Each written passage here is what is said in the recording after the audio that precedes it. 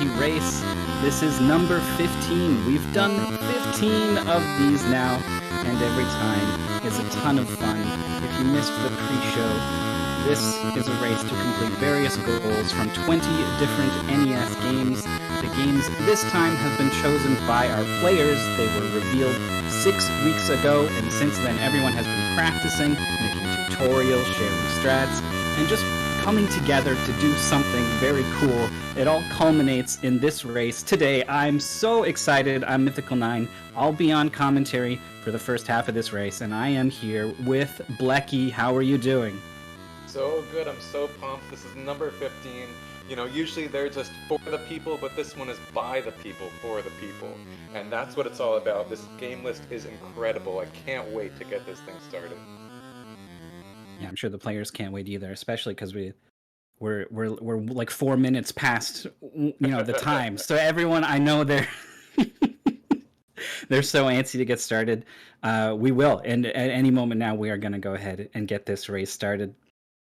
I have been so nervous for the players that in the moments before the race, my brain keeps going to like, what could go wrong, right? Like I don't know if this would be the correct approach if I was racing to be worrying about what would go wrong. But for my Oh, money, I'm it's the sure that that's bridge. what they're thinking of too. Like, Mm-hmm. it's nice to think about, oh, what are my strengths? But I'm sure they're thinking about, oh, all these really rough kind of spots that I could be in. Um, and even this first one with Mario, something goes wrong, you can lose quite a bit of time. Yeah, that's why you flip it on your head and you think, all right, what can go wrong for my opponents, right? This is a Exactly.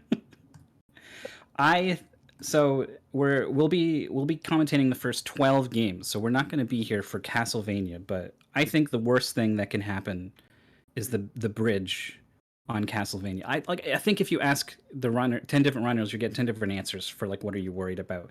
But I've seen so many things go wrong on that bridge for so many different people that it's like it's a spaghetti factory. Speedruns go in and spaghetti comes out all over the floor, tomato sauce on the walls. The meatball is rolled under the stove. That's the cross. You don't get that back. That's gone. You're never going to get that back. But boy, there's a lot. There's just a lot in these 20 games. Yeah, Mario 2 is also a tricky one. Where just because we'll get into it, but just because those games where your life count is low and there's a game over, there's no continues, those are always going to be really risky. Now I hear that we're going to be starting real soon, so you can all get hyped for that. We're almost getting this thing kicked off with Mario 1. So we've got our 6 players that we're starting off with. We're going to sort of keep an eye on the top racers. You know, it is a race, so we do want to see who's winning. But like we said, there's 100 people in this race, so and everyone matters. This people come in with different goals. Some people are trying to win as this race. Uh, I saw 1-1 on the title screen and got really excited. I thought it was going. Um, uh, People come in, some people are trying to win, some people have a goal time, some people are just trying to finish, right? And so we want to celebrate everyone's achievements. So we're going to try to swap in a lot of different people at a lot of different times and show everyone off, while also keeping an eye on what's going on in front. Yeah, that's one of the coolest things about this to me. is uh is that it's just such a community feel. Now I think we have about 15 seconds left until the race starts. So here we go. Let's see. You see this countdown. We are getting started. 10, 9, 8, 7, 6, 5 seconds left. Oh man, Mythical Mario 1. What do we need to know going into this? You need to hold right and you need to press the jump button to go over the obstacles that are in your way. We started off with an easy one, easy-ish. It's the kind of thing where if you need to slow down, take it safe. Mario's got a ton of momentum in this game. If you go back and play it, you'll be surprised actually at how clunky he is. Um, and there's some safety options as well for the players. We can see actually Overswarm has gone for Big Mario, JC, Pikachu as well. Other people are sticking to Small Mario, and there's a couple different trade-offs with this. Yeah, I'm surprised that it's so half and half. I was expecting more big Marios, but if you go for Fire Mario, obviously in a race as long as this, you want a bit of safety because if something goes wrong, you lose a lot of time. Like, what's the big deal of just like losing a little bit in order to make sure? And sadly, Prissy already takes a death as small Mario. Now, Big Mario, for one thing, having the fire flower can just let you take out enemies that's in your way. Um, there's also just you can take an extra hit, so you can play a bit more safe in that way. Small Mario, though, if you ever need to fit into kind of lower areas, then you don't need to do these kind of series of duck jumps. It obviously costs some time to get those power, but Prissy already taking that hit. Meanwhile, our four Fire Marios we have on screen going right into 4-1. Yeah, up to 5 now with TMR getting his. TMR, by the way, entering the race extremely late. I didn't realize he was entering, and I don't think he realized he was entering. I caught him doing a 14-hour marathon practice session a couple days ago. I think he followed it up with doing the exact same thing another day. So he's definitely going to be working with the easier to do strats, right? He's had very little time to practice. But I mean, when you've played absolutely every NES game there is, you get pretty good at them. So it'll be Very interesting to true. see what happens with him. He's forget the big 20. He's the master of the big 700 or whatever it is. So Yeah. Overswarm is currently in the lead. We never ever, I don't think in any of the Mario do you see the rarely seen warp at the end of 4-2. We're gonna see it here today, since the goal is to beat 5-4 with warps allowed. So we see here that they're entering the 4-2 warp into 5-1. Yeah, Fire Mario is going to be really big here. There's a couple tricky things like Overswarm just fireball this first Piranha Plant. Pikachu's going to wait for it, and we see Lack Attack doing the fireball there. That jump there, that's one of the things where like if you are really drilling down and optimizing, 5-1 is where it starts to get pretty hard on this route. So it's no surprise to see players grabbing the star here in 5-1, not having to worry about any bullet bills. Fire Mario taking care of all the threats in the way. It's about economy of practice time, right? Like, do you really want to spend 10 hours saving 3 seconds in Mario when you could spend 10 hours saving 2 minutes in The Legend of Zelda, right? So we're seeing some pretty safe stuff, and it just seems like the absolute right call. For sure. One thing, it was interesting to me, Prissy, who's the only small Mario on screen, um, did not get the star actually, so he was okay risking it a bit, even though he had the most to lose.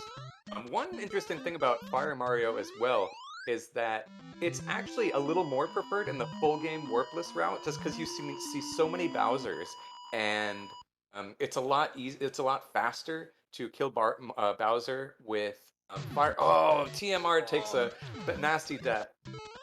But it's a lot easier and faster to kill Bowser with fireballs compared to grabbing the axe. But you only see a single Bowser in this goal. So Fire Mario is not, even though it is safer, it's not going to save you quite as much time as it might in a full warpless run.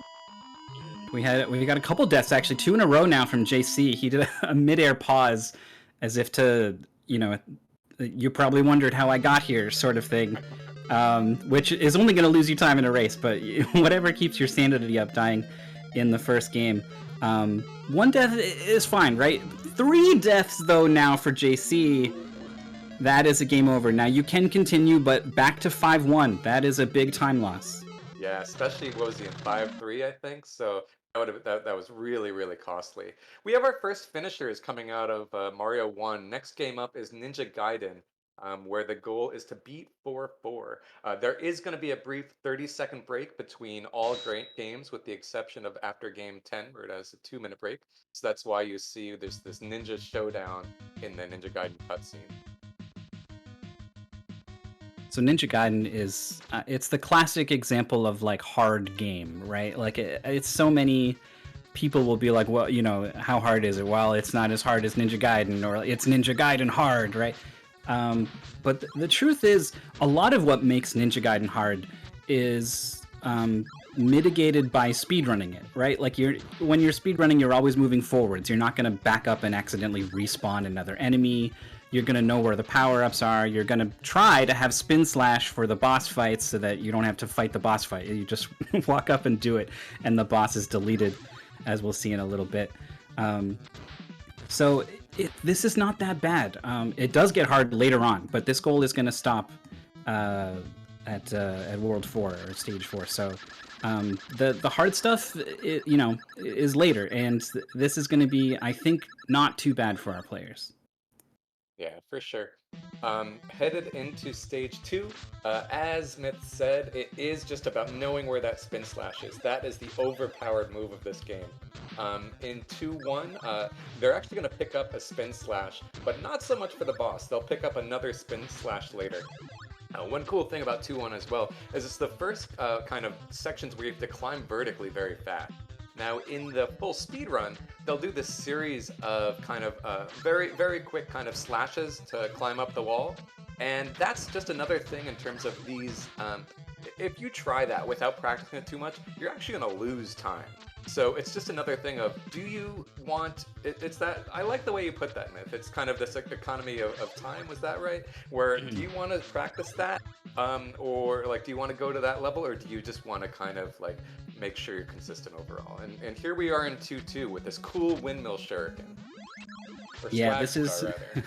the Swag Star. I mean, yeah, its official name, you're right, is the Windmill Shuriken, but speedrunners have adopted, I think, a better name for it. And it's cool to see that everyone learned how to do that. There is an easier version of it that is less tricky and easier to learn. But we're seeing a whole bunch of it. We're seeing the bat boost as well from Overswarm Pikachu as well. Gets the boost to the right, but as long as you get up top, I think you're going to be happy with it. And the spin slash is the important thing, though. After you get the windmill shuriken, you want to make sure you get the spin slash again. I think that must have been a death for Pikachu that I missed it when I looked away.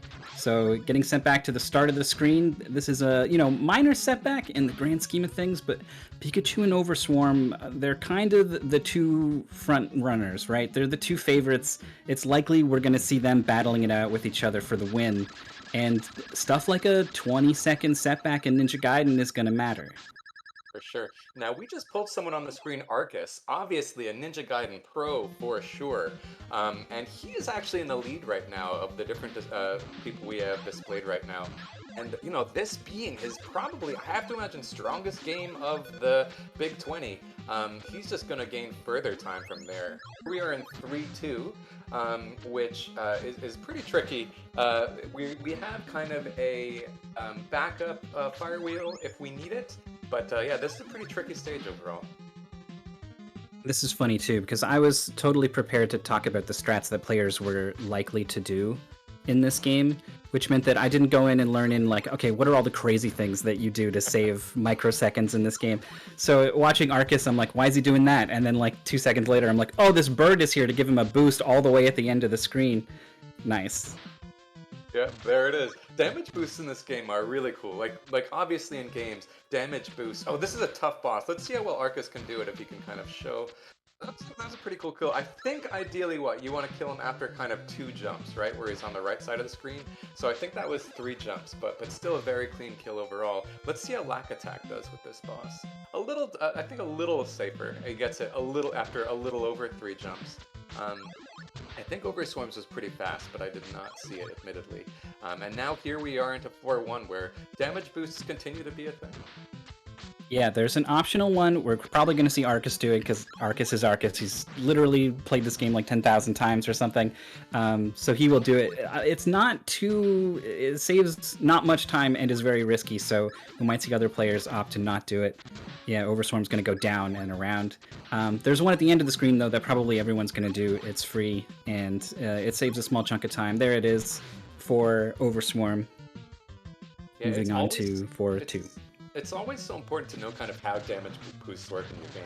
And with Ninja Gaiden games, it's kind of like, because there's a few variants. There's like, which way is your character facing? Which side of the enemy did you get hit on? With Ninja Gaiden, it's that latter. It's which side of the enemy did you get hit on? So it can be very precise. If you miss just a couple pixels, you get boosted to the left, say, instead of the right. You go straight into a pit. You lose your spin slash. It can get real nasty. And especially, in 4-2, it's coming into the 4-3 boss eventually. It's really important to have a spin slash. Otherwise, the boss boss is gonna be so much slower, and there's no spin slash in 4-3. So if you die somewhere here, you can lose a lot of time.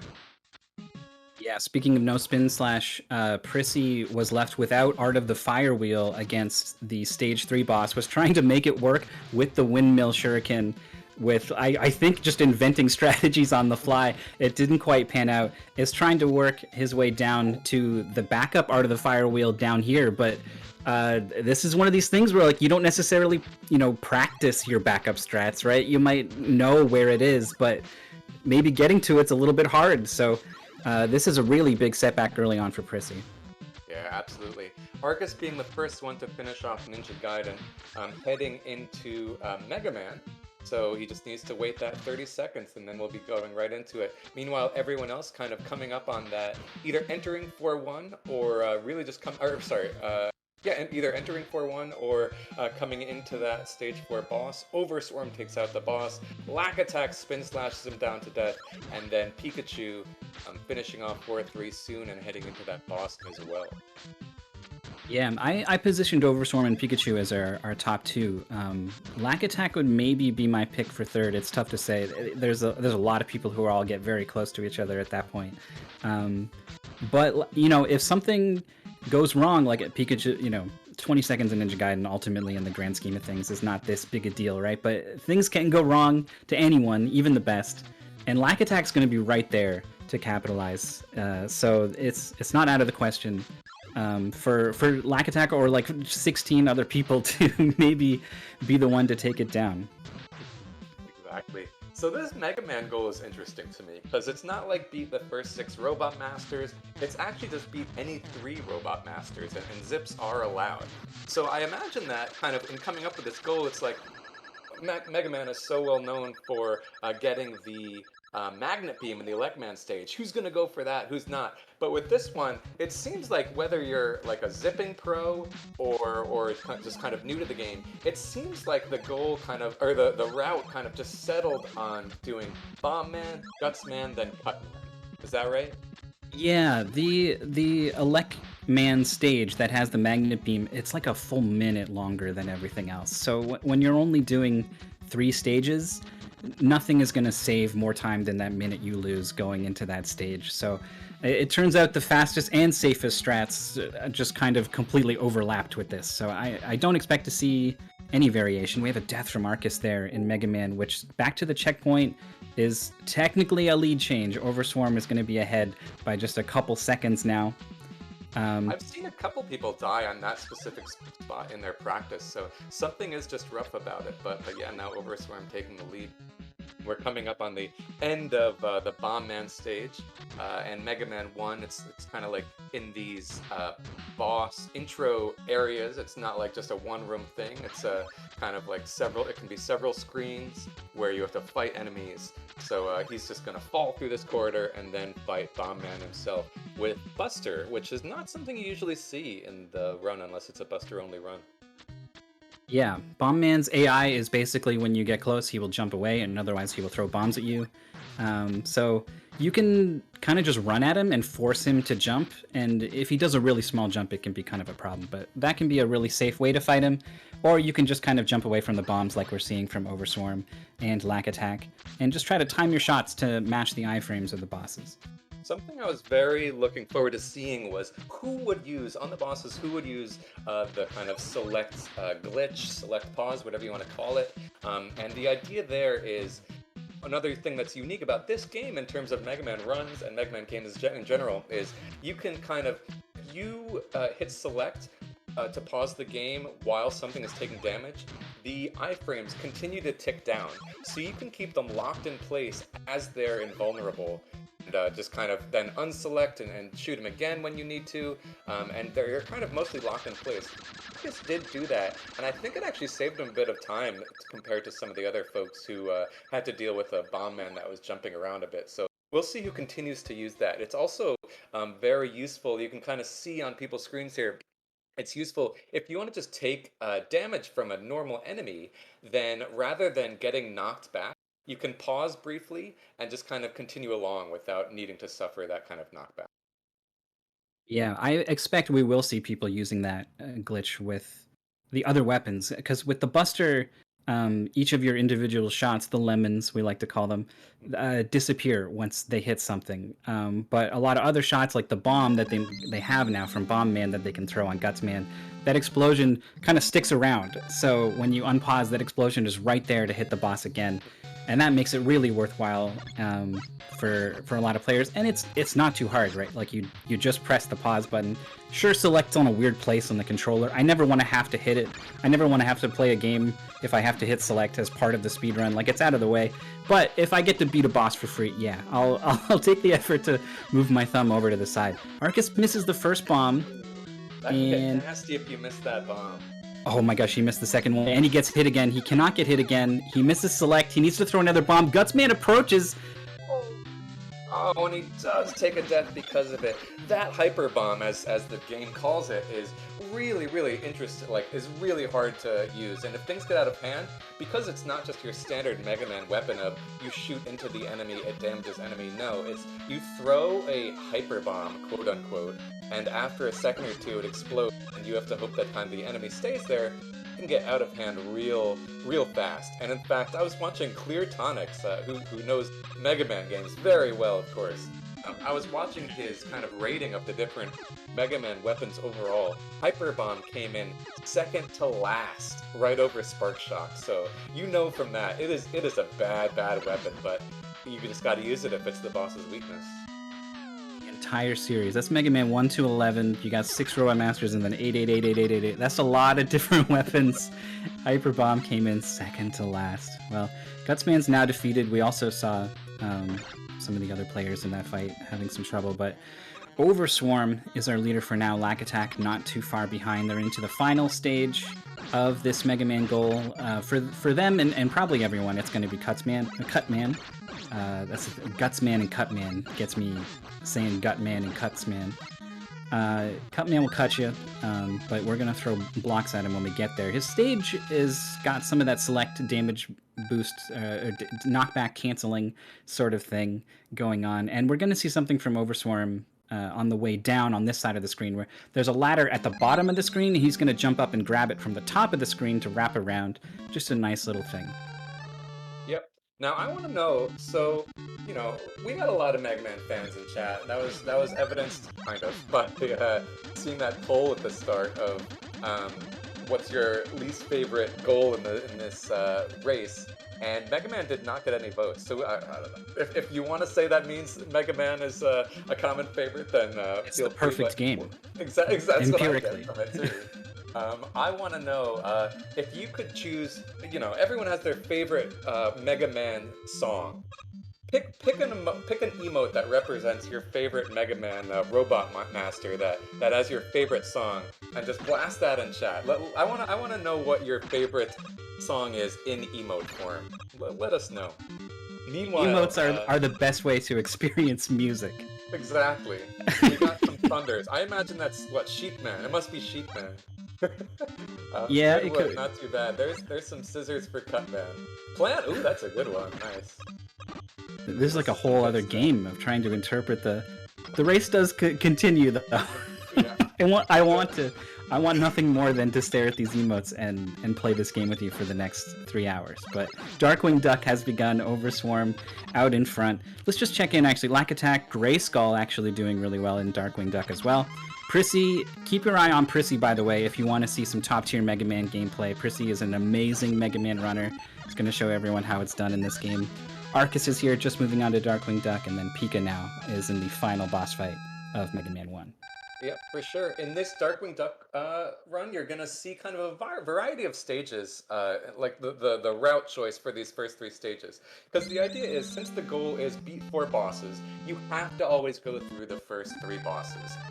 But the order is up to you, and that order can depend on just kind of your preference based on since the kind of the arrow weapon that you get, or the gas weapon you get, and rolls over between stages. Between that and your gas ammo, there's kind of a bit of personal preference which order you want to go into. And then once you do beat those first 3 bosses, then the 4th boss that you choose because you have another choice of three, you can do any one of the three. So we're going to see who goes to what. But in the meantime, the first stage people are choosing, it looks like we have two choices for the bridge stage, which ends up in the boss Quackerjack. And then with three other choices going for the sewer level, which fights Liquidator. So it's going to be a bit hard to see kind of who's in the lead until we're done with these first three stages. Yeah, that's true. I think, thankfully, most people do those two stages as the first two stages. Lack Attack going for the damage boost on the spikes in the sewer level and actually dies. Gets sent back a little bit, right? Like this is maybe like 30 seconds or something, and thankfully there is no health pickup here that you are relying on when you are taking those damage boosts. There's a warehouse level that some players will opt to do as their fourth level, where they're kind of relying on a health pickup that's sitting there, and it's different from drops in that when you pick it up, it's not there if you die and come back. So he's going to be okay, I think, on this second trip, though he is currently sitting at half health. All right, there's a health pickup there. He tried going for it again. I think something went wrong, and so he just decided, I'm just going to safe it out. But he's regained his composure. He's full of health. He even gets the luck health drop, so that's good. And we're seeing people kind of finishing out their first stage of Darkwing Duck at right around the same time. Overswarm's the first one into the second stage, which is the first stage that most other people did. Takes a pretty quick death at the just past the checkpoint. Pikachu is set to gain time here, not just because Overswarm died. Pikachu is a top tier Darkwing Duck runner, and we don't have him on screen either, but Stans as well is the record holder and is racing along as well. So both of them are probably going to do well in this game. A game that a lot of people had a lot of trouble with. There's a lot of little things about this game.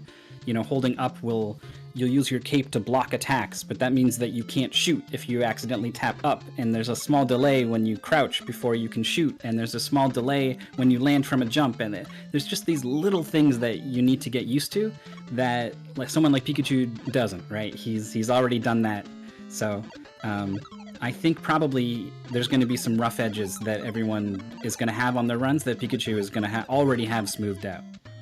Yeah, exactly. It's always interesting to see kind of those real, like, a lot of people are learning, say, like, I don't know, 17 or 18 of these 20 games for the first time, but, and then just kind of have their own specialties of, like, 2 or 3 games. So it's just really great to see someone that's so comfortable with this game already just come into it and gain a bit of time there. And like you said, with Arcus and Ninja Gaiden, even just, like, doing completely different strats from what other people are doing. Attack's getting to this boss. The Grayskull is already fighting. He hit the boss once directly with the shot, which does a little bit less damage than the shockwave radiating on the floor. It is okay. I think you can do that once and not lose any time. You definitely don't want to land on the floor, though. Then that causes the boss to jump away to a different level, and then you jump up there and the boss jumps away again, and then the guy throwing bananas is a problem, right? So it's a very difficult fight unless you know this strategy, and it's thankfully not too hard to execute. So it's basically everyone is very grateful that Strat exists, and pretty much everyone is going to be doing it. For sure. We haven't talked too much about the different weapons available now. What's called heavy gas, and these are all available via pickups. Like, you have one main gun, and then you can pick up one particular kind of sub-weapon at a time, which replaces another.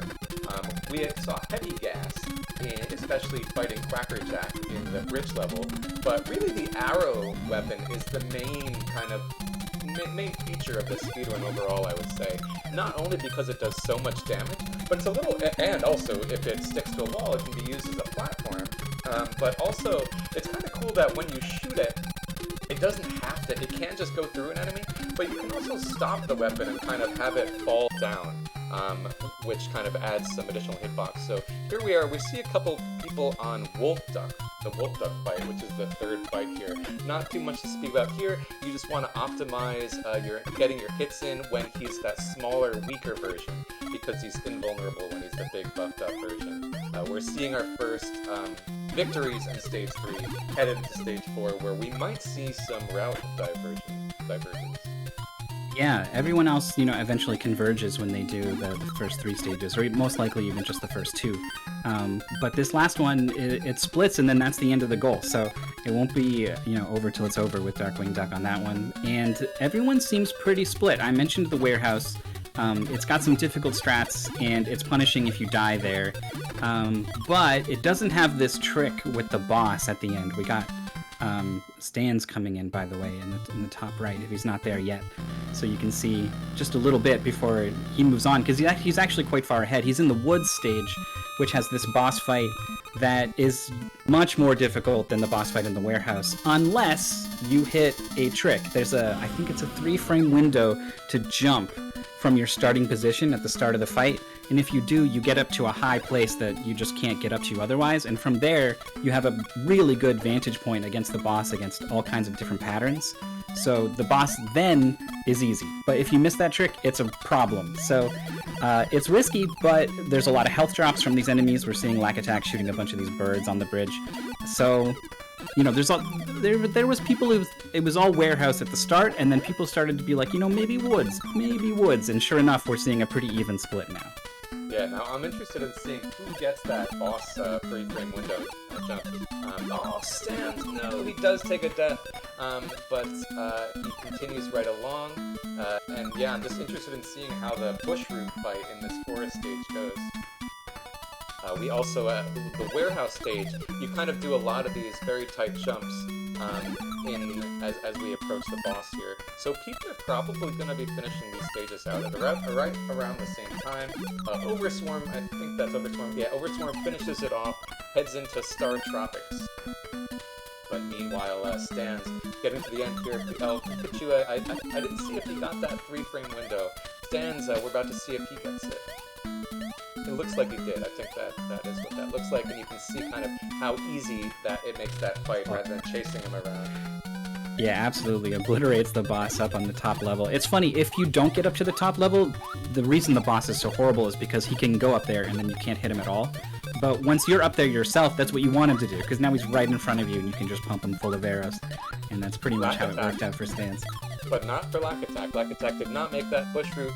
Gets that extra time up there at the top where Lack Attack could not shoot him, and so he had to wait for him to come back down.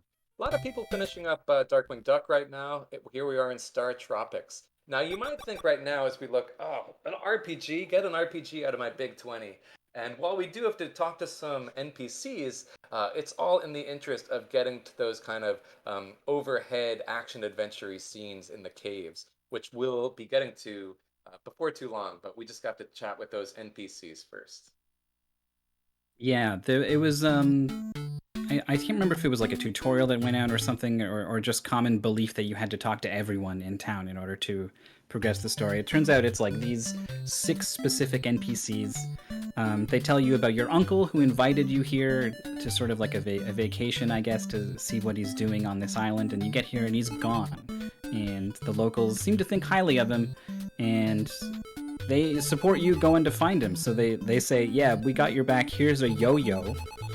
And you're like, okay, I don't know how this is gonna help. We've equipped you with our best weapons. Here's a yo-yo. but fortunately, while a yo-yo is good and all, fortunately down here, once we're in the action scenes, there are other weapons available to you. We've got, a torch that people are going to be looking to pick up, which does a little bit more damage and has range compared to the yo-yo. And then later on, we'll see a bat and a snowman as well. So we'll have some options. Overswarm is the first to be here down in this action kind of part of the game, and the idea going screen to screen is it's a little Zelda-ish. It's going to vary kind of how you need to pass through the screen. Sometimes you just walk through, sometimes you need to clear all enemies, sometimes you have to find particular switches to open doors. It varies from to room. The movement in this game is also very particular. It's funny, like, it's very, you want to compare it to Zelda in a lot of ways, and even in the movement, the sort of grid-based movement, but you can travel backwards the way that you came, right? You can stay on the same row or the same column and move pretty fluidly, but if you want to turn 90 degrees, you need to get lined up right in the middle of the tile in order for that to happen. I think of it more as it's like Lawnmower.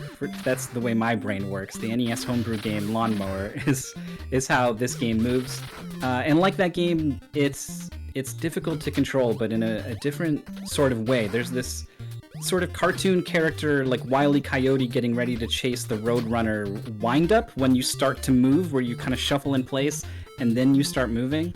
So yeah, right there, Stans was against the water and he just wanted to go up one square and then right one square. So he did upright, but he didn't hold up for long enough. So he just shuffled in place for a little bit and then went right and tried to walk into the water. And little things like this are going to happen. But what mitigates this is the fact that you can buffer everything in this game. All of your D-pad inputs, your jumps, your attacks, even like overworld movement, talking to NPCs, you can press the button early and hold it so that it comes out on the first possible frame, and it makes it possible to be pretty consistent at this game. For sure. Now I want to talk about what's going on with this boss. Overswarm got through, but keep a lookout on Pikachu's screen right now. He waits, he takes damage from the projectile, and then he just walks through the boss. And that is because if you get hit by the boss's body itself, then you're going to take full damage, die instantly. But as long as you take damage from the projectile, use those iframes to walk through the body. The game says, oh, you're past the boss, you must have beaten him. And you just walk right through, and on the next screen you just turns into a skeleton. So and you've beaten stage 1, chapter 1, and you're on to chapter 2, which is the next goal in the game, which is the final goal in the game. Yeah, we haven't gone past this in a Big 20. This is the second time Star Tropics has been in. It used the same goal before. There's kind of a reason for this. This is a really cool game. It's just unique. Like, I mean, we compared it to Zelda a lot, but like the setting and a lot of the ideas and stuff it has going on, it's just got a totally unique flavor that is worth playing. But know that if you go past chapter 2, the game starts to get pretty hard, and it gets really tricky too. There's a staircase at the end of a dungeon, and you're like, oh, what's up there? And you go up there, and it just dumps you back to the world map, and you go back into the dungeon, and you're at the start, and you just lost all your progress for wondering where these stairs led you, right? Stuff like that. But none of that in this. It's fairly straightforward. We got Overswarm going to talk to the NPC. She tells you about a bottle on the beach, and the bottle has a note from your uncle, and it tells you that he's been kidnapped by aliens, which is, I don't know anything about that, right? I'm here to save a dolphin. This goal goes to chapter 2. He's going to have to figure that out for himself. The other thing the bottle has is a code to let the submarine dive, so now we can use that to get into the second dungeon in just a little bit.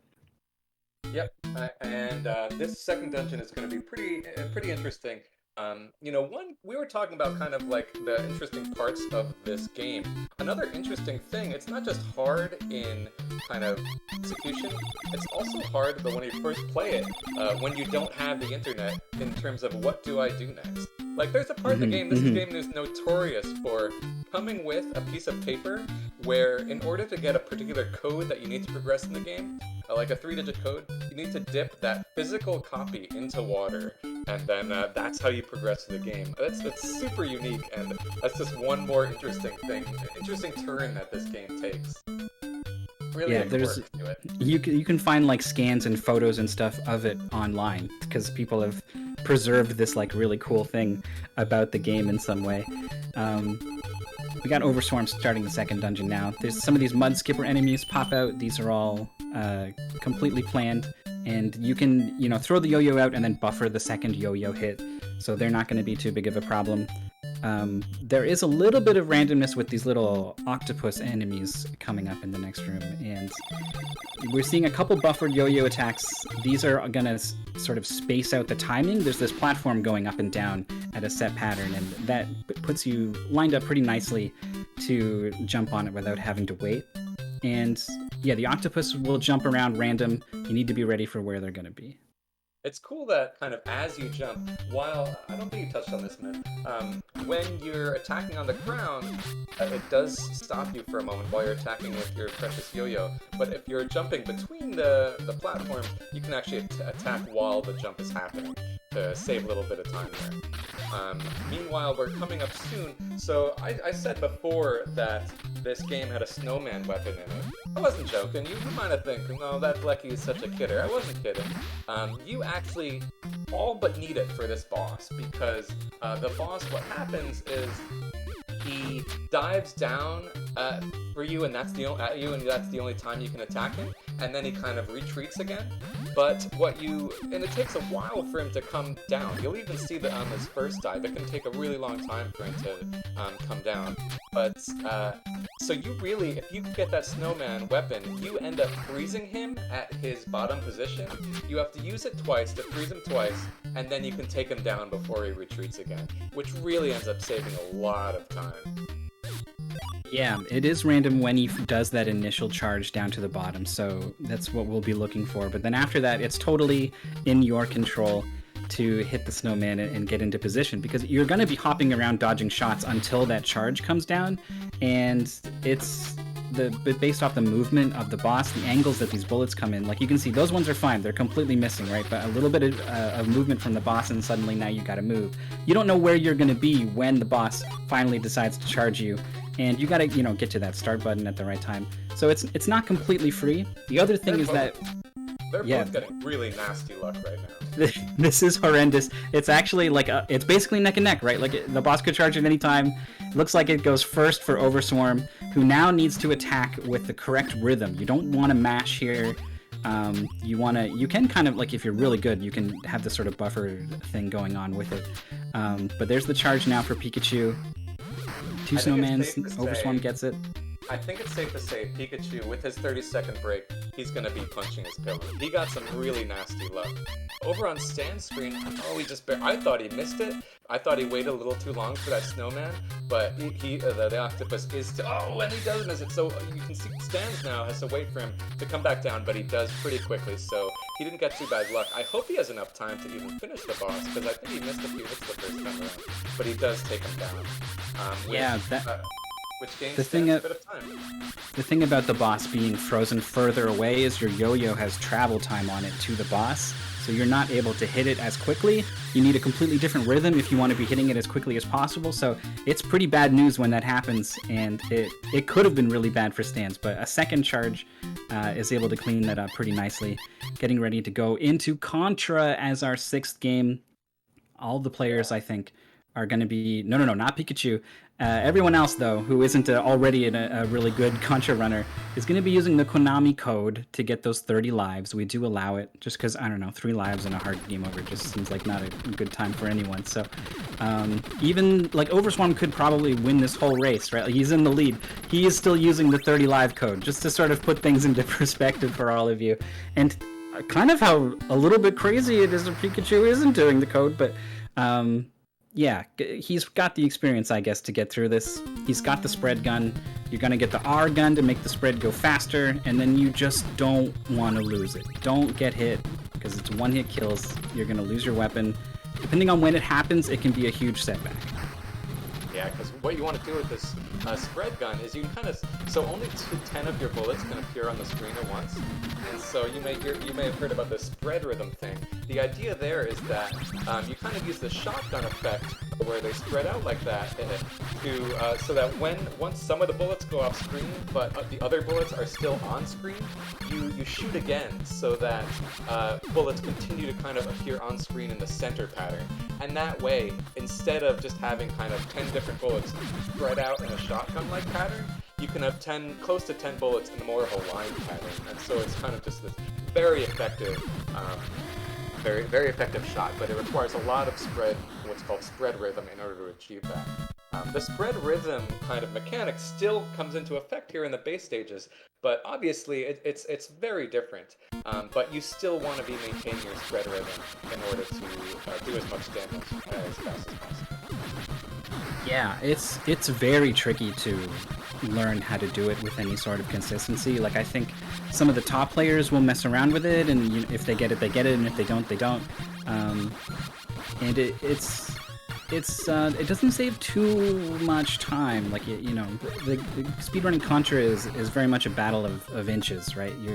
You're fighting like hell for just a couple frames in this game. What big picture though, like a couple seconds in Contra is the same as a couple seconds in Zelda or whatever, right? So I think a lot of players were perfectly happy to just kind of fire the spread gun wherever and just make sure everything that can hurt them dies. We're onto this waterfall section. Pika is maybe, I can't even tell you because I don't know what it looks like anymore. They hinted at this in the pre-show. There's a set of jumps you can do to have the screen scroll in a specific way to manipulate things. We're looking for this barrier on the left side of the screen. Okay, yeah, Pika didn't get it, so... Or does he? Is he flashing? He is flashing. Yeah, I think so. Okay, there it is. Yes, I can see it now. Sorry.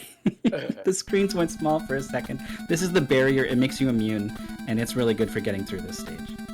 Yeah, because obviously it's invincibility, which is very important here. Now, one cool thing with these, you've got these stages that are kind of like hold right and attack and jump sometimes, but with a vertical screen like stage 3, the fastest you can go isn't, holding up. It's how, once you land from a jump, how soon after that do you jump again? So it really is kind of a lot of execution, and it is just going to be frames here and there, but you're in total control of how quickly you progress in the stage. And then that stage 3 boss is no joke. There's going to be a little variation in terms of who takes out one arm versus two arms for safety.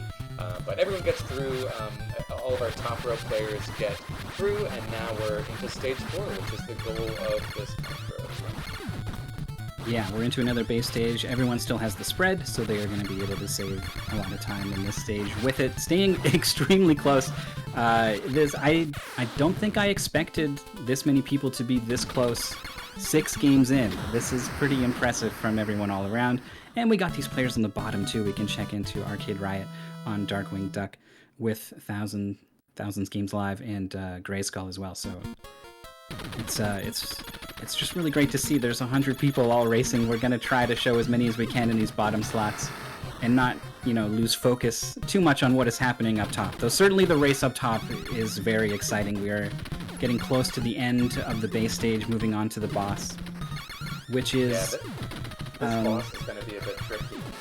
So it's a very kind of chaotic boss, and we'll see, depending on how much you practice it, it could really kind of gain or lose you a good amount of time. But it's going to be really interesting to see here. I think Pikachu is now heading into it, which means that of our top row players, Pikachu is in the lead. You got to take down those 3 flashing spots, and then you take out the 2 heads at the top. And those heads are only vulnerable once their illusions meet up with each other. Pikachu does get a nice 2 cycle, which is very solid. I'm sure he's happy with that. Yeah, the very few people are going to be able to replicate that. Stan's pretty good at Contra as well, so keeping pace with Pikachu, they are going to be our number 1 and 2. Overswarm taking this fight a little more safely, not willing to sort of jump up into the boss to decrease the travel time and land more hits, because you make yourself vulnerable when you do that, and is that really going to be worth it long term? Overswarm says no, and he's got a very analytical approach to this. He will time out one strategy and then time out another, and then try each strategy a certain number of times to see what his success rate is, and then math it out to see what is gonna save more time, expected value and stuff, right? It's really cool, and it's completely valid, right? He is right here in the top 3. He's got one of the best times on the spreadsheet. That work shows. Yeah, for sure. So the thing to know about Batman is that, it's notorious for kind of this RNG and the 3 different sub-weapons. You have 3 sub-weapons available to you. You have the Batarang, which costs 1 ammo. You have the gun, which costs 2 ammo. And then the, shurikens, which cost 3. And each one of these has their own place in the game, throughout the game. And it's very kind of plotted out how ideally you want to use all these shots. but you only get more ammo from random enemy drops. And while you can kind of control RNG on, say, the first screen, while you still kind of know where the global timer is, um, that's you're going to quickly lose control, and then it's just up to Destiny how you're doing on ammo. So there's actually, interestingly enough, there's a lot of adaptation required because of it in terms of, okay, I have this much ammo, I need to use less ammo moving forward. I mean, Pikachu heading into the first boss here, what he's hoping is that the boss only dives once and you can kill it on that first dive. And he's able to get it. Stans gets it as well. I think he actually even got slightly better RNG on how early the boss dropped. So he made up a little bit of time there, and it's only really a couple seconds difference between the two. Yeah, Overswarm just now getting to the end of the screen, going to have his shot at the boss. Take a peek though at Pikachu and Stans are going to do this wall jump to skip a big portion of this section. Overswarm into the boss fight now. Did need a Overstorm, second dive, but sadly, gets it pretty quick. yeah, he did need that second dive, sadly. So you saw that it lost him a few seconds there. One cool thing about Batman is there's a few different ways to kind of jump. If you jump forward, then you can't turn around in your jump. You can only kind of slow the velocity of your jump a little bit. But if you neutral jump, then you have a bit more control. So if you ever need to kind of swerve left and right mid jump, then you would normally neutral jump. Alternatively, you can kind of if you are holding right through your jump and then you touch a wall, then you can kind of turn around there. So especially, I think it's coming up for Pikachu and Stans here at the top of this stage. I believe you'll see they do a little neutral jump to just barely get past this. Yeah, right here they're gonna barely neutral jump to get past that so that they can jump from the left side instead of jumping on the right side and then the left side again. So clever use of the neutral jump there. Yeah, this is one of these little things that the Batman players have been sort of adding into the run over a long period of optimization. And Pikachu and Stans came in with a lot of Batman experience already, so it's fun to watch them do it. But we're probably not going to see too many things like that neutral jump from a lot of the other players. It's really easy to bang your head and end up looking really silly. And it's like maybe a second or something jumping off another wall. So it's a decision everyone has to kind of make with their approach to the game. For sure. Along the bottom, we got Amune in Star Tropics and Blazin' Beza as well. Also in Star Tropics, our players come back in for us a little bit, and when they're still trucking along in Batman, their health looks good. Health is important. I mean, you don't want to die, obviously, but I mean, you're going to get hit. Is the thing. This boss here that Stans and Pikachu are in, you're probably going to get hit at least once, and then the boss of the goal is probably going to hit you 3 times. So you need to have a certain amount of health to get through cleanly, and you can get health from enemies, but it is completely random like the ammo. Yeah. The main thing in stage 3-1 and 3-2 is these jumper enemies, which were mostly past, but we're going to see it on screen in a moment here. But there's kind of this combination of luck in how they jump and also your manipulation of them. Because if they just keep jumping on you, they can just troll the heck out of you and do a ton of damage and really slow you down. I was even expecting some of our players to just finish them off, take the time to finish them off, but neither player did that. Overswarm did do that, just to play it safe and also try for an ammo drop, which he got. We're seeing more jumpers for Stans and Pikachu here in 3-2. Again, the goal of this game is to beat stage 3 overall. So there's going to be one more stage left in terms of 3-3, and which we're on now for Stans and Pikachu, and then we'll be on the boss shortly. They take out this first dragon tank. There should be a second one on this second level, but they're going to be taking a specific series of jumps to put the camera in a place such that it doesn't spawn. So there it is, no spawns for either players. Just trust me, there should be a tank Yeah, there isn't. Yeah. There is a third one at the top too that I think if Overswarm I think has a strategy to double back and despawn that one, but I think Stans and Pikachu are probably going to go ahead and just kill it Their health looks really good. I got to assume their ammo is good, though I haven't had a chance to look at it. So I don't think they're going to have any problems finishing out Batman. Oh, very close to the gears on the wall jumps was Stans. Pikachu having a little bit of trouble. So these two are in kind of lockstep all through Batman. This small gap is like one of the biggest we've seen between them since they started. Yeah. Coming up on this boss, they both have enough health to deal with it. You are going to be taking a few hits. So you need to come in with extra health, which they're both good on. Overswarm probably feeling pretty comfortable as well. But yeah, it's just about every time he lands, you want to get in as many hits in as you can. And then so you can do as much damage as fast as possible. Overswarm's still good on health, so I doubt that he'll have much trouble with the boss. And he has to feel pretty good coming into Crystallis as well as his next game. Yeah, that's true. We've been pointing out Pikachu and Stans are like really good Contra runners, really good Batman runners, right? Now it's Overswarm's turn. Crystallis is a game that Overswarm has sort of been working on and pushing and optimizing. Like no one is even close to his world record time in every category of this game, so it'll be a real treat to watch him play. Though to the other players' credit, they've done a really good job of like keeping pace with Overswarm in this game. They've gone ahead and got started going into the shop and using a glitch to buy items for the price of other items. You just kind of highlight one thing and then move the cursor to the other and hit the confirm button. This is really good if you want the backup stuff. If you want to buy like free armor and stuff, normally it would cost a lot of money that you would have to spend a lot of time farming. You can get that completely for free. And you can save just a little bit of money buying some of the stuff you need. You want an antidote so that you have some mitigation against poison that can happen to you. And the alarm flute is absolutely required to, wake up some guy. I don't even know. They call him Matt because he's got a key under him, which I like a lot. That. Yeah, that's clever. I hadn't heard that. That's good. It can be easy to kind of like not understand what's going on in this game just because of the ridiculous nature of the plot triggers. So we're going to try and simplify it for you. The goal of this game is to get the ball of fire, which is kind of the end of kind of the second zone of the game, sort of. We're still in the first zone here, and the main key objective here is that, as Amit said, you want to use the alarm flute to get the key to the windmill cave, and then you will, because there's hard requirements on if you can damage a given boss or not. The first boss is you need to be level 3, so they're going to be doing some grinding here.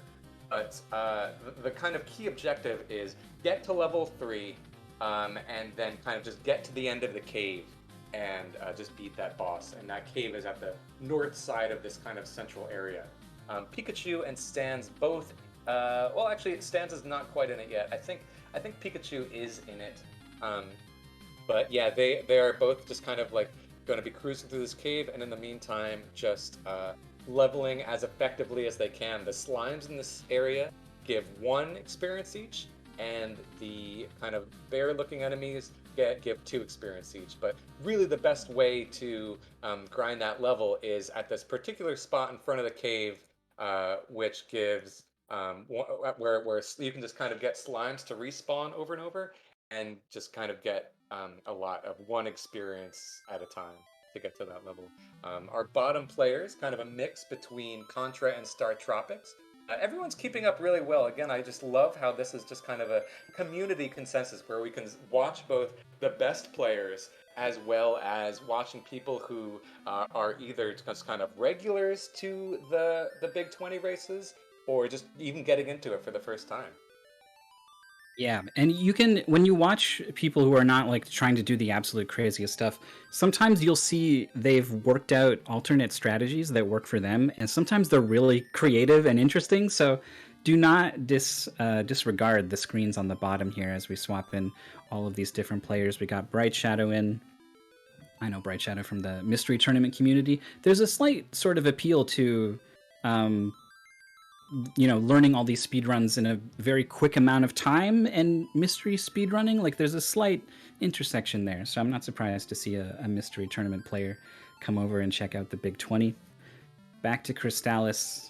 We got the players farming inside the cave. They are level 2 trying to hit level 3 inside here. And the thing to watch out for are the red enemies. These guys can poison you. If you get poisoned, the players probably bought one antidote herb. They probably won't have a second one, though they could go find it. There's a couple tricks, like at certain points, you can reset the game and continue, and it'll kind of forget that you're poisoned. But for the most part, it's scary, and it's also definitely going to eat time. The whole game stops, and a big text box comes up to let you know, like, you messed up, you're poisoned, right? Like, it feels bad, and you lose a bunch of time. So it's something to be avoided, but you have to get so close to these enemies in order to hit them in this game. Absolutely. So it looks like everyone is coming up on that vampire boss at the end of kind of the first area of the game, and then we'll be headed to the second area where we'll find the ball of fire, which is the goal of the end of this goal. As we kind of head into the second zone of the game, we're going to be coming out of this cave, and then there's kind of the main key objective is you want to gain the ability to enter the gas maze to the right. Then you want to gain the ability to talk to the animals, which are over there, and by getting this telepathy spell. And then you want to, then you can talk to them, but they hate you. So you have to prove your worth by finding the lost child. And then finally, I don't know what the exact dialogue is, but the gist is, thank you for finding this child. Now please go destroy this giant bug that's been haunting us. And then that bug is essentially the final boss of this goal. So that's right now on Stan's screen. We're seeing that he kind of got the gas mask, which allows him to go into that area. So very shortly now, he'll be meandering over to the east area so that he can kind of start the progression with those animals. In the meantime, you want to make sure to get a bunch of warp boots so that you can, because you're going to be warping between these different towns that you've unlocked in order to also continue different plot triggers. So between that and just killing all these enemies to make sure you're getting the level 4 required to beat the boss at the end of the school, there's all these different things that you just need to be bouncing between in your mind. Yeah. Overswarm is made up a lot of time, like we were talking about, how good he is at this game. It shows he's really close the distance between him and Stans. We got Oopla in the top left now, just finishing off the vampire, getting ready to join these other players in sort of the second area of the game. Stans is in the lead and is going to be the first one to reach the village of Oak. And it's a short trip. You just need to set foot here, and for some reason that's the trigger for a very infamous part of the game. There's this dojo where you can train to learn the telepathy spell with Stom, and you, as a kid, mash your sweet little heart out trying to stab him in this contest. I think it cares about what level you are. It cares about how many times you try it. It's like impossible for humans to win on the first try. So instead, we're going to use the warp boots and just warp out. If you warp to Leaf for some reason, the game just gives you credit for winning the duel. You learn the telepathy spell. You warp back to somewhere you actually want to be, which is Oak. And now we can continue doing all the stuff that you said, basically. Time to save the lost child. Yeah. So now you can talk to them, but they hate you. So we just go to the bottom of this gas area to save that child. And then I think we'll warp back to Oak one more time to drop him off and then fight the boss. Now, this boss is very tricky, but fortunately, I think there's a glitch which helps us out a little bit. Myth, could you help explain that? Yeah, so the game doesn't update your menu sort at the bottom of the screen. You can see you've got this charge attack, and the players haven't been using it very much because it's not as useful as just stabbing things in terms of speed. It is quite useful when you're playing casually to attack from a distance. You can just throw this projectile out, and you can, once you get the ball of wind, you can charge it up to level 2. And so you can see that those 2 pips, that you have the long bar and then a thick chunko at the end, and that's level 1 charge, and 2 means you have level 2 charge available. And the game doesn't take that away until you exit the menu, and you have some kind of setup that doesn't have a level 2 charge. So you can equip the wind sword and the ball of wind, have a level 2 charge, go into the menu, switch to a fire sword, and then before you leave the menu and the game realizes you should only have a level 1 charge, you reset the game, and you come back in, and it thinks you still have a level 2 charge. So you can attack the boss with the Orb of Fire, essentially, to earn the Orb of Fire, And this is useful. Like I was wondering, is Overswarm going to take the time to set up this glitch? And he does actually. It's useful enough even for the world record holder to do in this race. So it's not necessarily a damage advantage. It's more of a hitbox advantage. It's wider and it lets you just squeak in and land these tough shots on the boss. Yeah, and the kind of flame level 2 attack overall is really nice as well, just because it hits so many times in a row. And I don't know if it was during the grind to level 4 or what, but Overswarm did take the lead, so he was very comfortable on his home turf. He takes out the boss. Stan's just starting the boss fight now. Popla, QQPLA, am I saying that right? Is I think it's just kind of Oopla. Oopla, I see. Is just kind of starting the grind now, it looks like. So he's not far behind. But I think Stans is taking a little more time on the boss, unfortunately. There is a bit of RNG here, I believe, just in terms of when the boss opens up to become vulnerable. And Stans loses a bit of time there. But yeah, Overswarm just waiting for that 30 seconds to tick before he can start the first stage of Super Mario 2. Yeah, I'll point out something cursed here stands on the title screen of Super Mario Bros. 2. Oh, it's too late now. Maybe I'll point it out when someone else gets there, but take a look at the border around the outside of the title screen, by the way. Right at the bottom, it's disturbingly misaligned, and once you see it, you can never unsee it. Great. You can thank me later. Overswarm is starting off with the princess, and this is like an Overswarm special. Not many people have even really considered using the princess here, I think. They're like, oh, Toad's fastest. And then if you don't want to do that, Luigi's jumps are pretty good. But Princess gets to the 1-up mushroom pretty easily, and then also gets up to the cave pretty easily, and gets the clip with the Shy Guy through the floor. So it's going to jump down here and make this Birdo cycle, which is what you're always trying to do in this game. You can talk a little bit about that. Yeah, so with the Birdo cycle, because the timing at which Birdo shoots out eggs is on this global cycle, everything you do before even reaching the screen matters. Because if you reach Birdo and it takes a while for her to shoot out that first egg, it means you just kind of narrowly missed a cycle just before that. But yeah, everyone's trying to make that cycle. Overswarm in 2-1 here gets the double carpet glitch to really speed along now. In case you did not know, Toad is generally the fastest character in the game just because he's the only one where when you're holding an item, you actually move faster than when you're not holding an item. And that can really speed him up a lot. So generally, whether you're in this goal or a speedrun overall, generally Toad is going to be useful for most stages, unless there's some kind of like, you need the princess's cover, if you need Luigi's tall jumps, then even in this goal you'll see a little variation there. But it's also cool to just see, even though Toad tends to be the fastest, it is interesting to see that variation, such as what we saw with Overswarm choosing the princess on stage 1.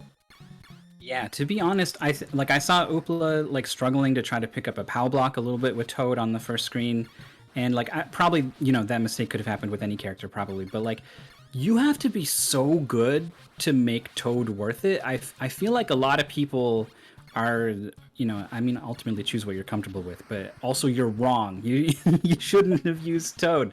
You probably would have been better off with a different character on a lot of these stages, I think. But I mean like I said, do what you're comfortable with. Overswarm is comfortable with Toad on this stage. Going to be jumping over some of these. They're called auto bombs. I can't help but think of them as anything other than TV cameras. So if I say that at some point later on, just know that's what I'm talking about. Yep, we're in sync with that for sure.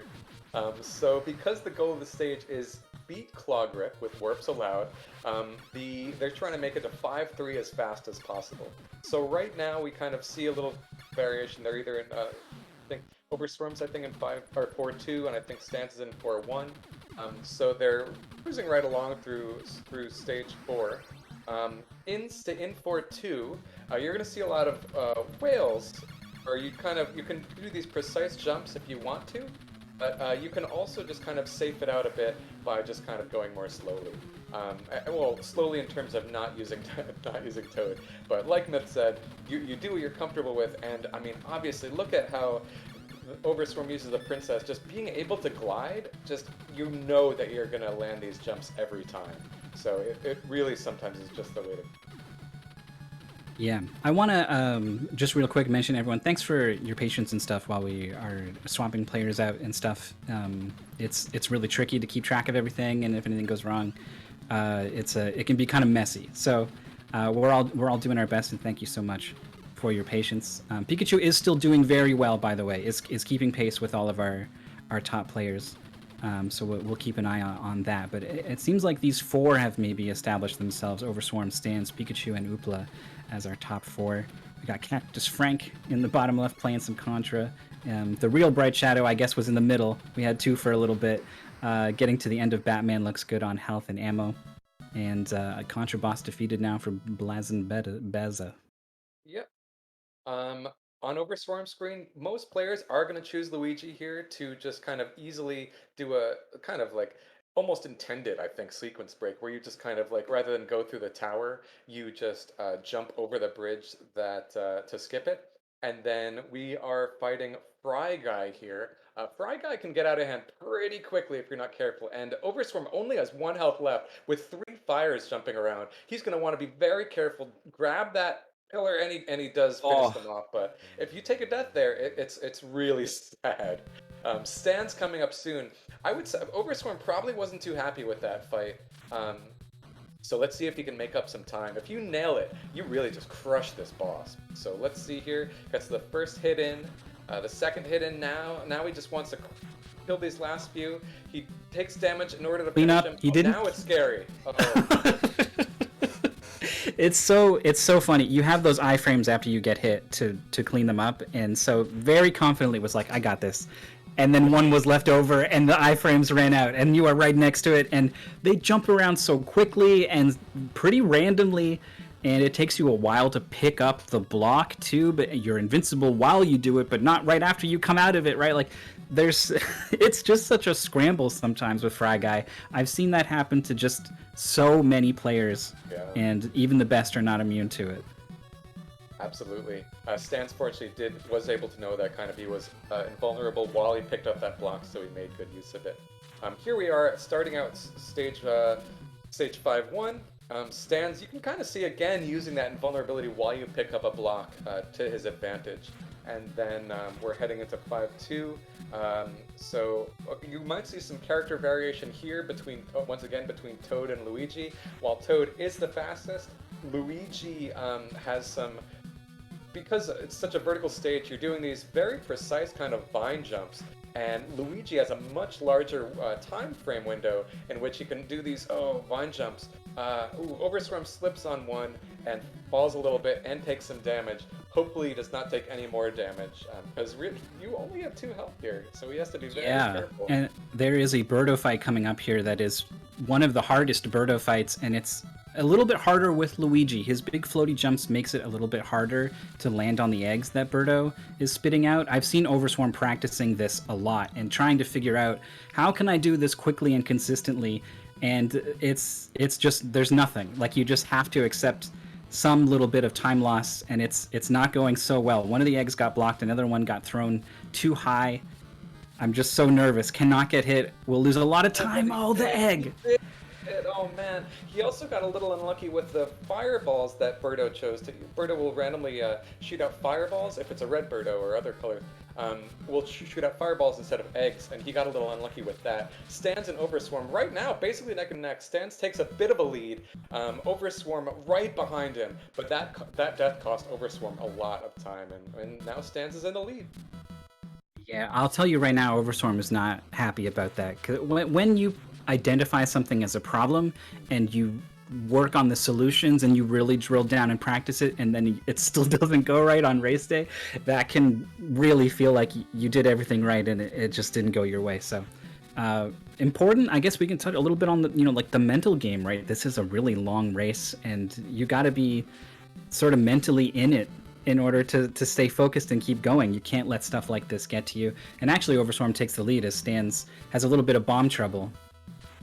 Yeah, so Stans is now or Overswarm is now in the lead. They have these different characters, so you can kind of see, actually, screen by screen, you can kind of see how they're to compare. Let's see if they can sneak through this little one-tile corridor, and they're able to. I know that caused a lot of trouble for people in their practice. Yeah, definitely. I mean, it's so funny to see them in sync with the jumps. When Toad's not Yeah. carrying anything, I'm pretty sure him and Princess are functionally identical, except for the floating. Mhm. Overstorm was able to make a couple. Oh yeah, so now we have another spot where Stans is going to be a little faster just because it is a horizontal area and he is Toad. So let's see if he can make up any time here. You know, a lot of this time is spent flying, of course, but any time where Overstorm is not making up trouble, yeah, you can see that Stans actually was narrowly in the lead after that horizontal section. I think they're neck and neck. I think they've both gotten. Okay, Stans takes the lead. Overswarm gets the. Oh, he's getting a couple misses, sadly. I think he has one more hit, Overswarm, before he needs to. Before he can finish Birdo. And then, meanwhile, Stans is on Claw Grip, the final boss of the stage. Now, he's going to want to do a very tricky kind of glitch throw where with one rock he hits several times. He gets the throw, it gets trapped in the floor, and so just hits Claw Grip for all 5 hits. Overswarm is going to be trying to do the same exact thing. Let's see if he can get it. It gets stuck in the floor and just hits Claw Grip over and over all 5 times, and Overswarm is out there.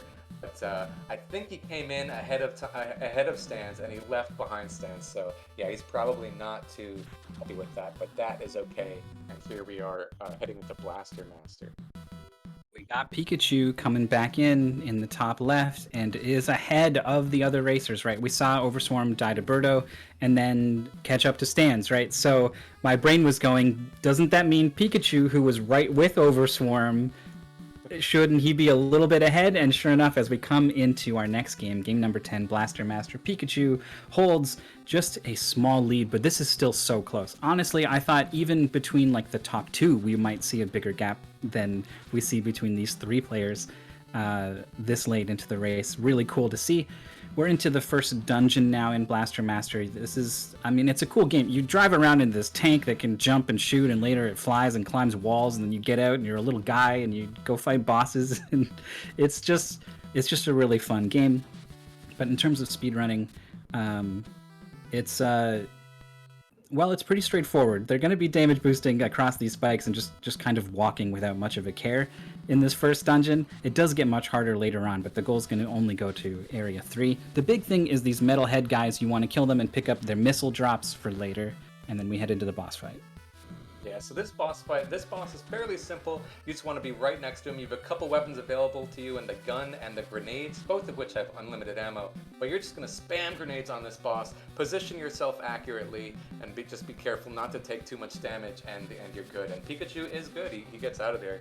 But yeah, it's just so cool how much variation there is in this game. Because even when you're on the platforming section, it's so different whether you're in the tank or kind of swimming with this the little guy. And it's just really cool how much variation there is. Now that they have finished the first boss, that first boss gave them the Hyper Beam, which allows them to it's a short walk to the second area of the game, and it allows them to take out the Guardian, which is this kind of big head on the side of the wall. Pikachu is just about there, and we'll be headed into Zone 2. Yeah, we saw Pikachu got the worst pattern on this boss. Stans is also, I think, getting the worst pattern. You don't want the boss to approach you and force you to run away. It's just a very minor thing in the end of the day, like maybe a second or two or something. But I mean, Overswarm and Stans are a second or two apart right now, so these little things sometimes can matter. Overswarm also had to move away a little bit. Still very close between our top players. Pikachu now into Area 2. And I guess the big thing to watch out for here, first off, these jumps. Getting the tank and its big floaty jump around these corners, it's just such an unintuitive jump arc. Like, you can kind of like picture the number 7, and you like kind of like jump out and trace the bottom part of the 7 and then hook around and go straight across as the top part of it. It's just not how you picture a jump should go, but it's just how so many of the jumps do go in this game. Yeah, I know that's when I'm in my tank in real life. That's not how I tend to jump, so it's kind of unrealistic in that way. But that's okay. There's a lot to know about Area 2. There are these kind of worm enemies that you're trying to shoot, which are falling, and it's fairly precise shooting them in midair, and if you don't shoot them, then they just kind of land and they're too low for you to shoot them normally. So you really want to take them out, especially because Blaster Master is very prone to lagging. So if you Ideally, you want to take out enemies as soon as possible. Like, you'll even shoot your gun early so that as soon as the enemy spawns, you take it out just to minimize how many sprites are on screen at the same time. So there's a lot of lag management in this game as well. Yeah, and it's one of those like silent killers, right? Like I didn't get hit. I went through the game, pretty much perfectly. How did I lose 30 seconds to this other person, right? And it's probably lag, and it's really easy to underestimate how important it is to be reducing it in a speedrun that has a lot of it like this one. So we move on now to almost to the end of Area 2. Get out of the tank a little bit early was the advice I would give to the players. Pikachu actually got out like really late instead, and I guess that works too. It's possible if you're frame perfect to like jump out of the tank and then clip through the wall, and you're just gone. Like there's just no good way to come back from it. It's gonna be a total disaster. You're gonna lose like minutes starting back at the start or whatever. So that doesn't happen. Pikachu moves on into the second dungeon. The others are not too far behind, but this is not an insignificant lead. This is something like a good 45 seconds or something at least. For sure. Now, there's something to know about this boss. If you time a kind of grenade and pause combo just right, you can beat the boss very, very quickly. Myth, I was hoping you could explain it a little bit more.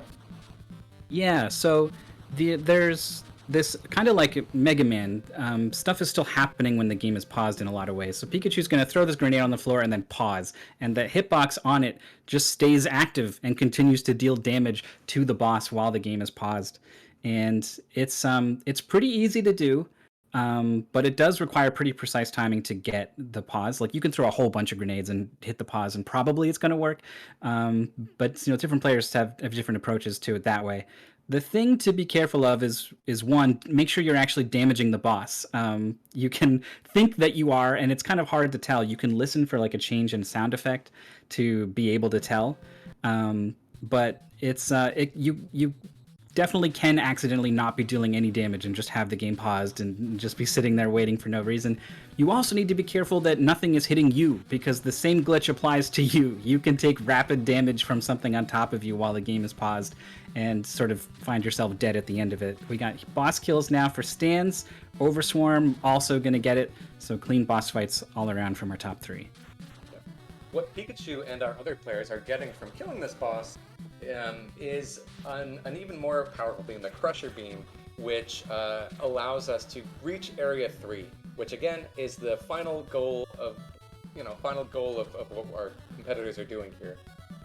So in here, it's a pretty tricky thing. You want to there's optimal jumps you want to do to prevent things from spawning, I believe, and it's kind of a lot of lag management here as well. It's very precise timing of shots. These worms, as we mentioned before, are too low to hit, so you cannot hit them, and it's just kind of a lot of these precise jumps and shots you need to make.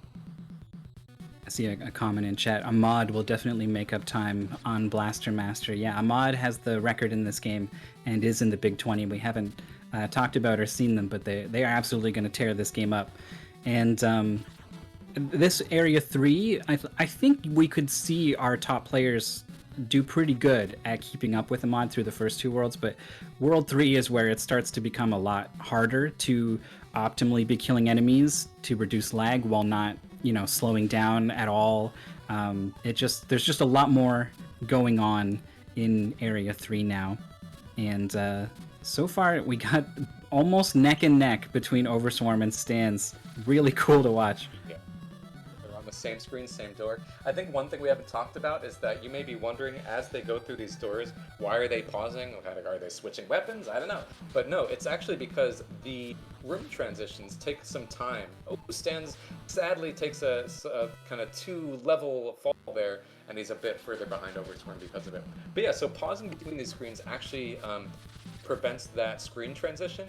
So if you just pause and unpause, you appear on the other side of the door, and it's a lot faster, and just kind of like, say even a second here and there, but added up can really, really add up. Mm-hmm. Pikachu's HP it's a little low. Go ahead, man. Go ahead. Well, I literally just wanted to say Pikachu's health is pretty low. I'm a little worried. It looks like a couple of health drops have been picked up here, and that's going to sort of resolve the situation. So it's all good.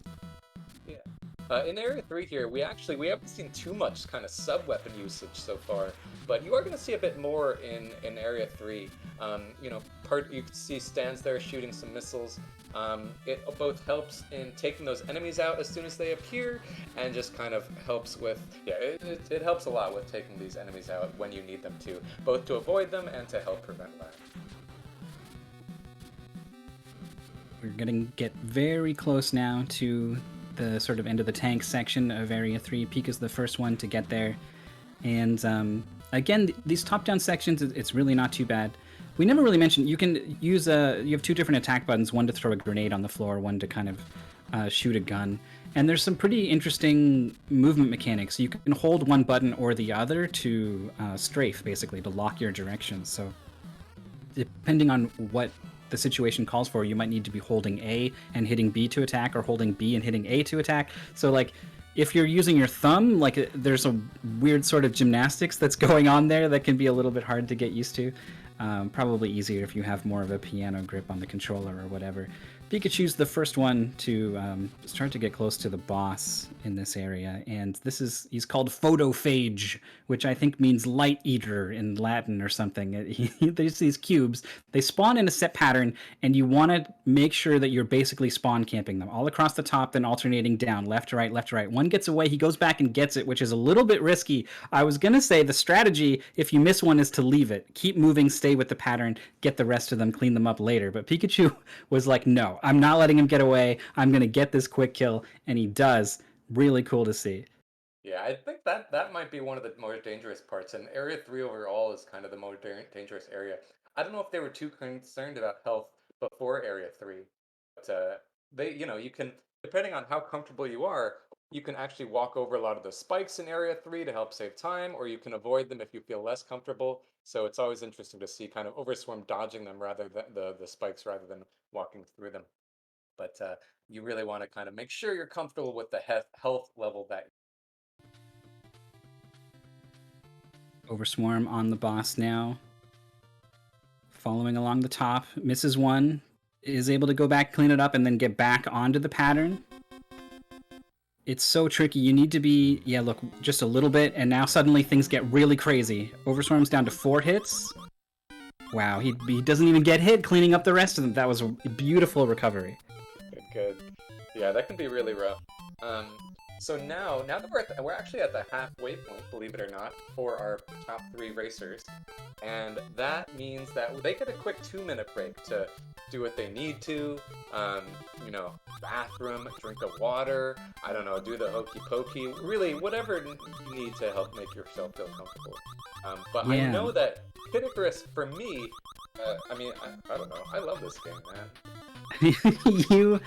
You need to tell people why you love this game, because we saw the dislikes from our players, and Kid Icarus was a tower among houses on the chart. It was something like 80% displeasure with this game or something. And to be honest, I don't carry a great love for this game myself either. So please, during this 2-minute break, while we can take a look at how things are going for our players on the bottom, tell me and tell the world what there is to love about Kid Icarus. I mean, just look at this password screen for starters. It's a thing of beauty anyway. But yeah, I mean, the platform is very, very interesting, and it's kind of that kind of thing, probably like Mario 1, where it doesn't feel fluid at first, but then you get used to it, and you just you can't live without it. But the vertical movement is very unique. And while it's not something we'll see in this goal, just the point system, the hidden point system of needing to kill certain enemies is very clever as well. But the reason we won't see it in this goal is that they're using a password, because the goal of this game is to use the password straight to 3-1, and then beat all of World 3, which is 4 stages all in all. And the password not only takes them to that level, it also gives them a bit of buffer, giving them like 2 full bars of health with a max of 5, as well as giving them 3 strength. And normally, if you're playing this game normally, you would need to kind of make some decisions in terms of how many enemies am I going to kill and which ones in order to get that 3 strength and 5 bars of health. But this password kind of takes them out with that and just takes them right there. At 3-2, another thing I love about it is that here in 3-2, there's a lot of very careful kind of platform management you need to do. Pikachu actually is going to use the feather that the password gives him in order to skip a bunch of those platforms. Now, normally, that feather, a lot of players might use that feather as a backup, because if you fall in this Kid Icarus game, which is a very vertical game, if you fall off screen, it's not like the screen kind of scrolls back down. No, you're just dead and you start back at the beginning of the stage. So you can use that as a buffer. What a lot of people are doing is using that, rather than using it as safety, instead using it to actually kind of almost effectively damage boost and skip a bunch of platforms. It's really, really cool. Another thing I love about this game, finishing off 3-2 and heading into 3-3, is how the platforms work. Now, this is by no means kind of intended by the developers, but it comes in an interesting way. Now, enemies and elevators both kind of spawn in groups of, not spawn, but take up memory in groups of 4. And they replace themselves in those same slots of memories. So an elevator, when it spawns, technically replaces where an enemy was in memory. And if an enemy was moving left when it despawned, then the elevator that it replaces will also start off by going left as well. And because platform cycles are so important, sometimes you need that in order to position cycles carefully. So, like, take these Kameidos, which are totally not Metroids. These Kameidos here. You want to kill them or despawn them when they're moving right on screen. Pikachu was able to do it, and because of that, it's hard to notice, but he's gonna be able to make all these elevator cycles. Whereas if he missed one, the elevator will be a little bit out of position, and he would actually lose 8 seconds from missing that cycle. Sometimes even more. So there's all these intricacies, some of which were intended by the developers, some of which were not, which all kind of add up to a really, really interesting speedrun, in my opinion. I hope that answers your question. I know it was a very short answer, but I hope it answers it to your liking. It's one of those things, like, you can tell when someone is really passionate about something when they just open up and they just go, and I just love to see it. So no worries about anything. Though I do need to point out that during this highly detailed explanation, a lot more than 8 seconds were lost by Stans, who has died on 3-2 and is back to the start of the stage, clawing his way back up, and is kind of really low on health. Again, the Reapets find him from below. No. A second death, and things are kind of spiraling a little bit out of control for Stans. He's not out of it yet, but he really needs to sort of grab the reins on this thing. Yes, I mean, Kid Icarus this is probably why a lot of people voted it so low, is that they were just so terrified something could go wrong. And honestly though, if you use that feather, that's what you risk. Like, that's why I think the password intentionally included the feather, so to give the players the choice of saying, I can use this to gain 8 seconds, or I can just keep it in my back pocket to not lose 30 seconds or more. So it's just the risk you take.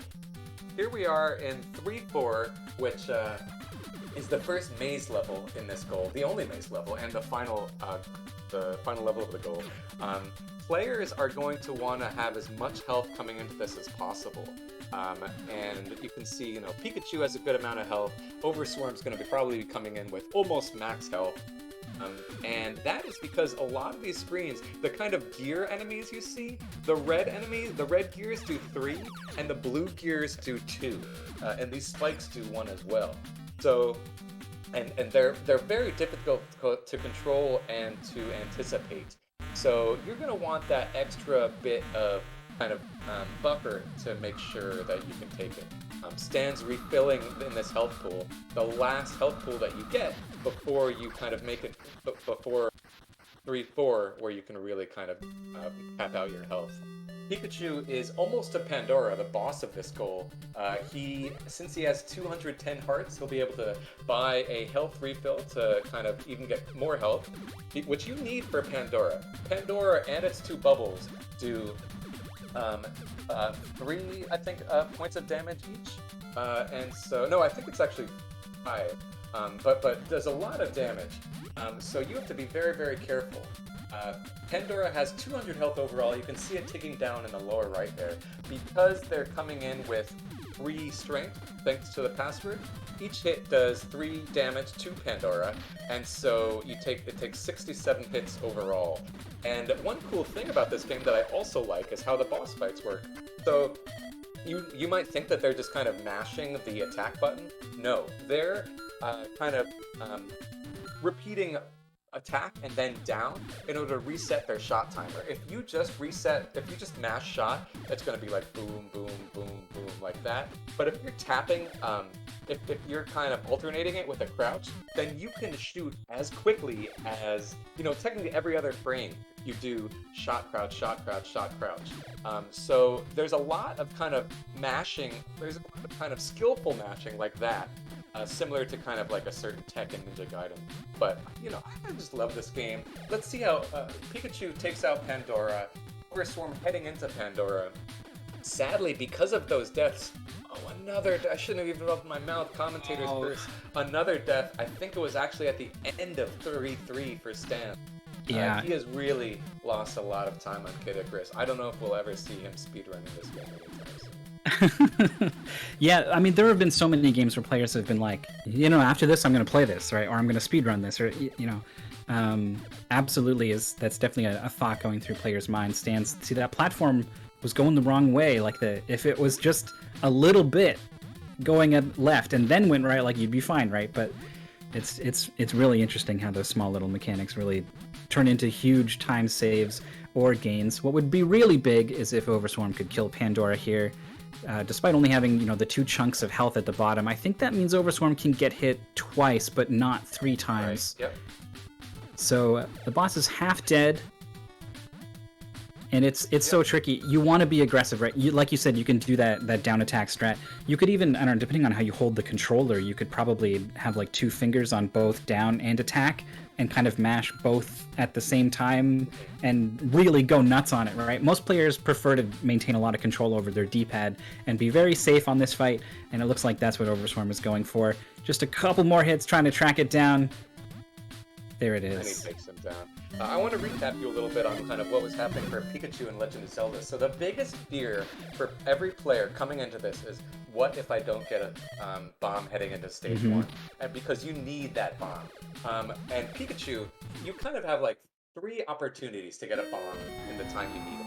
And Pikachu did not get it in his first opportunity outside of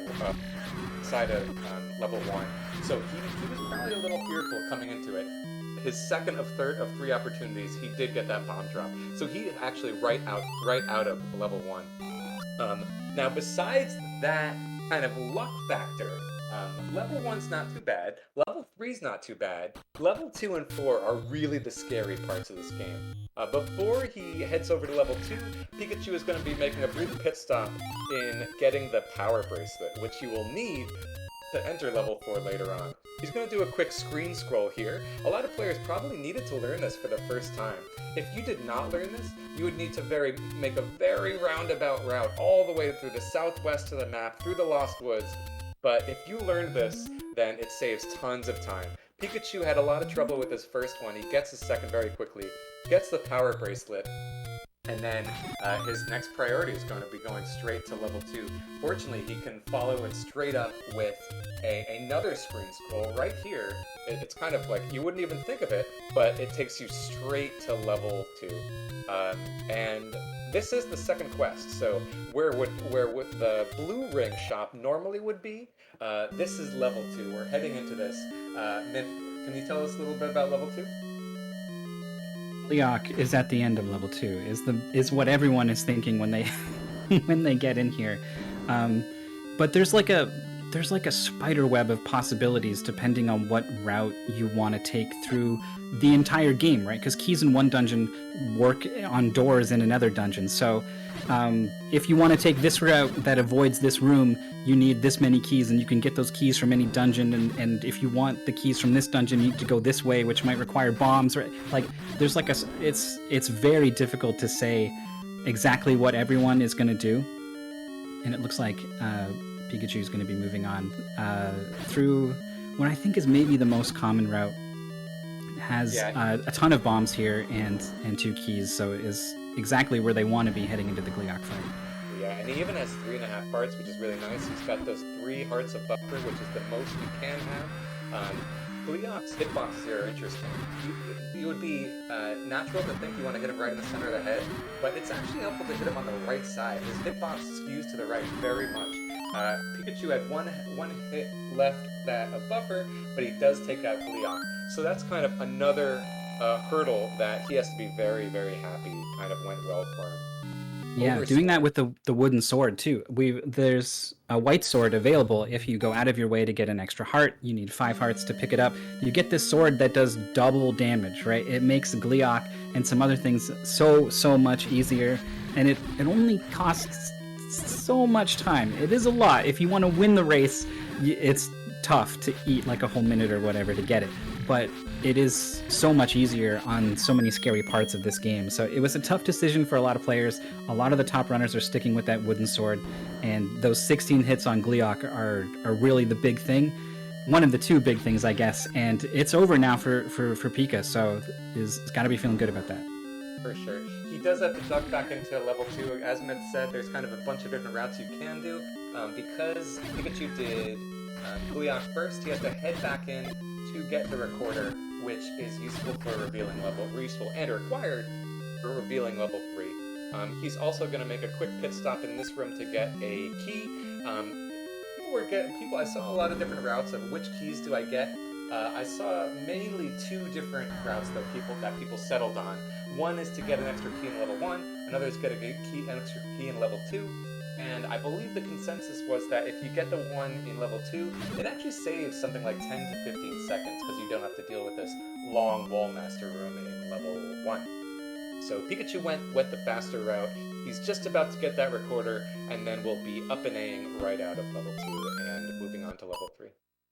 Yeah, up and A-ing is a thing you do it on the second controller, and it just kind of treats it as if you died. It spits Link back out at the start of the dungeon, or if you're on the overworld, it's to that first starting screen.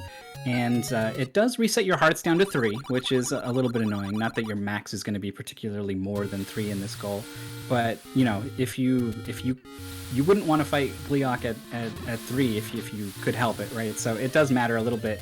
And but getting around quickly with it is just so good. So despite the health penalty, we're going to be seeing players doing it a lot.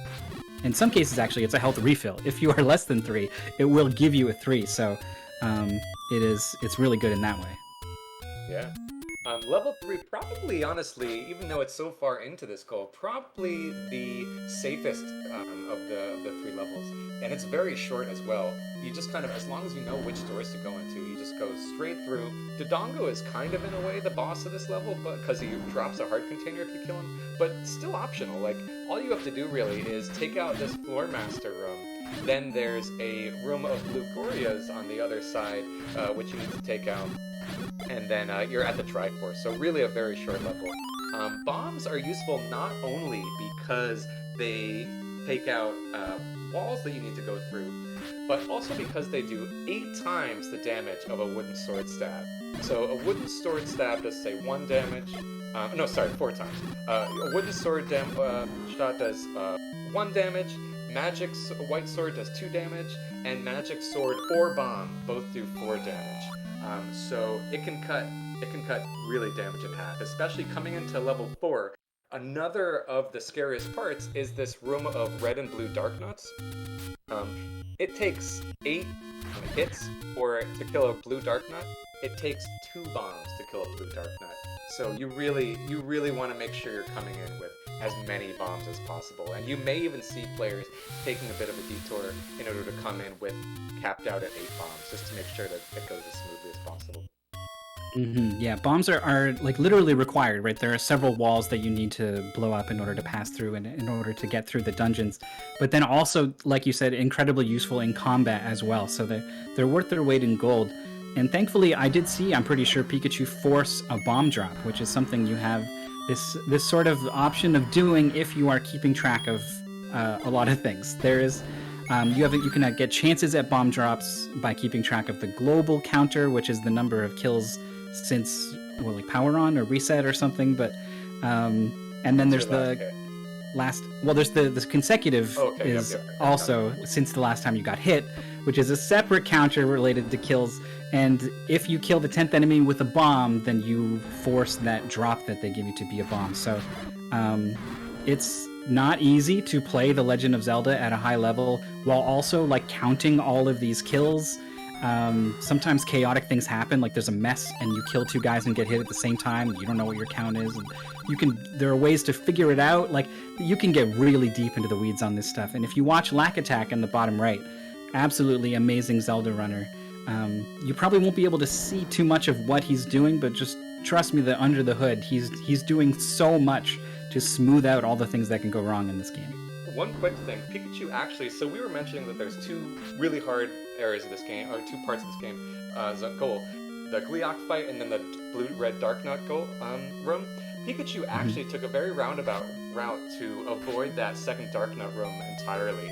So he is honestly, even though he was at pretty good health and 7 bombs, he might lose a bit of time, but people aren't even to that room yet. So he's very comfortably in the lead. Who knows? Maybe he was even watching other players and feeling like, if I take a death here, it will cost me much more than just taking the little extra time that I need to go this roundabout way. So he's gonna. The rest of this goal is 8, and he's just going to be cruising on through. All he has to do is another Dig Dogger fight, which he already did before, another Dig Dogger fight, but all you have to do is place a bomb, use the recorder, place another bomb, and they all explode. If you do miss any, there's actually a good way where you can just respawn the room, but he's able to take out all 3 little spawns and finishes up level 4, as Overswarm enters level 4, and Stans is a bit behind, still in level 2. Lack Attack just starting level 3. He gets the bombs on the Goriyas and the nice patterns of sort of top right to bottom left, which is exactly what you want to see, picking up the Triforce.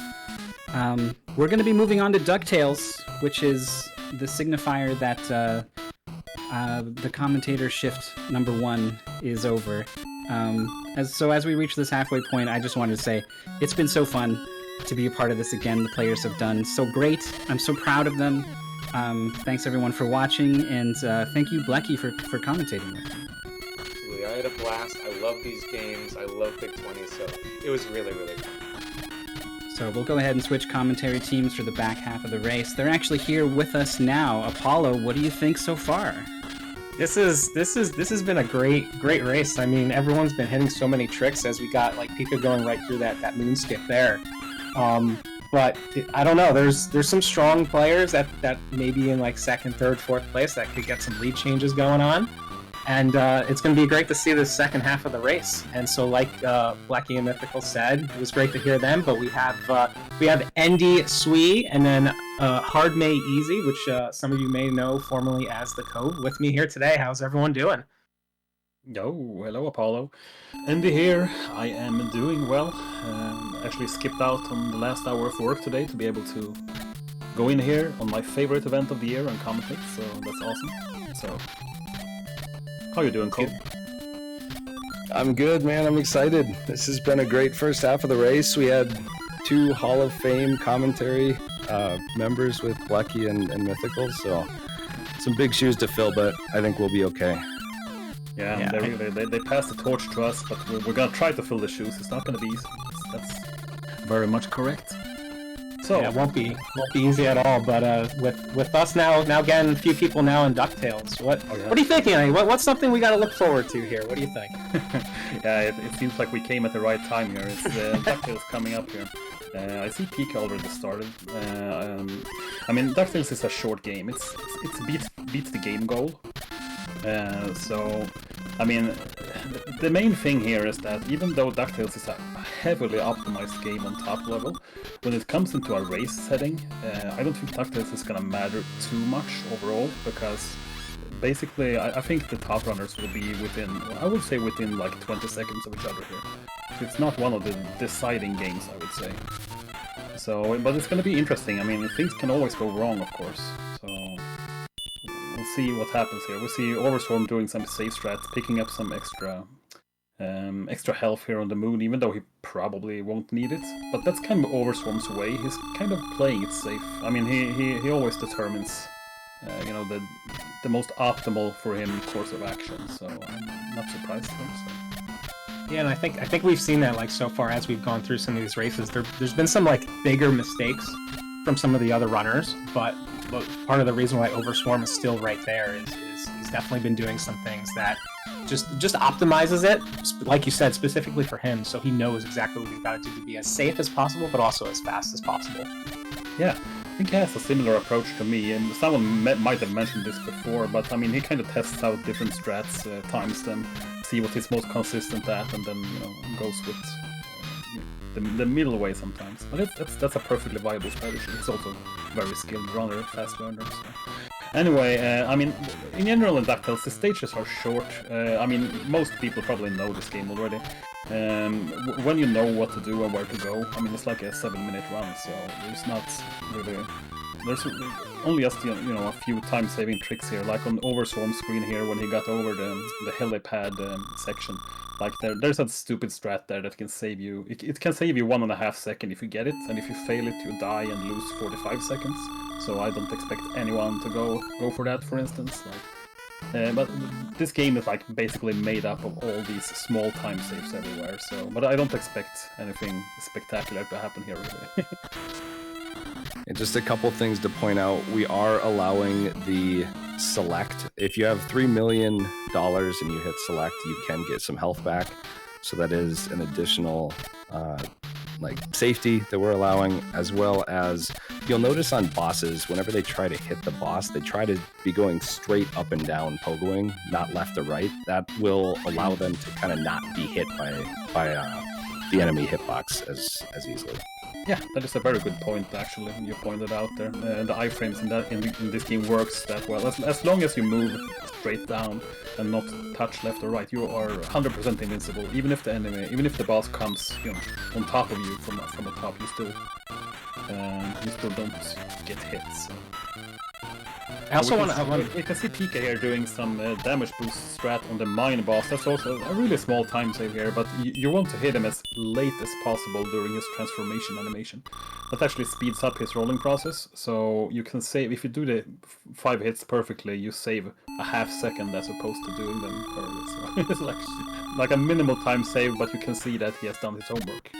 Every little bit counts, especially in something like this. And this also probably gonna do a little delay here on the Himalaya. We will not even be able to see it most likely, but he despawns a goat by releasing the D-pad 1 frame, so he gets the optimal pad. Stuff like that. Yeah. It looks like Lack Attack too. Like, so he was on main screen earlier in the race, and he came back on sort of during Zelda. Now he's in. We have in our top 3, our top row here. He's made some time back up in Zelda, and it looks to be back in top 3 as far as we can tell. Yeah, I have to say that the second half of the games here, they look really they look like Lack Attack games, I would say, starting with Zelda there. This can be really interesting, I would say. As I said, like a game like DuckTales, I don't expect any huge changes in the in the placings, but when we get to games like, you know, things can go wrong in Battletoads and Castlevania. But there's some the games at the end there, Zelda 2, Mario 3, and Mega Man 2. Those are all games that Lack Attack is really proficient as. I mean, it's really good. So it's still anyone's race, I would say. Yeah, no, for sure. And as we see Pika just getting done with Himalayas, throwing some money around, getting ready to go. It's like we're going back again. We're going back to Transylvania. For the third time in Castlevania. They really sure like the Castlevania in this particular run. So, but it's okay. Don't expect. Let's see here. Where's Overswarm is in Mines and Lack is in... Okay. It's actually really close between...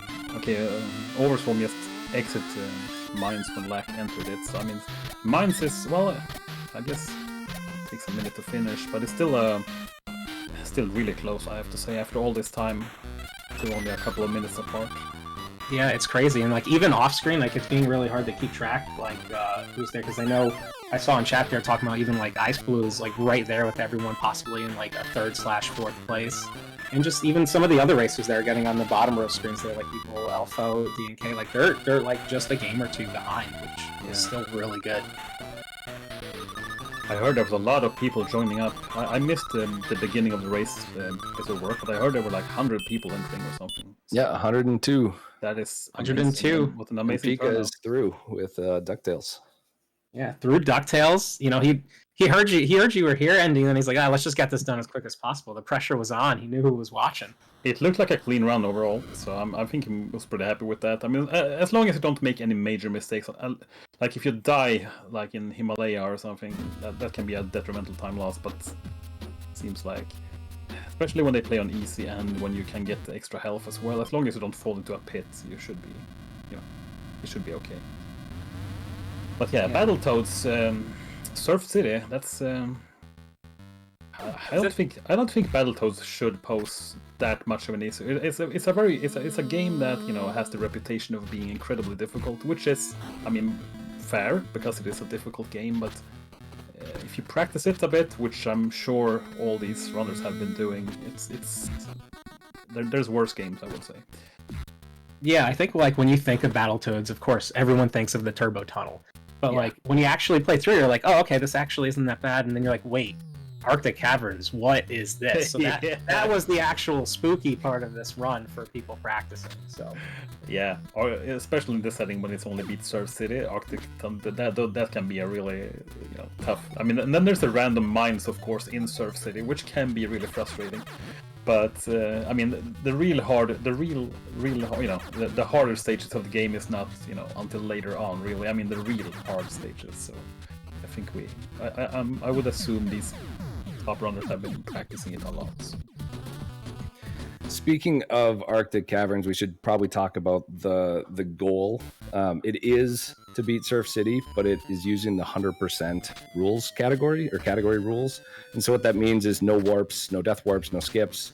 And the last part is that all game level content needs to be shown. The reason why I mentioned Arctic Caverns, there is a spot towards the end of that level where you can despawn a little wall and then backtrack and drop. We aren't allowing that. You need to finish the level the intended way and show the entire level.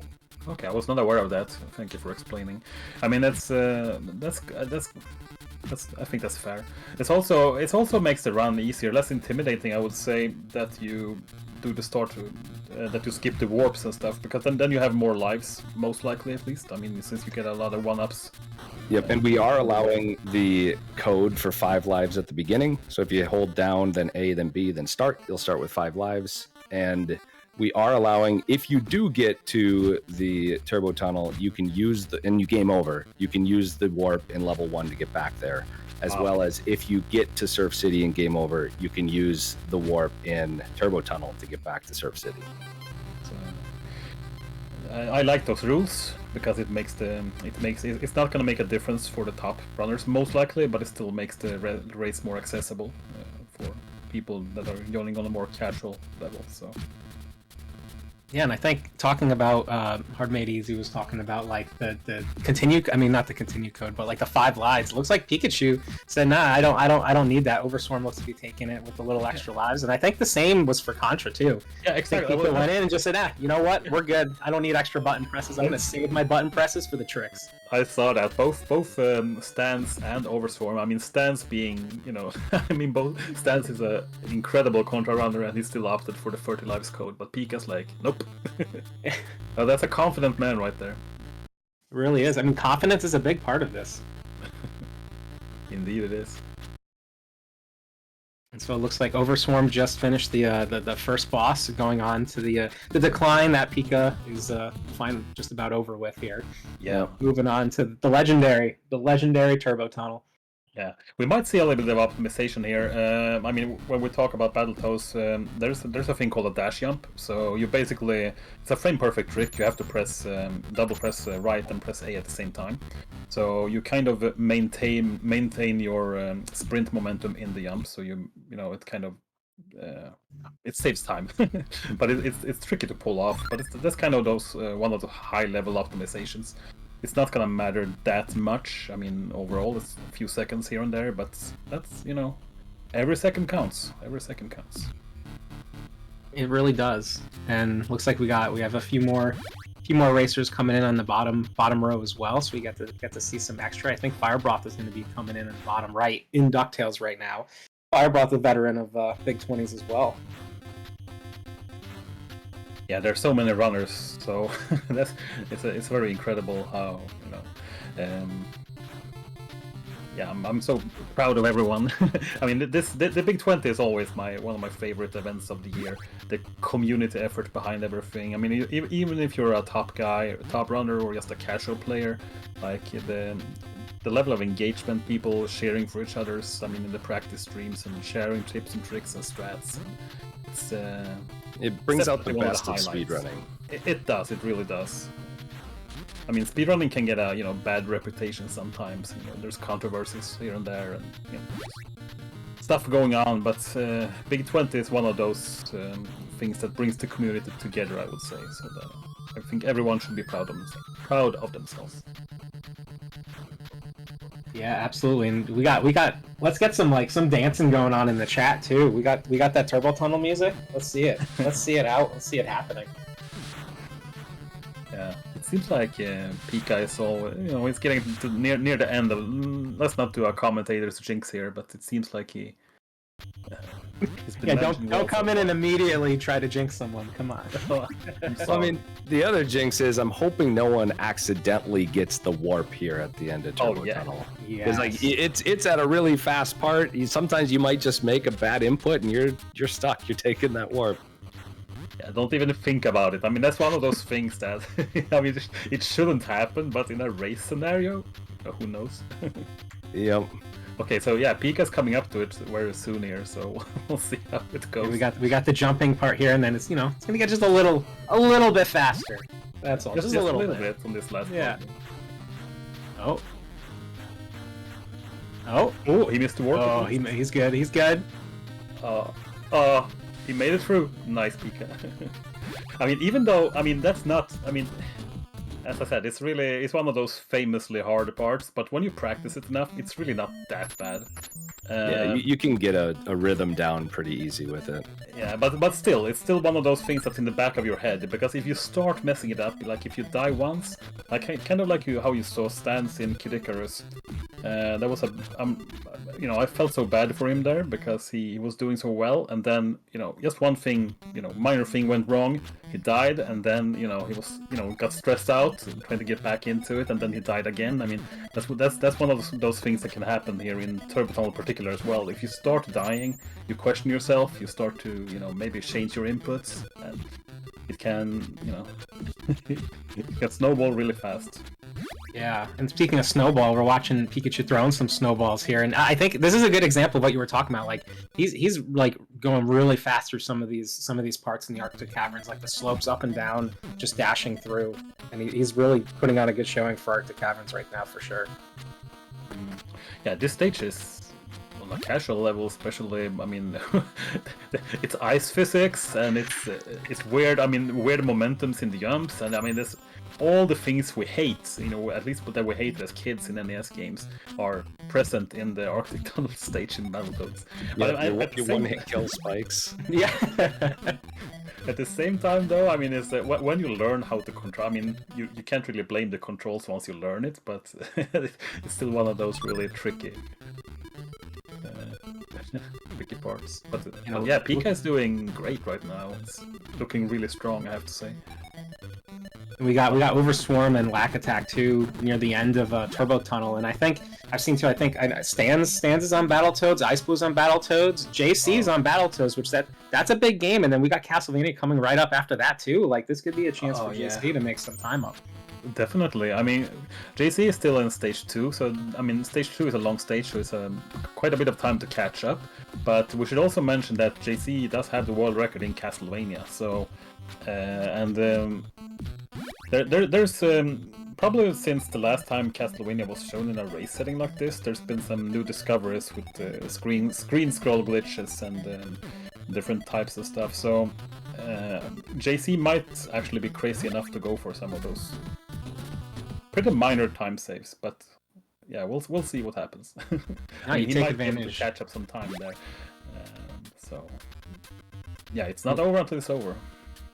It looks like Pika's on the on Surf City, so the final level of this goal for Battletoads. And so this first part, you're on this little surfboard here. You can't actually jump, but you just have to kind of use speed up, slow down, up and down to avoid these bugs. There's gonna be like a little mini boss fight, and then the mines is what everyone's talking about. Like the mines are one of the few kind of random elements in this Battletoads goal. But all it takes is one bad mine, and it'll lose you a ton of time, but it could definitely hurt a little bit when the race is this close. It can definitely. As you said, they are actually random, so no matter how much, I mean, of course, there's some better ways to handle them than others, but no matter how much you practice, you still see even the top players get hit by mines sometimes. So.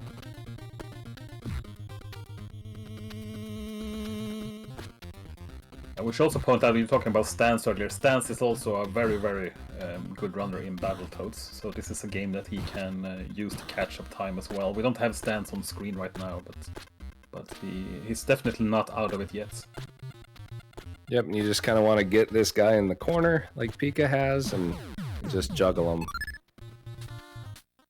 Yeah, and there it is. That's that, and then we got one more little surfboard section. There's the mines. Just don't get hit, right? It's just that easy. Just don't get hit. And then, since you can't jump, a lot of times what you'll end up having is they'll be a little to the right of the left side of the screen, so they have the ability to go back a little bit if they need to give themselves a little bit of leeway for maneuvering. Does seem like Pika is choosing to be at the very back, but... Yeah, the scary part, I mean, the hitboxes of the mines are also a bit weird, so... But he should have practiced it enough to be able to handle it. But yeah, I'm always nervous during those sections. It doesn't matter if I play myself or if I watch someone else. I'm like, oh okay, he got through. Got through. Well done. Good job, Pika.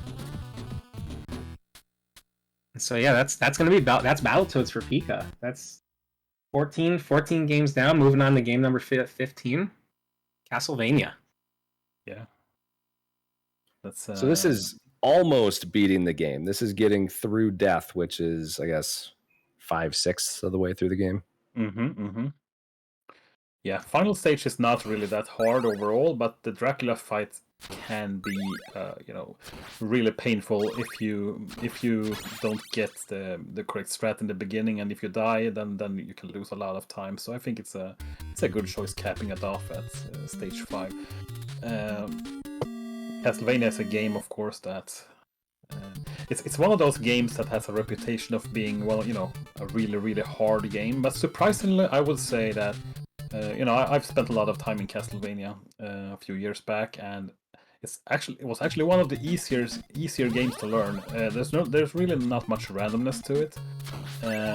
Well, there's technically no randomness to it because everything is frame based. But at the same time, as long as you know.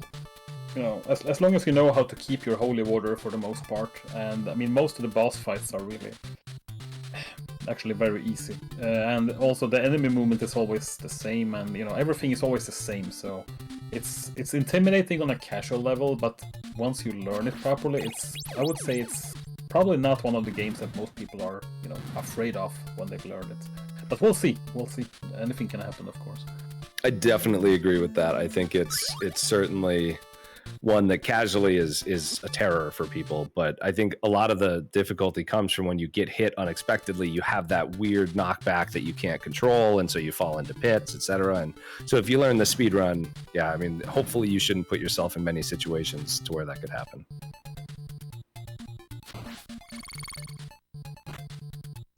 We could also see one thing there, by the way, worth pointing out, that I said everything was frame-based, and that actually includes the weapon drops. So what Pika was doing earlier, he was actually taking an intentional hit from one of the bats in the stages, and he knew that if he was standing on the right pixel, which he was, he would, he always gets the clock drop, and the clock is what we need for the first 2 stages. Basically, it makes the bat fights easier, and it also makes. He's also going to use it in the second stage to manipulate some, one of those one-hit kill crushers coming up later. So, What's one thing they're looking for in terms of like, you think about the axes, you think about the holy water. What are they going for first here? oh yeah, they're starting off with the clock. I would assume everyone is gonna go with the clock, as because you can get a clock early in the first stage, which can save you a couple of seconds if you do some frame perfect bullshit moves. But I don't expect anyone to get that and even try for it. So they're probably all gonna get the 100% clock manipulation that Pika was going for. So they're gonna keep the clock. Just till right up here. I think he's probably going to grab the holy water here by the most crushers. likely. He's gonna use the clock to stop the crushers, and then he's gonna get a holy water for the boss fights, most likely. And then he's gonna basically keep the holy water for the rest of the game, I would say. You actually get the You cross might get in cross, stage yeah. 3. But oh wow, Pika actually missed the damage boost there. That was surprising. That's a small time loss. It's not a huge time loss, but it can end up being bad if he. I'm not sure what he's doing right now. Oh, he's going for extra heart. Oh yeah, there's one thing. The way that it works in this game, you need to stack up hits. You need there's when you have a weapon, you want multipliers, so you can throw multiple. You can throw multiple weapons at the same time, because originally you can only throw one sub-weapon at a time. So if you stack, it's like the holy water, for instance, it hits the enemies like every frame it's active on screen. That's why you can freeze the bosses, because the holy water just keeps hitting the boss to stunlock it. But it also means that if he needs to stack up hits on enemies, and that will manipulate the drops from the candles, which ensures that he will get the multiple. What's it called? A multiplicator item. So, yeah. But stage 3, I would say stage 3 is probably the stage that most people are most afraid of, because if anything goes wrong in this stage, it's kind of hard to recover. You really don't want to lose your sub-weapons at the end and have to fight the mummy boss without the cross here. We'll see what happens for Pika. This screen Pika is on is really important to get right. So let's see how he handles it. He gets the long whip, which is a safety precaution, so that's... Okay, he handled the birds. Okay, and he got the axe, that's good. Yeah, that long whip is only, safety for what, like a second or something, so... It is, it's definitely worth going for in this situation. He got the axe just for a short time here. The only reason he got the axe is so he can hit a candle high above here, so he will get the cross instead, so... And there it is. And we do have JC coming up towards the end of Surf City as well. So he's definitely, I think, made some time back here on Battletoads, obviously. And Castlevania will be next. We'll see if he'll be doing any of those screen scrolls. Yeah. Let's see how Pika handles this screen. Oh, okay, he's scared now. He's doing some safety strats here on this screen. And I'm not sure if he's doing it just because it's race day or if he practiced safe strats. This is one of the really, I would say this is a dangerous situation to be in, because I would expect him to know the faster strats, but he probably knows he's ahead, and he might be thinking, okay, let's go for safe strats. The problem is, when you start going for safe strats, unless you practice them a lot, they turn out to be not as safe as the faster strats, because I know, I've been there in that situation myself. But it looks like he made it through. Yeah, it looks like he went through. He was on the mummies, so... Yeah, there was something happening there. Pika decided not to get the candle in Palace 1, so he was turning out the lights there. Good call. Good Apparently. call. Wait. Sorry, I messed up my notes. That's coming. Anyway, it looks like he's through the mummies, so it looks like my words were for nothing. So there's a cave skip in stage 4 in Castlevania, and they're gonna try to manipulate. He's doing some whips intentionally in the beginning to slow down his progress, so he will basically set up the screen to try and pause the game at us. No, okay, he's not going for the cave skip. He's doing it safe. Interesting. There's really not. I'm a bit surprised here because there's really nothing, no time loss in actually missing the cave skip. So I'm surprised he was not going for it. But I've noticed a lot of runners are not going for that for some reason, and I'm not sure why either. But it might actually be that they might not have felt that they might not have felt that the time needed to learn it was the time save is only like 8 seconds, so they might have considered that, okay, it's only 8 seconds, I'm not gonna learn it, basically. So I guess that's fair. Time spent somewhere else. yeah, exactly. Those 8 seconds can probably be saved on something more important to learn. That's very true. It's all about how you optimize your practice time. Oh wow, something. Yeah, it looks like there was some stream issues on Pika's end, so we're just refreshed. I think our JKL tech is refreshing it now, so it's all good to go. Okay, because it looked like he was not having the holy water for. Okay, I don't know what happened there. He's got it now. He got it now at least, so he managed to recover somehow, because that looked like a really tricky situation to be in.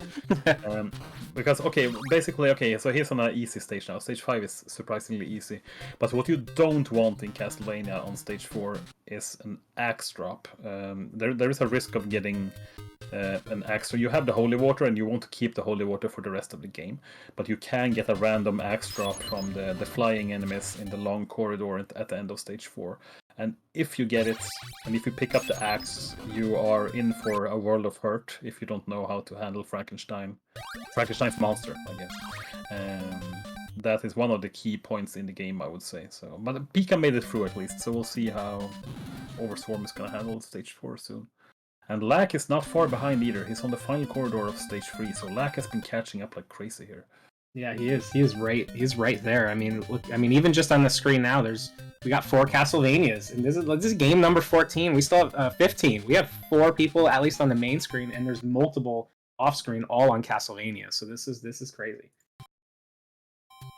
Wow. Incredible. Yeah, we did miss. JC did get the back crit, and so if you do hit an enemy on the same frame they hit you, it takes away all their iframes, so every frame that your whip is out, it'll do damage. And when you combine that with the fact that you're standing on the stairs and you kind of freeze in place when you get hit, it pretty much just does infinite damage there to the bat real quick, and it dies. Yeah, that's a good thing to point out. It's an insta-kill just because you can use the stairs, because you get frozen on the stair.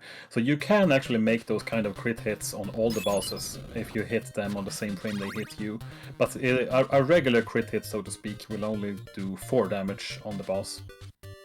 Because you get knockback and everything, so... But you don't get the knockback when you're on the stair, so...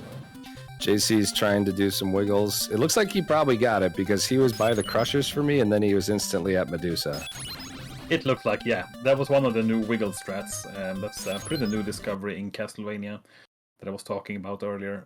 I don't know exactly how they work, to be honest, but you basically mess up the game if you... It's probably some sprite limitation and stuff, and you wiggle back and forth on a specific spot, and you can make the game get messed up, basically. But it's also a bit risky if you don't get it. There's also all these kinds of strats where you mess up the memory. I mean, the game memory code and stuff. They can make the game go crazy if so it's always a risk going for it. But JC has been doing a lot of Castlevania wiggles, so he probably knows what he's doing.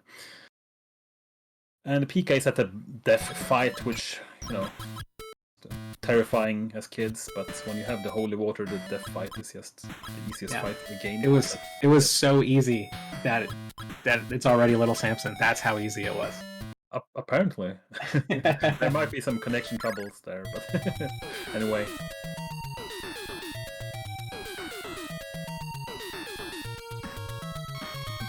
And thanks, JKL. All right, so Samson, what do we say about little Samson?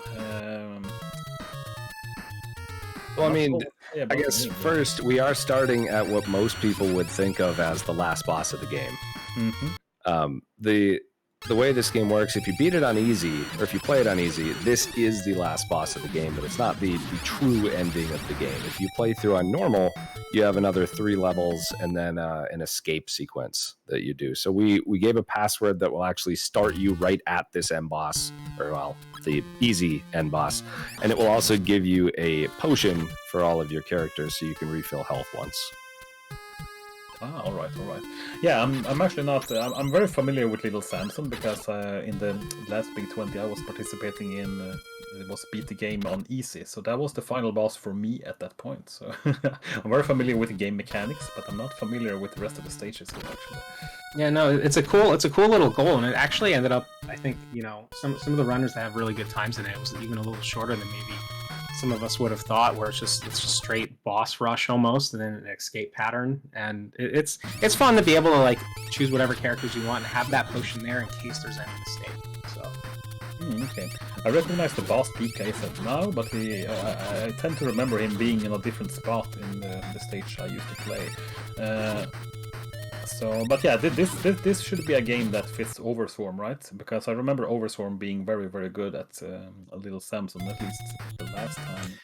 Yeah, he is. It is like if you're playing well, this is just over 4 minutes for the category. So, even though Overswarm is really good at this, if Pika doesn't die, there probably won't be a huge gain of time there, Right, just because of how short the category is.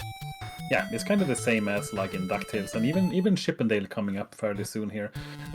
Those are games that are, highly optimized and really hard on the top level, but still the categories are fairly short, and the actual time saves are usually counted like maybe seconds or even frames sometimes, and that doesn't really help you that much in a long race like this.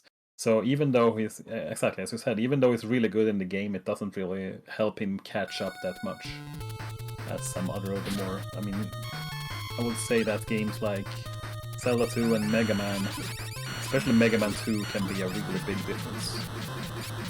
Because the mistakes there, end up costing a lot more time, so it's still anyone's race. Also, Yes. speaking of Mega Man 2, Pika's Yeah, about to exactly. fight. Yeah, were you about to say the same thing? Yeah, I was going to mention that this looks mighty familiar to Mecha Dragon, just about a 180 and you're on the left instead of being on the right. Oh yeah.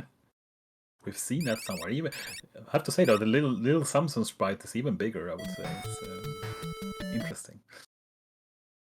All right. But yeah, for each of these levels that Pika played through, those 4 bosses are from earlier in the game. If you played the game from the start, you would have fought each of those 4. Yeah, recognize them all, so. Okay, Lack is actually going for the not a quick kill on the final boss. Oh, on the easy final boss there. Yeah, it just looks like one hit away now for him to come right back down, swapping over to Dragon just to be safe. Yeah. Yeah, you really don't want to lose, even though you do have a potion. You don't want to lose old little mousy. Yeah, especially because on a lot of these bosses, the mouse will use damage boosting, where he'll actually take a hit intentionally to do more damage. So yeah, you usually want to be careful there. Wait, is the mouse dead?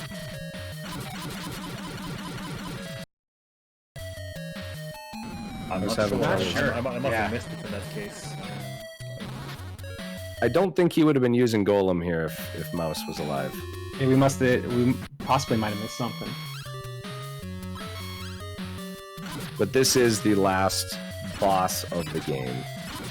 And it's got a few different moves. He'll do a jumping move. He'll throw his sword. He's got a fireball move. There's that. Yeah, it'll just take a lot longer to wear down with the Golem. Yeah, I hope he's prepared for it as well. I would assume he is, because it's always a bit scary. I mean, the mouse is, sure, he doesn't take a lot of hits, but he's a lot more mobile than, so if you get into a situation you're not used to, it can end up biting you. Seems like he got through fine. Yeah, we got our escape portion of the goal now. Okay, every good game must have an escape portion. You gotta have an escape, and it's kind of cool where like there's a wall there, and he's just like swapping the mouse to go right in between. It does have a really trolly part here at the end, because there is a wall that comes at you, and you physically need to take a damage boost so you have iframes to walk through it. Otherwise, it will just kill you. That is trolly. And so, I mean, that's the end of the game there. But you need to be in iframes, or else you'll just be insta killed. Even if you're the golem with full health, you'll die instantly. Alright, so Pika actually going into Chippendale now. I guess that one thing worth mentioning about Chippendale is that he's gonna wait here. I mean, it's a natural wait anyway, because there's a wait between the games, but he waited on the title screen to let the demo play roll for a few seconds. That actually made the RNG in the game to get locked. So, for whatever reason, he will know what boss patterns he will get now. One of the major time saves in Chippendale, or time losses, depending on how you look at it, is the boss fights. That's a major thing. And now, since he did that demo trick, he will know exactly what patterns he will get on the boss fight, so he will be able to save plenty of time because of that. Because that's a big time difference. When you play a random race, otherwise it can add up to probably, I would say, 20 seconds in a run. Yeah, I remember when that was found. I remember it was like a mad dash of everyone coming back to this game, because one of the most frustrating parts was having to deal with all the RNG and all the resets if you got bad boss patterns. But as soon as it was fixed, like there was a huge surge in runners again. It was like a really, really cool time. The game is a popular game. I remember when I started running it, there was only one person having a sub 10 time. I was the second one having a sub 10. I eventually, this was before the RNG lock. So I ended up getting a 954 before the RNG lock. And there were only 3 people, I think, at the time having sub 10 minute times. And then when the RNG lock was found, within a few weeks, there were like multiple people having sub 10s, and now I don't even know. I mean, the game has several hundred runners, and there's a lot of top 10 times now, so it really made a lot of difference for the game. And but in this kind of situation, in a race like this, I can clearly see Pika. I mean, Pika is really good at the game. I can see he's doing a lot of small stuff right. It's kind of like DuckTales. The game is very much about small movement optimization, like saving frames everywhere, and those frames kind of add up to seconds in the long run. But in a race like this, it's not one of the deciding games, I would say. Because anyone can get a decently good Chippendale time in just a little practice. Good spaceship fight. But yeah, like you said, it's one of those things where in these games, like a DuckTales, like a Chippendale, your most important part is just not dying. Yeah. And I mean, there's of course benefit to save those frames everywhere. You will get a little edge from it, but the most important thing is to not die, basically. So we'll see what he opts for here. I mean,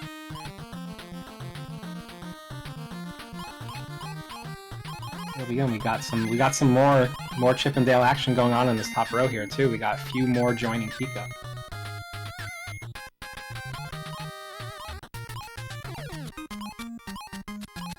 Looks like actually we're actually getting a top 6, I think, going here is what it looks like, as best as we can tell, for probably the remainder of this Big 20 here, at least until we have the first finisher.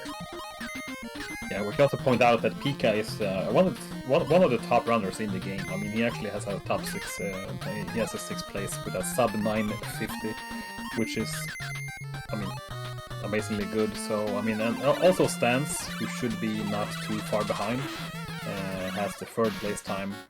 There's only 3 seconds apart, I mean, in the PB spectrum, but so they do have a little edge over Orberswarm here, and Black, but as we pointed out, it shouldn't make that much of a difference in the long run.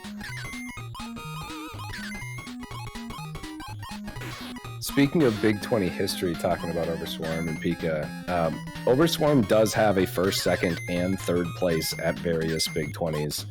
Pika has not won one, but he does have 2 second places and 2 third places. And then I think the only other previous winner that is racing today is Prizzy, and he's won 2 of them, I'm pretty sure. Sounds about right. I'm 100% sure Prizzy won 1, but there might as well be 2. It's hard keeping track. There's so many Big 20s now, so. Yeah, I was trying to decide between 2 or 3. I know he's won at least 2. Okay. Yogi did say 3 in chat, so I'll go with Yogi. All right. Okay, I'll okay, trust I like Yogi. it. I mean, Yogi has won a bunch of Big 20s himself, so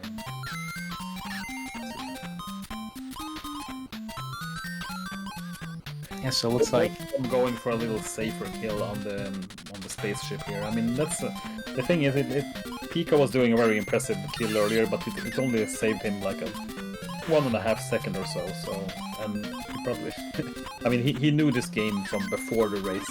That's one of the things that, you know, was not where it's so hard to do. So that was not. I mean, when you have like a analytical approach as Overswarm has, for instance, getting that extra 1.5 second. I mean, the time you need to spend to actually learn it properly, it's not going to be worth it to only save that 1.5 second when that time is better spent in other games. So it's just an example of that, I would say. yeah, it really is a smart approach at trying to really make everything that you do pretty much worth it in the end. Yeah, there's limited time. I mean, there's 20 games to learn in a short amount of time, so you really, I mean, it's very hard. I mean, one of the things that is hard when you do races like this, you get to enjoy games. I mean, some games more than others. You kind of tend to spend maybe too much time on games that you maybe enjoy, and you're a speedrunner. You like to push your time, but sometimes enough is enough. but it's hard to. It's really hard to have an optimal approach sometimes. I don't know. I feel like enough is enough has been hard for you at times. That's for sure. Definitely. That's one of my problems. I can't accept some. Always want to be better. That's all it is. I do agree with that, though. I remember whenever I competed, I always kind of sorted all my games with the amount of time I had to save. And I just always focused on the ones with the most time, regardless of how I felt about the game. It's a real good way to look at it, actually. Just look at that kind of net differential in time, and that's what you go for. Yeah. But it's also hard. I mean, sometimes you don't enjoy a game. I mean, like puzzle games, for instance, are my Achilles heel. So I have a really hard time motivating myself to spend the time needed in them to actually, make up the time I lose on them. So you have to enjoy. You also have to enjoy yourself. I mean, so it's tough. Anyway, sorry. I was just going to say, we're never going to hear the end of this, but Dale did win the Who's the Better Chipmunk vote, 71-69. Let's go! Everyone's allowed to watch. Wait, again. I didn't vote. Everyone's allowed to watch. Dale, #1 confirmed. Congrats, everyone. Well done. Ended. Why didn't you tell me? Man. Well, I mean, to be fair, it would have been 71-70 then. Maybe, but maybe my vote would have. I mean, I could have motivated some ship runners, ship people in the chat. Maybe. Dale runners don't need to be motivated. We're already the best. You wanna fail, play Dale. Anyway, I mean, you can see it. Pika, Overswarm, and Lack are all playing ship. I mean, that's saying something, right? Jason. Those are just swag choices to make it harder on themselves. That's what they're doing. Yeah. All right. Yeah. Pika's actually having some issues here on the Caterpillar fight. He lost maybe 4 or 5 seconds there. He missed the fast cycle. Probably not gonna make much of a difference, but you never know. Every second counts. So yeah, the final stage is coming up, so we haven't really talked that much about the stages because they are pretty self-explanatory, but the final stage in Chip 'n Dale is actually... it's much harder than all the other stages in the game. Let's see how Pika approaches. There's an axe section coming up with moving conveyor belts and axes, and even when you get past that, there's a long corridor at the end with a lot of enemies, and you basically have to take hits. It's almost impossible getting through without taking hits. Wow, he did try 2 axe boosts. He missed the second one, but He did. I mean, I said he was playing safe on a few other games earlier, but here he really went all in there. So. He was feeling yeah, it. I was kind of expecting most people to do one of the axe boosts, but then to save 1 health just in case. But I don't know, Pika wanted it. Yeah, I mean, he knows the game so well. So I mean, even if you mess that up, I mean, he still did a good backup. Please don't die at the end of this corridor.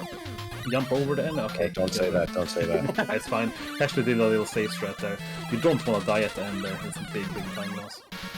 And Yeah, there's- that's down goes Fat Cat. when you're saying one of those things where this isn't a game that'll make a difference. That's the only way it can really make a difference is if you get one of these really bad deaths. It is. There's 2 stages. The first stage and the last stage, basically, that can really screw you up. If you die at the end of the, that's the where it's where you're at the risk of dying at the end of the screens, and if you get sent back to the beginning, those it's like a 40 second loss. So, but that usually doesn't happen. But you know what happens when we say things usually doesn't happen. So. It's always how it works out. I actually really like the Zelda 2 category here. It's to beat Palaces 1 and 2 because there is if you are great at the game, you can forego a ton of safeties and just go straight for it, be in the dark, don't get the candle, etc. But if you're not as good at the game, there are many options to make this run easier. Yeah, this game is it's a really, really good race game, I think, in a type of race like this, because just as you say that there's so many options to take, the top runners can opt for, saving a pretty big chunk of time skipping some items, like doing Death Mountain in the dark. That's a tough thing, I know, because I've done it myself in the previous 320. But you can also opt to make the run very much accessible, so it's one of those. Really, I would say it's a really good category and a really good game for this kind of race setting, I would say. No, and I think it really is. And then I also just I wanted to bring up too, now that we're in Zelda 2, I wish maybe Andy, I know you've been helping out a lot here, but if there was only someone else that was in the hiding that could join us and help us with just the final few games here that have had experience in the Big 20 before. Is there someone that could possibly fill those shoes? Are you sure there is a person like that? I don't know. Someone that could go disappear for a while and then just all of a sudden appear in this chat.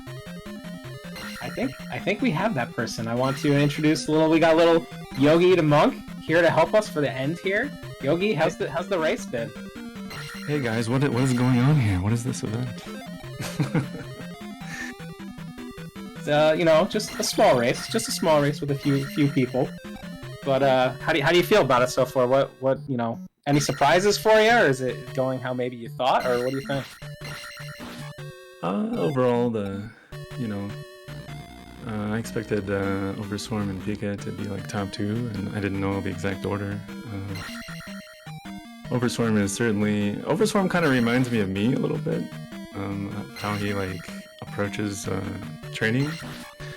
I've thought as Pika as being just very strong for a long time, ever since he first joined Big 20 number 9 in the Battle Kit one. But yeah, been pretty good so far. No, it's been really good, and again, I want to thank Andy too for helping out. I mean, Andy knows so many of these games, but that chunk between DuckTales, Chip and Dale, Andy knows so many NES games. When I think of NES, I think Andy. So I want to thank for helping out, and but we're replacing one celeb with another celeb. So yeah, what do you think no about hard feelings? No hard feelings. It was a great great being here, and I know that Yogi will carry the torch for me, and I have the uttermost confidence. So I want to say thank you, and also good luck to all the runners in the remaining runs, and I will catch you guys later. See you, Andy. It was great having you. If we don't talk about Zelda too soon, it's going to be over. Yeah, exactly. Pika's already pretty much on the first boss here. Yeah, so what we got the goal here is what? It's beat Palace 1, beat Palace 2. So what do we need to know coming out of Palace 1? So you're gonna, after Palace 1, you're gonna want to go grab the trophy, which is up above in the desert, kind of north of the castle that you start at. And then you need to go get the jump spell in one of the towns, and then you can kind of meander your way over to Palace 2 next.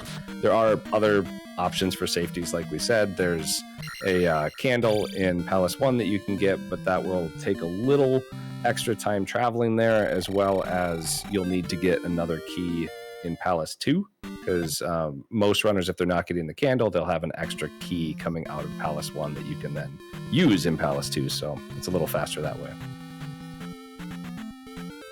One important thing to note about this goal is, or in Zelda 2 in general, is the stats at the top. You have attack, magic, and life, and you can see Pika has 3 attack, 1 magic, 1 life. Overstorm still at 111. And as you kill enemies or get P-bags, you get experience, and then you can pump that experience into the various stats, and then you can even skip a stat if you want and save it for like the more expensive stat or whatnot. But yeah, the way attack works is every time you put a level into attack, you just get 1 flat more damage. So the full boss has like that first boss had 32 health. And your base 1 attack does 2 damage. Well, if you go up to attack 2, now you're doing 3 damage per hit, and it's the difference of killing that boss in 16 hits or 11 hits. So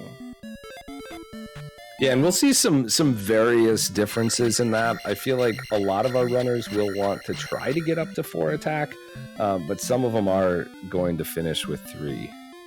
And they'll opt to get either 1 in magic or an extra 1 in life compared to the other attack one. But I feel like a lot of people are going to try for the 4 attack.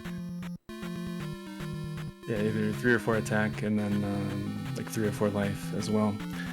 And interestingly enough, life doesn't actually give you more life, it gives you damage reduction, which is kind of like effective life, but it just makes things hit you less hard. And one kind of funny thing about getting the jump spell there, Pika did up A there, which essentially is just resets you back at the starting castle. It's actually 2 seconds faster to run all the way back past the town and around than to actually walk your way out of town.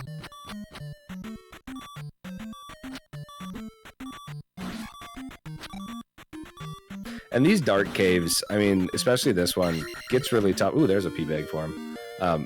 They are really tough, but I mean, they're very learnable. If you spend the time with it, you should be pretty good getting through them. But it's certainly not the easiest thing, especially with those 2 Goriyas there, the boomerang guys.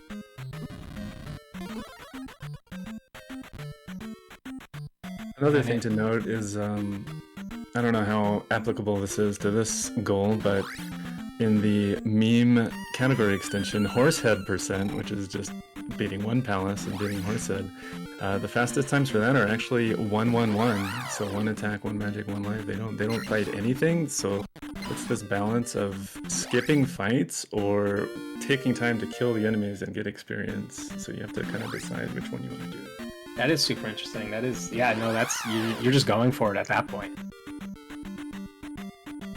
And it does look like total speculation. I'm betting that the longer the route is, the run is, the more benefit you would get from those. So I'm assuming 1-1-1 probably wouldn't be the fastest here, but we did see Pika getting the safety ferry outside the cave, and he grabbed the extra 1 up there too.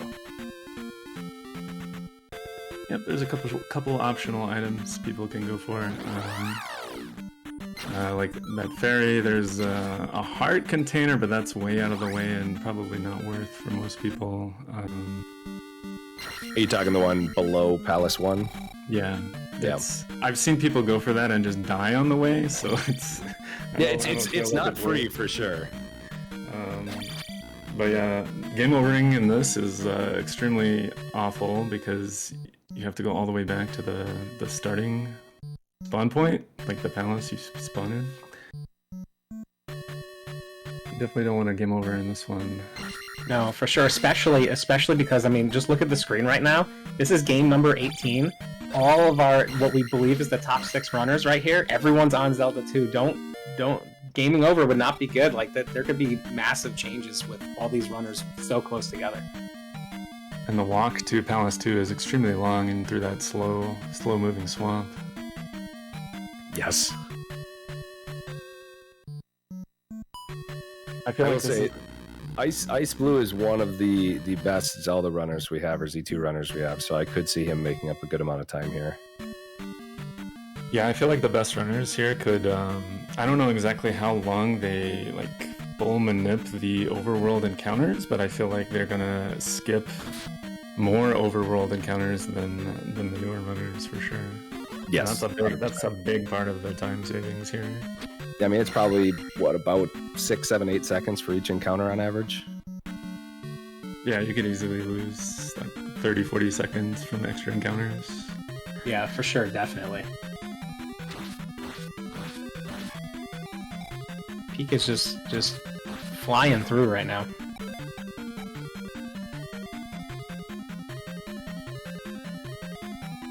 It looks like stands on Horsehead right now, hoping to finish that off really quickly and keep on trying to make his little comeback. And on each of these, especially on Horsehead, you'll kind of see they'll wait for Horsehead to kind of come back to you a little bit towards the middle of the screen so that you don't get them off the screen there. Just causes some issues. Overstorm kind of taking a long route through the swamp to get that one up. There's a shorter path through the swamp, but it doesn't really go near that one up. But playing a little safe there. Pikachu actually got pretty unlucky there.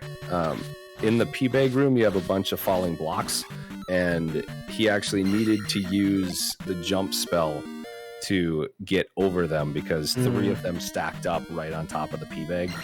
That's unfortunate. Yeah, and so the hope here is that once he does get the glove, I mean, he can get through those now, but he's hoping that doesn't happen again because he does not have the magic for the jump spell again. Yeah, and it does look like too. Overswarm is getting into, it seems like more than some of the others, a lot of random encounters. Well, overworld. That was a good one though. He saved That it was by good. going on the gold tile, the safe tile. That was smart.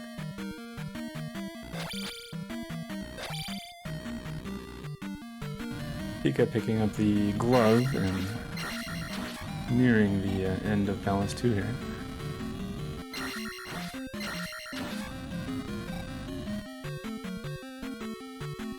He's just got a tiny bit more to go here. Takes one hit, but getting through these blocks. And you needed to pick up the power glove to get through these blocks.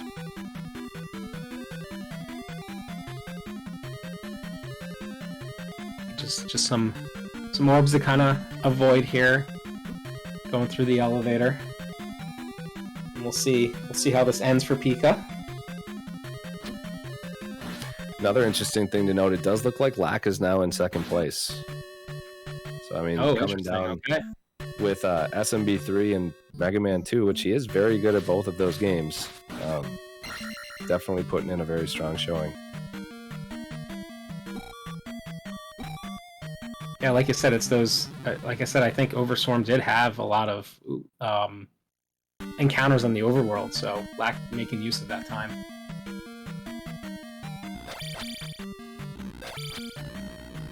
And Lack is definitely one of the runners who has been in Big 20s the longest. I think. Did he do the first one, Yogi, or does just the second or third? He was in the second and the third one, yeah. I don't think. Yeah, so I mean, he's definitely been around Big 20 for quite a while. I think this is his fourth one. Obviously, everybody knows Lack for like top Zelda 1 runner in like all of the categories. Yeah. And then a lot of Mario, Mario RPG, Mario 64, all of the Marios, a whole bunch of various games. Hasn't won a Big 20. Overswarm has won once in Big 20 number 12 and got a second and a third place. I think this is Overswarm's fourth Big 20. And Pika, this is Pika's like 5th Big 20, and no wins yet, but does think have a it's his second and a sixth. couple thirds. Yeah, he's got 2 seconds, 2 thirds, and I think a 9th in his first one that he did or something. Well, that was the Battle Kid one. That's okay. Looks like I think Pika took a death here over in this boss. He's got to do it one more time. Hopefully this can get through. This is Helmet Head. He's wearing a Nice. helmet, which you knock off, and then he has another helmet underneath, and then you knock that off, and then they start floating and shooting at you. Yeah, that's normal. I mean, to be fair though, like you obviously knocked both of them off, so it probably happened before. He's like, man, I should probably wear more than one helmet. He's learning. The next time, if there's, if they made another Zelda after Zelda 2, maybe one day, they'll probably have 3 helmets on. Pika taking Helmet Head down with a 3-1-4. The difference between the stats at the top is not that great. It's like one more attack is just going to be maybe a few less attacks needed, and then on some of the bosses the health doesn't even really matter. Like life 3 and life 4 is just going to be the same because the same amount of hits are going to kill you. Yeah, so Super Mario 3, this category is only to beat Worlds 5 and 6. And so we're going to see our runners get the 2 warp whistles in World 1, and they will go straight to World 5. But it'll be a little different than the warpless category World 5 and 6 because you don't have all of the same items that you would have if you were playing warpless. So we are going to see some differences in how Worlds 5 and 6 are played than we normally would in a speedrun.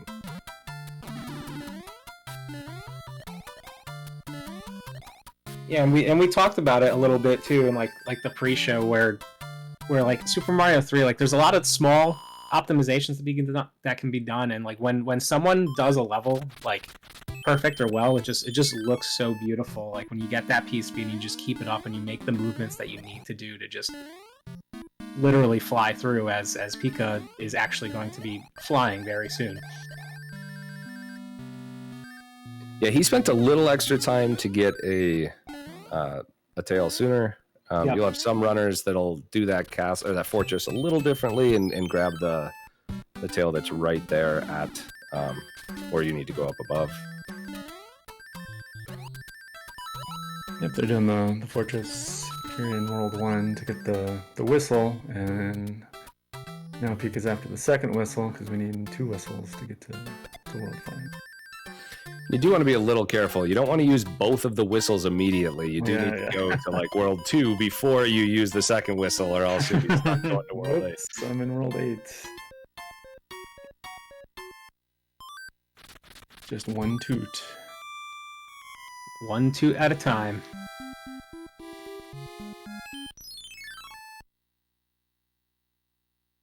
So there's Pika, World 2. It's going to bring up the next whistle. We got one more toot. And we're tooting the 5. I feel of the 3 Marios, this is the hardest, personally, just because of P-Speed mechanic. Like, you have to know P-Speed strats, you have to know non-P-Speed strats, and you have to know like leaf strats, fire strats, small strats. Like, there's just way too many strats in this one. There is. Yeah. There's a lot, and like World 5 and 6, like you don't play those all the time when depending on like what category and stuff you're doing and what you're watching. Like so, there's some tough levels there. Yeah, I do personally. I find it the most fun. I do think Super Mario 2 is a very fun speedrun. A lot just because there's 0 RNG involved. Pika did almost die there on that level, but no, I mean it's incredibly hard. Mario 3 is the speedrun, but it's really rewarding, and it feels so good when you play it well.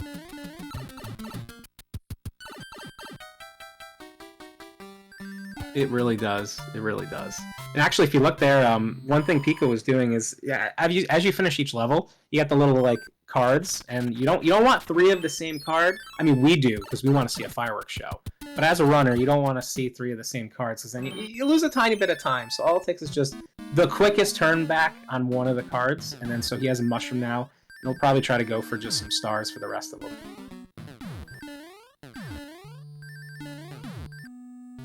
And if you look even at the rest of them along the top, they're kind of doing the same thing.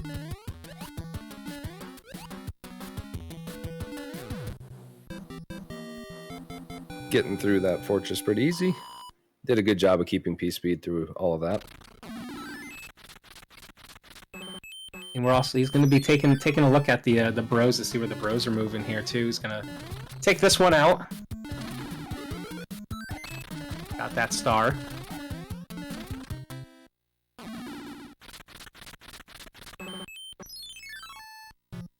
And we got another little fortress here. This tower is actually really neat if you can keep P-Speed. You can keep P-Speed through this entire thing. It's very difficult, but it's saves a lot of time if you can keep it up this entire time.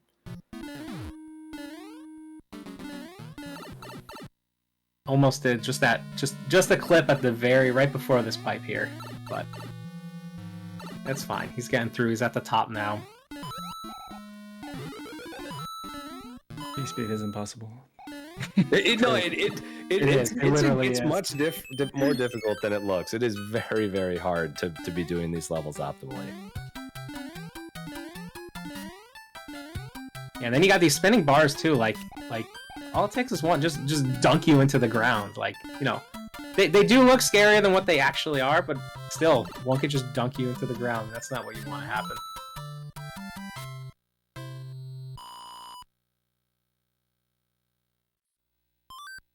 We've been focused on the top 3 for a bit. Let's take a look at the bottom 3 on the layout. We got yes. lower left, we have JC, most known probably for being a pro Battletoads runner. He's probably top 3 in like every Battletoads category there is, as well as probably being the top 1 in like every Castlevania game, including CP4 on SNES. The bottom middle, we've got Ice Blue, probably the best Zelda 2 runner in this race. And in the bottom right, we've got Stans. Every game Stans touches becomes a world record, I think. He's got sub 10 Contra. He doesn't have a record in Contra, but he's got a sub 10 Contra. He's got world record in Super C, world record Cliffhanger, world records in Alien 3, Shatterhand, Journey to Silius, Tiny Toons, Darkwing Duck. Every game he touches just turns into gold. I don't know if we have enough time to go through what world record Stan has. The third game out of all the games he's run was Cliffhanger. It was like, of course, that would be coming from Yogi. That's the type of hard-hitting details we needed, and why he's joining us on commentary right now. Exactly why. I don't discriminate games. Even Cliffhanger deserves to be mentioned. Great game. That's all I'll say. But yeah, so like as you said, like as you were talking about that bottom row, Ice Blue and Stans were just finishing up with Zelda 2, so they just got into Mario 3. So again, we have our what looks to be top 6 runners, all still game 19, all in the same game. This far, almost 3 hours into the race, there's at least 6 people all in the same game, which is amazing to see. Lack and Overswarm are even on the same level for battling for second. Ridiculous. Absolutely ridiculous. I think this is JC's second Big 20 and Ice Blue's second, I want to say, and this is Stan's third.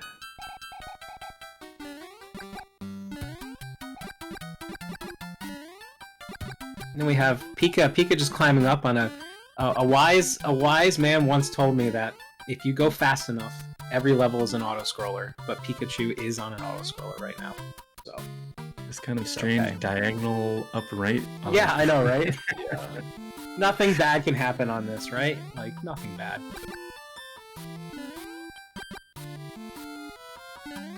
Yeah, you really don't see that much. A little up and diagonal. Diagonal moving screens. There's some games out there that can't do that. You know, specifically one with a K. I always like that second chain chomp there. You can just stand on it and auto kill it as it runs into you. He's like, you know what? I'm done with this. I'm tired. I'm going home. Congrats on Pika on the 1-up.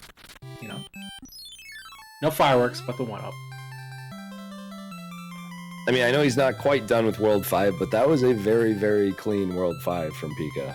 Yeah, there was almost not much to even. It was so good so clean that there wasn't even much to talk about. He just got through each section like he needed to. And I think the Koopaling here is I think it's Roy.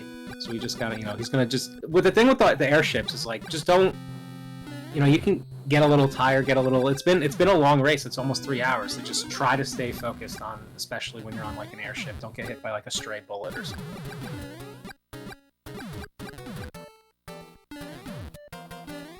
Sometimes, especially if they got the fire flower, maybe shooting some fireballs to the beat of the music sometimes keeps some runners going. I think I do that sometimes, so. As Andy noted, JC and Stans are roughly 2 seconds Look apart. at that. Now. Yeah. And Ice Blue and JC Ice Blue. are identical. Yeah, like I think their Hammer Bros also went. No, they didn't go the same way, but they like just both moved at the same time. I might have to check that out. Okay, Pika's through the airship though, is onto the Koopaling. Again, that's Roy. We got 3 hops, and that is World 5 done. And so just 1 world remaining for the Skull. World 6 for Pikachu is again. Let's look at that sync at the whole bottom row. Look at that, all in the same boss. Yeah, while we were admiring the sync, Lack did take a pretty nasty death, so he is behind Overswarm now. That's unfortunate.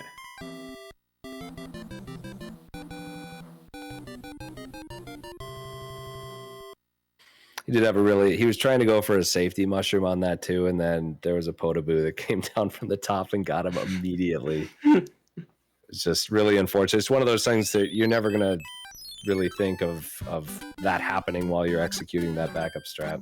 Yep.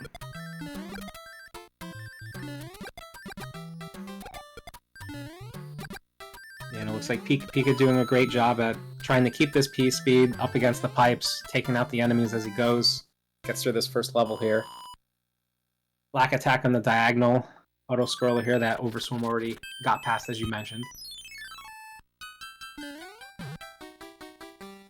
Yeah, so the beginning of level 6 here, these are a couple of the levels that you don't usually see in the Warpless run, because we'll have True. a hammer and you can kind of you'll go through a pipe at the beginning and kind of be able to skip these 2 at least, but nothing too terrible. It's just ones that people usually aren't as used to playing. Yeah, no, I agree. And like even just watching, like Pika got through it looks like with ease, but like there were some tiny little platforms to hit, so like it could definitely be scary. All it takes is 1 wrong movement. You're falling off a gap. But there's the hammer. It's hammer time for Pika. Had to take out that little Koopa bro.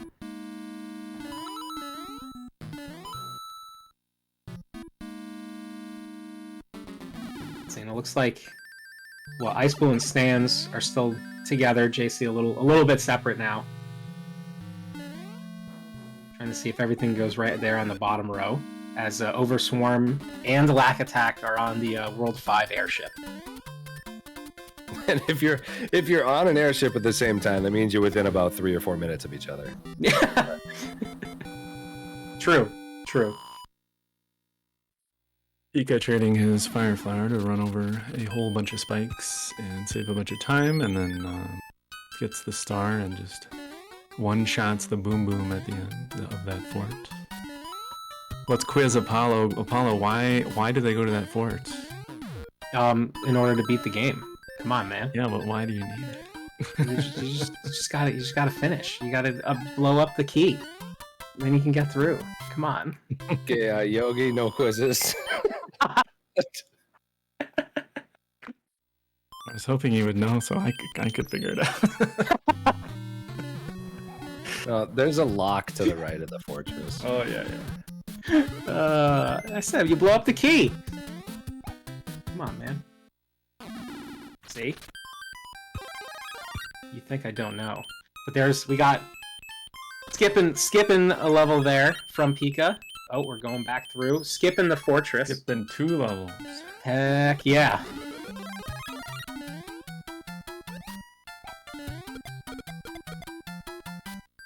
Taking out all the enemies before he gets there. Hopping on some more. Just absolute going through everyone. Taking that hit just to get that early P speed and finishing through the level. It does look like Lack Attack and Overswarm are done with that World 5. Look at Ice Blue and JC on the screen, like literally going in the pipe at the same time, just as a different size character. Yeah, you got it. Oh, I was going to say you had to give it to JC because he was fire, but well, we'll see some fireworks. It's crazy. He did a turn back too and still got a star. That was So a I'm wall sure, jump. I'm sure he's not thrilled.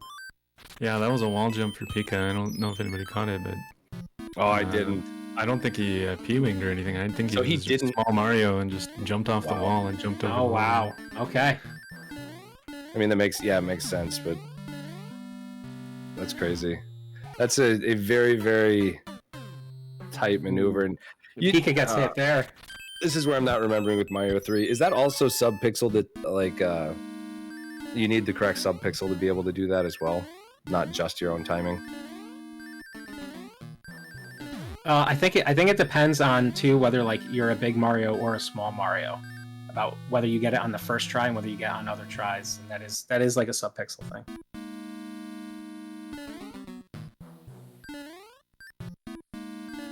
Yeah, so Pika takes that orb death, but he gets back to the end and still ahead. So while obviously as a runner Pika doesn't want to lose any time being in the lead right now, he's at least was still able to kind of get through the level without anything worse occurring.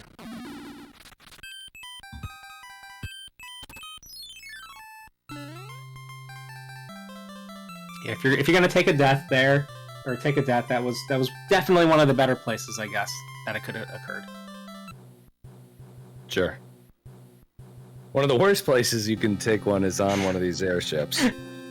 And they like to fly around, and then you need to go chase after them, and depending on where they go, you could have to either die in a level to make it go again, or beat a level. I mean, I don't know if anyone would ever go back and play through another level to get back to the ship, but definitely a huge time loss if that happens.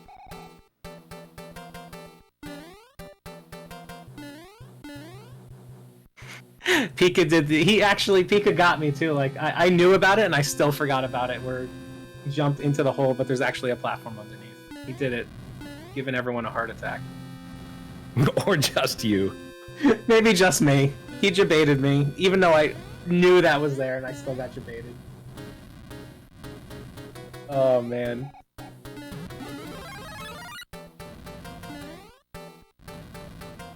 But it looks like, so yeah, looking at the bottom here, stands the wand a tiny bit ahead of Ice Blue and JC, who both now have the wand as well for both. Still so close, especially in that like 4th to 6th, 7th place range.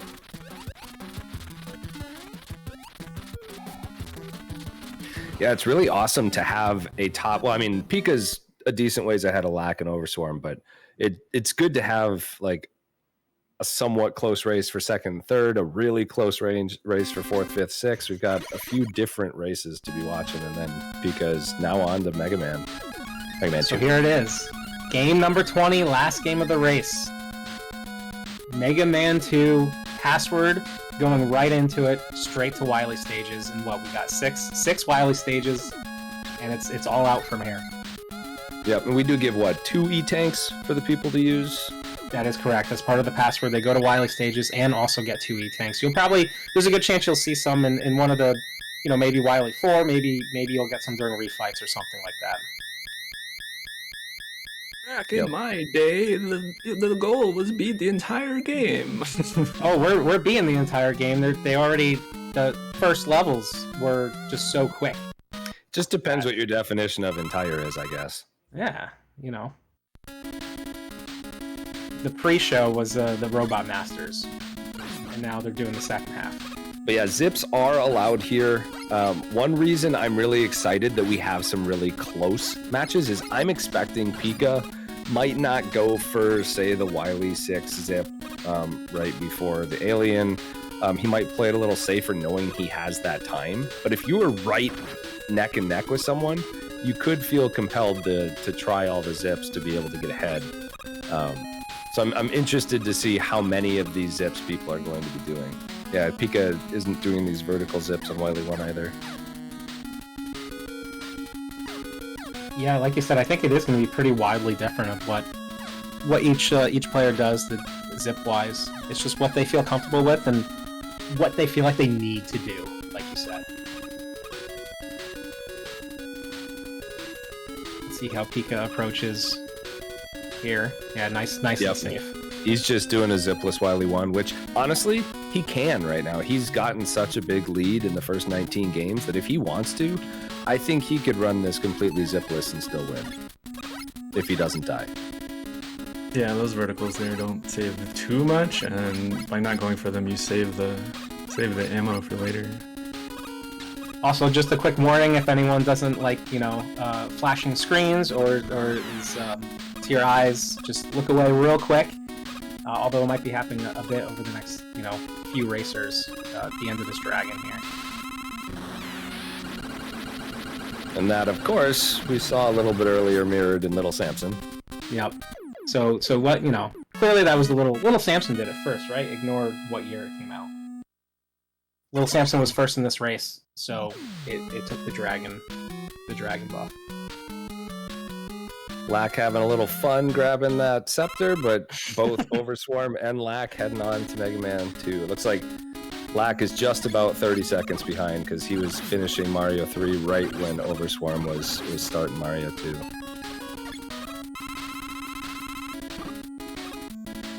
Yep, Pika's just doing item 2 and Wily 2. I think this is smart. This is smart.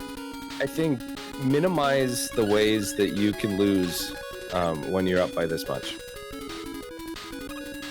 And he gets another E-Tank out of it too that you saw that he picked up. So it's, Pika's had a good race and Pika's wants to finish strong. And just, you're at the point of don't make a big mistake. So.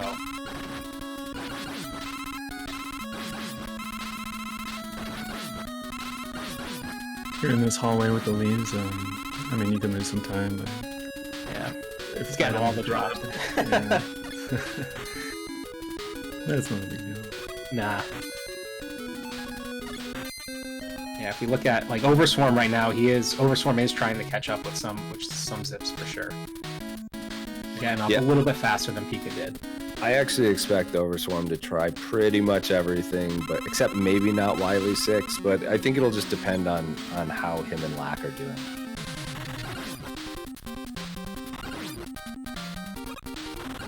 Yeah, Overswarm probably knows where Lack is, so...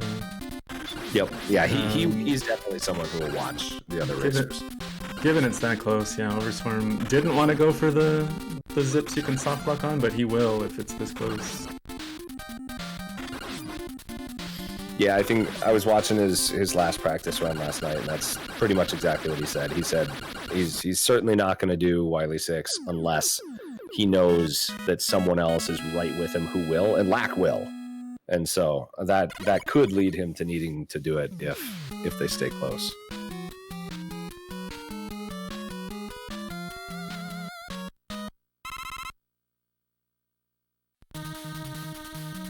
Okay, so we have there's an important question coming up. I'm not sure if you know what question I'm thinking about, but how many fish, chat? How many Saba pings? How many? Quick!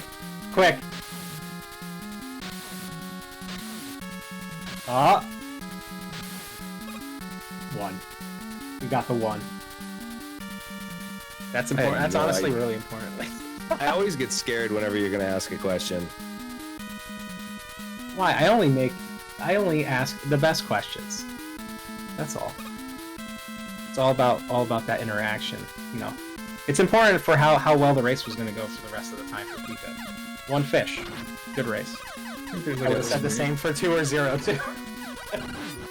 There's like a little mini zip you can do in this hallway before the boss, but it's optional. It doesn't do that much. Yeah, so Met Dozer here, much more mash heavy on difficult than normal. We are playing on normal. All of the enemies take half as many hits on normal compared to difficult. Yeah, Pika's a contra runner, so this is all these mashing fights are just free. I think the other thing that's a little better, but it still does a ton of damage. Wily does not, the Wily Alien does not one-shot kill you on normal. It takes off, I don't know, roughly 3/4 of your health or so. So if you are at full health and you do hug the alien, you are not going to die immediately. But if you take in a couple hits from his shots, then you could still be in trouble. Pika getting that nice little net zip, I think it's called there. Yeah, this is definitely the stage, I think, when you think Mega Man 2 and like Wily stages, like this is the one that, you know, you really don't want it to go poorly here. But he's getting, like you said, using some zips here a little bit more wisely. Yep, getting that nice vertical zip, and then this hallway zip as well. JC Get Ice some, Balloon stands are still about 20 seconds apart from 4th to 6th.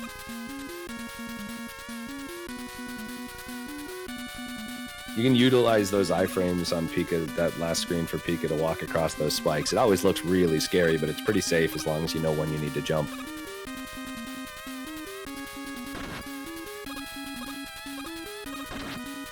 Yeah, gets through that first part, jumps off the last one here. There's one more little set.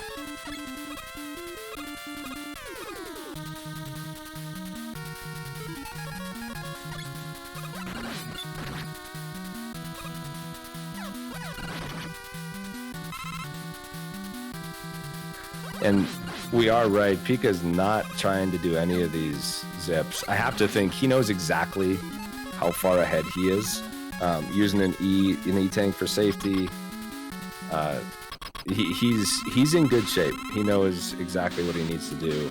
And one pain about this boss is a lot of times you will lose some vision for a while there on because of the refresh rate on where everything is.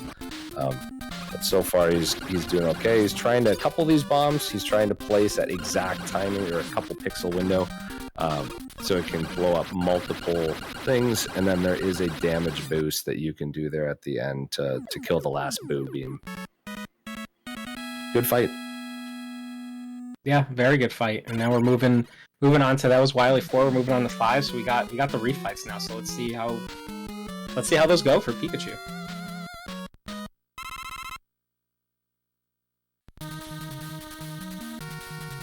Yeah, certainly not as dangerous on normal, but I mean, weird things can still happen.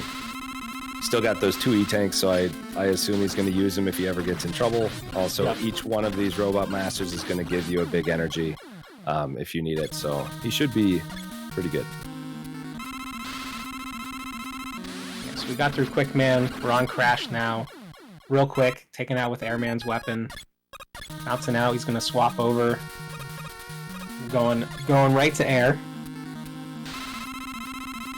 See if he tries to throw some. Nah, he's just gonna use Buster.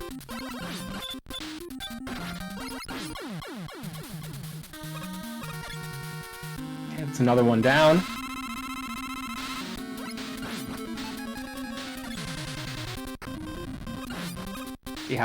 See if Heat's being nice. Enough.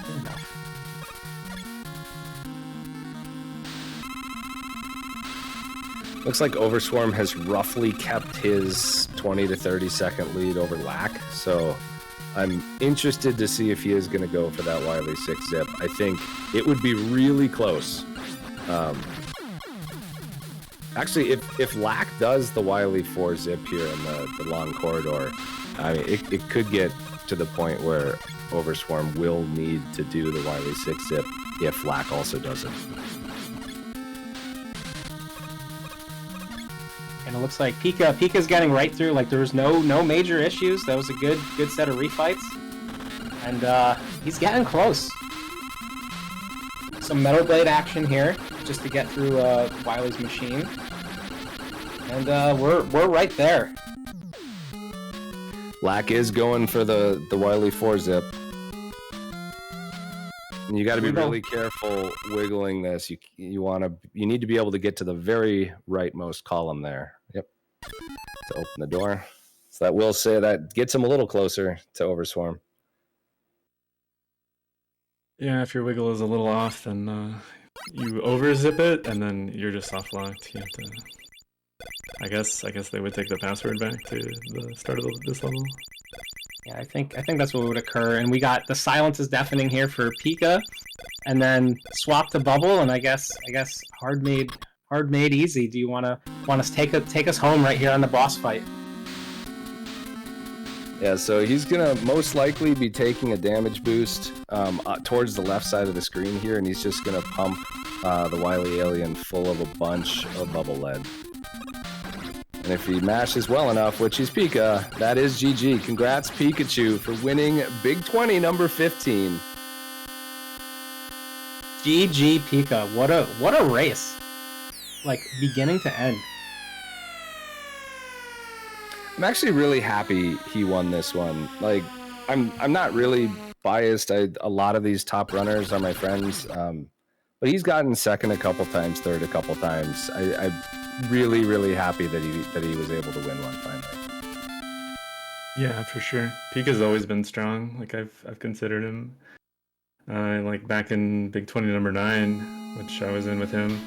I've considered him to be strong ever since then, and like he's just strong. Yeah, I think he's just had a couple things that have come up in each of the races. I think he had a rough time with, was it Metal Gear, a couple times ago, but yeah, it was just a few like issues here or there that have kind of kept him from winning one. But yeah, GG's to Pikachu. This whole race from him was incredibly solid. I mean, he won by multiple minutes and did not even do a zip in Mega Man 2. That just shows just how far ahead he was.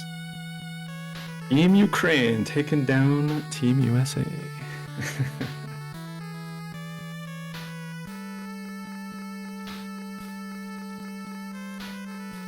Yeah, it wasn't an amazing race by Pika, but we have Overswarm now and Lack. Overswarm just the tiniest bit ahead. But let's see how they can finish out Wily 6 as well. Okay, Overswarm is not doing the zip, and so if Lack does get this zip, it's going to be real close. I actually think Overswarm is still going to be ahead. Looks like his refights were good enough to where he doesn't need to do the zip, but if Lack does, which he is, they will be really close.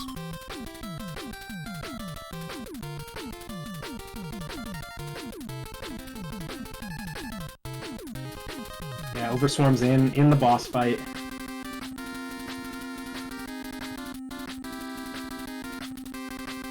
Lack getting the wiggle in. Yeah.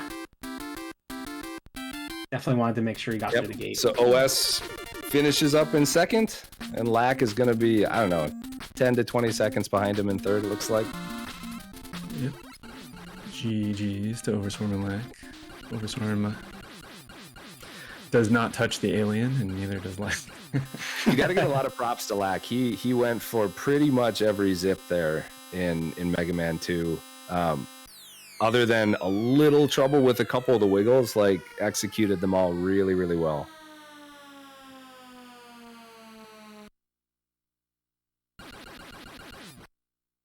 So there it is. That's our top 3. Big 20 number 15. Pika, Pikachu, Overswarm, Lack Attack. Well done to those runners. That's a lot of time put in, a lot of effort, a lot of practice, and then a really good performance on race day here.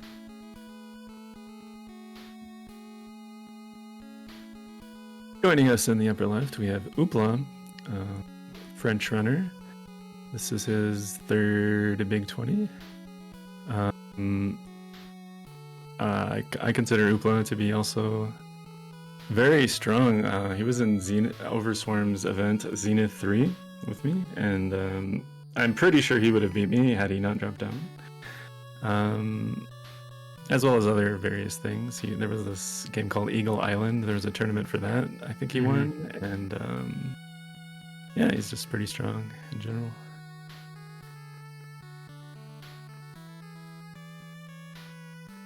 Maybe not so experienced in these NES games, like these popular NES games that all of us know already. Like maybe he doesn't know them yet, but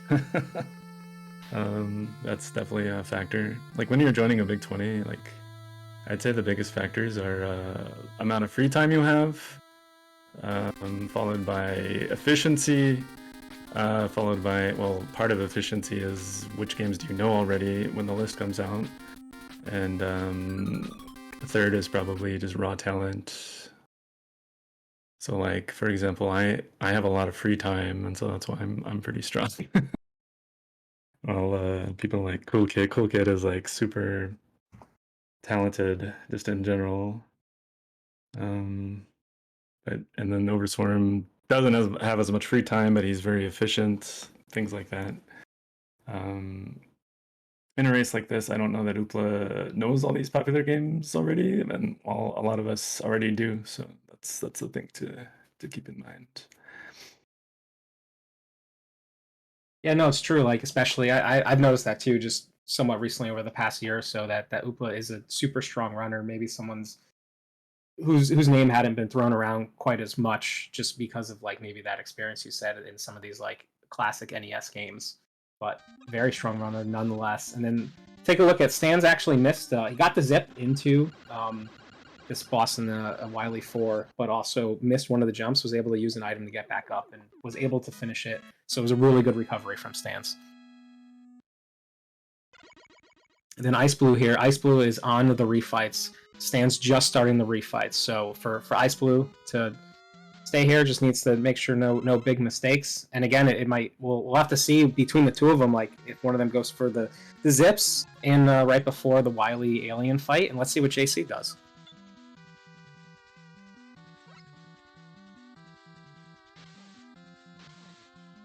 Yeah, JC going for it.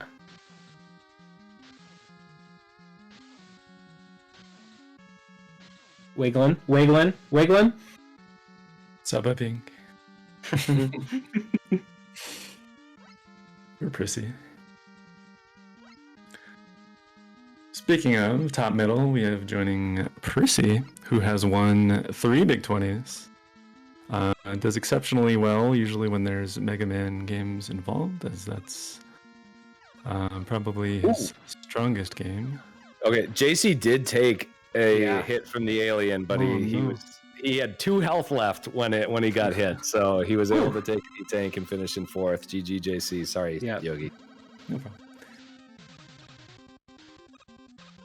Yeah, that was scary. I'm glad JC. That's something you don't want to see to die in the actual alien right there. But GG to JC place, and we have Ice Blue now going for the zip, swapping over to Bubble. Oh, he did overzip, so he's gonna have to die on these little acid shots, and he'll give it another shot. He is still ahead enough of Stans, so should be okay if he does it again. I do want to give a big shout out to JC. I think like he's really showing his versatility in this Big 20, being able to finish 4th. Like he is definitely known for a subset of games, but he's shown that he can learn other games really quickly. That is true. And Ice Blue, as you say, the Ice Blue is now in. It does not overzip this time. Into the boss fight. Let's hope full health at least. So hopefully no damage from the alien here. Got Bubble going. Let's see how Ice Blue finishes. Takes a hit. Yeah, and nice you can take a ton of hits from the actual bullets that the alien shoots out. So that's a GG. We have our top 5 finishers now. Ice Blue joining in 5th place. So GG. Great run. Yeah, like Yogi was saying earlier, Prizzy is definitely, I think, the top both Mega Man and Mega Man 2 runner in this race. He's incredibly good at all 6 of the NES Mega Mans.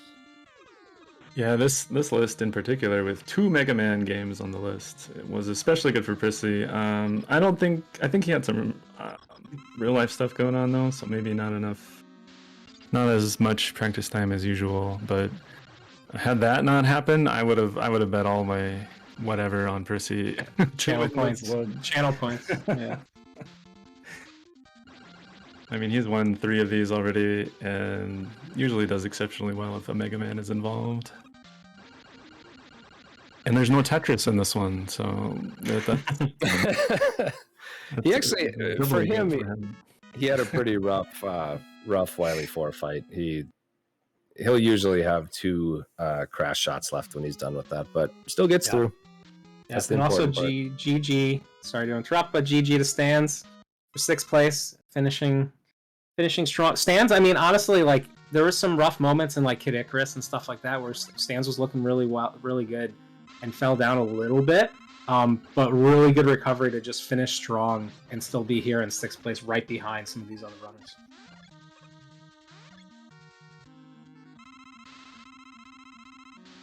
For those that don't know, Prissy has this kind of unique mashing technique. He mashes with his teeth somehow, and just he puts the controller up by his mouth and just uses his teeth to get this crazy fast mash. I haven't actually seen it in person, but I've seen a video of it, and it's pretty bizarre, but pretty effective. I wonder how much he uses in a run like this. Yeah, I wonder. I mean, go ahead. Maybe a little, but the mashing in Mega Man 2 on normal is not nearly as bad as a lot of the other Mega Man games, or even on difficult. So I'm not sure if you really needed it too much with this. Yeah, that was honestly basically exactly what I was going to say. That maybe if this was on the higher difficulty, but for this, talented enough runner to get through what he needs to get through.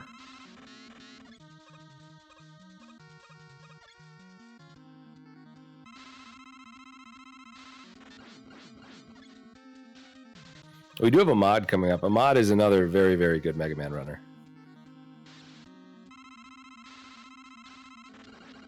See how he gets through. If he can nail the crash. Looks like he might not. That's good. I wasn't sure if it was a little high or not.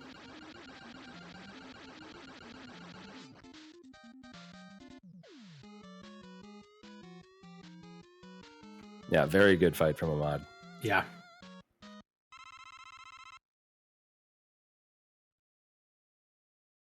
Mod is the Blaster Master king, right? Yeah, he's very, very good at Blaster Master as well.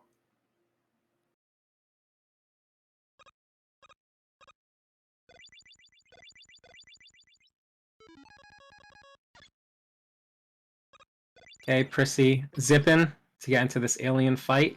Pretty good zip. See the finish.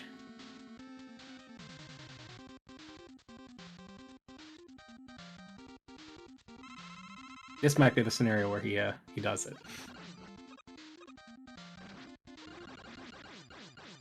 Yeah, real quick kill.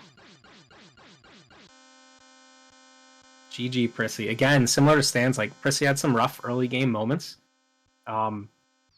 Finishing really strong, for sure. So GG to Prissy.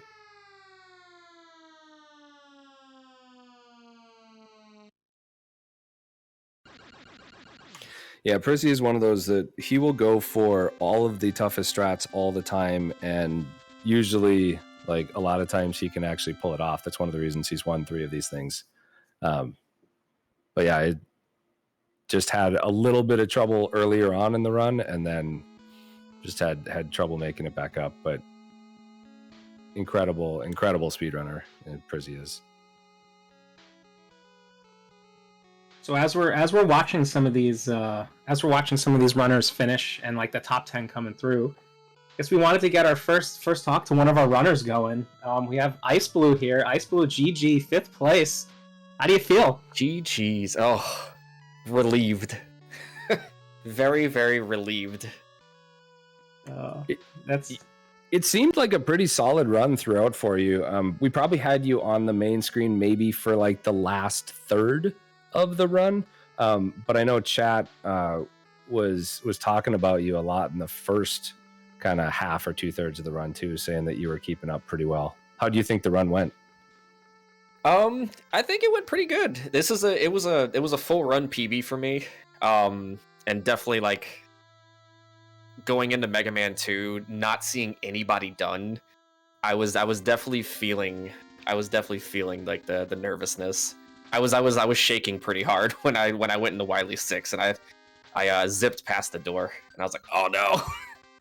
Interesting. So were you not watching anyone else? No, I Okay, just so you had no idea my how screen anyone up. else is doing. Nice. Okay. Nope.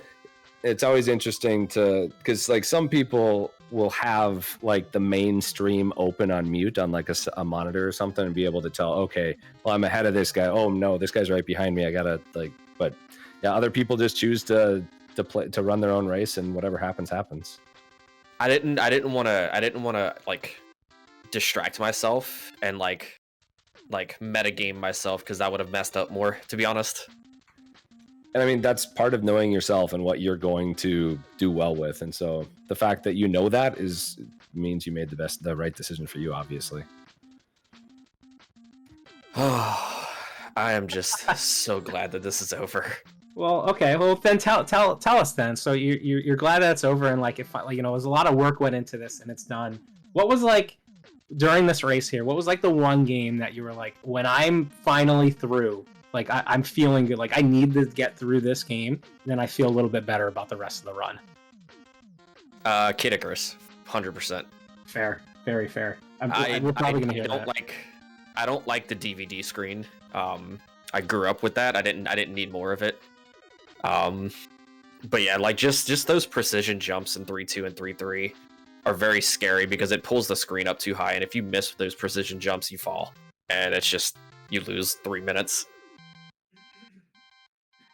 Yeah, I mean, it's certainly a very scary game. We saw multiple runners have a real tough time with Kid Icarus. I do want to just point out, this isn't really a question, but I wanted to say thank you, because I know, at least for Zelda 2, I'm not sure if there's anything else, but you and JSR did a tutorial for that. And it was very well received. So thank you for kind of helping some of the other runners learn at least one of the games that you are excellent at. So thank you for that. Yeah, no problem. I'm always like looking to help. Like if anybody ever has questions about runs that I'm familiar with, please reach out to me. My DMs are always open. I can answer any questions you may need, or you may have. Sorry. I was about to make a DMs are always open joke, but I'll pass on that one. That's for later in the race, later in the night. Yeah, I need to go have a couple beers if I'm going to start asking questions like that. I don't know if y'all kept me up on the live stream, but I literally went and deleted Kid Icarus live on my EverDrive. I don't think we saw that, but you know, I believe you. So. Nobody blames you. Oh yeah, no. Just Pandora is just delete from existence. Thanks. Anything else you might want to like say? GG's to like the big like the top finishers here: Pikachu, Overswarm, Lack, JC. GG's on those first, second, third, fourth place runners. My goal here was top 5, and I grasped it by less than a minute, because I think Stan's finished 50 seconds behind me. So I'm super excited that I was able to hit the goal that I had set for myself. That's awesome. Yeah, I mean, you certainly did sneak in just before Stan's there. Stan's finished about a minute after you. But yeah, congrats on the top 5. Anything else you want to say to any of your fans or community? No. Just if you're looking for more Z2 stuff, I am joining. There's a Z2 100% all keys tournament that's coming up that literally starts like the draft and everything starts tomorrow. And I'm gonna pretty much just be like exclusively just grinding that game for a while. So if you want to see more Z2, definitely come check it out. I'm usually live every night at 9 p.m. Central. So come check it out if you want to come hang out, get to know the run better. Awesome. Congrats again on 5th. Have a good rest of your day. Go celebrate. Yeah, all right, thank y'all for putting this on. I definitely appreciate that a lot. It was a lot of fun. About the runners. GG for playing. Thank you. Yep. Thank you. Y'all have a good one. You too.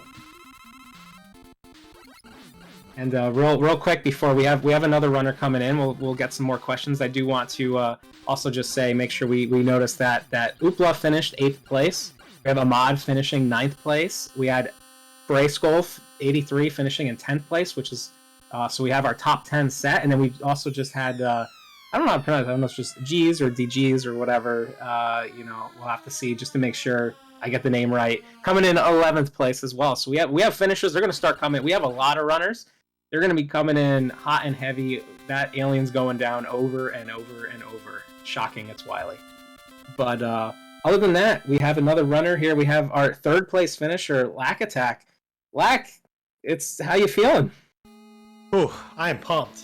It was what a rush. I actually had no clue what was happening outside of my run, and I think if I was watching, I might have collapsed under the pressure, just fallen to the ground. But yeah, when I clicked done, I assumed that Pika and Overswarm had finished, but I did not think it was going to be that close. So really, really cool. I'm guessing it was a really fun watch. Yeah, it certainly was. So Overswarm was a bit further ahead of you, but he didn't go for the Wily 4 or the Wily 6 zip. And so I was wondering if you were watching, because like it seemed very like, or at least, I mean, you're good enough at Mega Man 2. You just probably figured, well, I'm just going to do the zips and be fine anyway. But it was perfect, and you almost had enough to catch him in Wily 6, but he was just a tiny bit too far ahead of you to have the zips make up enough time. Yeah, I was going to do those zips anyway, like regardless of how I thought I was doing, because you got to do the stuff in the games you're good at. Like if you don't, then what the heck are you? Why are you even playing? So that's why, like, I cut out the zips in Wily 1, like the second vertical zip, and the zips in Wily 2 because they're so punishing if you don't get them.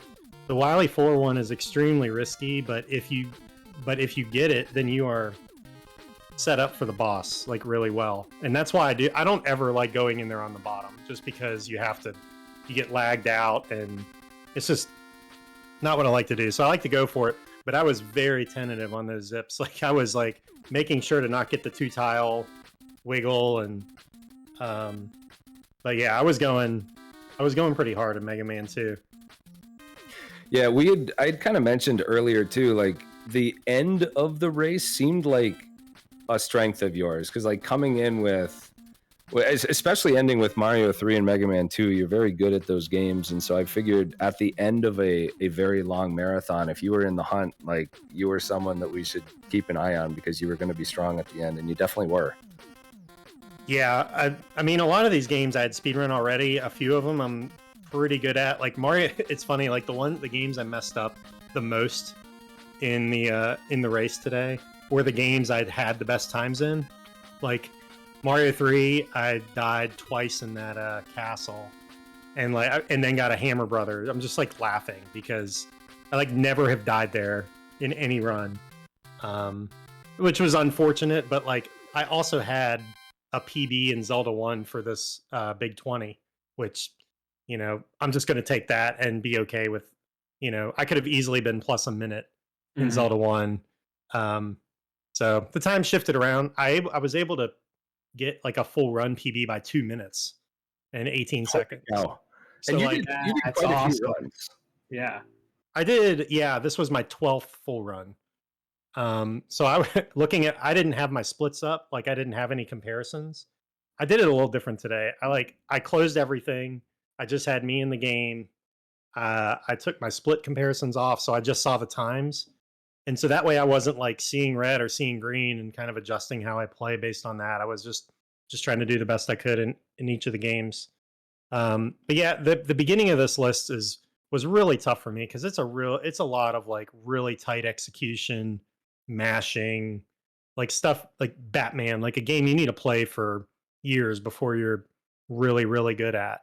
And then we got into the games that I feel like I'm pretty high aptitude, and like Mario 2, I probably would have PB'd in Mario 2 also, but I couldn't get the quick kill on Claw Grip. I even got 2 chances and missed all of them, or missed both of them. And then Kid Icarus, I died in one of the vertical levels, but played pretty well. I was super nervous about the Eggplant Wizards. I'm sure the others were too. I got hit like 3 times in a row in a couple runs back to back. But yeah, I had PBs in Zelda 1, Battletoads, Chippendale, and Zelda 2 in the race, which is I'd turned it up. So Yeah, I mean that's pretty exceptional, especially the games that you are like PBing in Zelda 1, which obviously you've had the world record on that for pretty much every category at many different times throughout history. So awesome. Is there anything else you want to chat about, talk about, or anything on your mind? Well, just really quickly, congrats to Pikachu and Overswarm for top 3. Like, holy cow! I mean, these guys they are so good at these games, and it's just been a pleasure to watch. Like the last 6 weeks, it's been a rough since the Big 20 started. Had a lot of personal stuff go on, and this has been a great distraction. It's been fun to get to know new runners, like talk strategies. The Discord's been super active, and I'm glad that I was able to be a part of helping put this back together, because Big 20 is like one of the, if not the coolest event in speedrunning, like especially retro speedrunning. I'm just glad it's back, and I'm glad that Overswarm and I could give a good show for a really close race for top 3. But yeah, congrats to everybody else. I know Pikachu's been waiting patiently, so they should get him on in here. Yeah, we will. I think we're all happy that you were able to play in another one too, because I know you were one of the very first speedrunners I ever watched, and outside of those first couple early ones, it was good to see you back in the Big 20. So congrats, and I'm glad you played really well. Yeah, thanks so much. Yeah, GG's. It was great. GG. Okay, so we're gonna bring in the celeb of the moment. First place.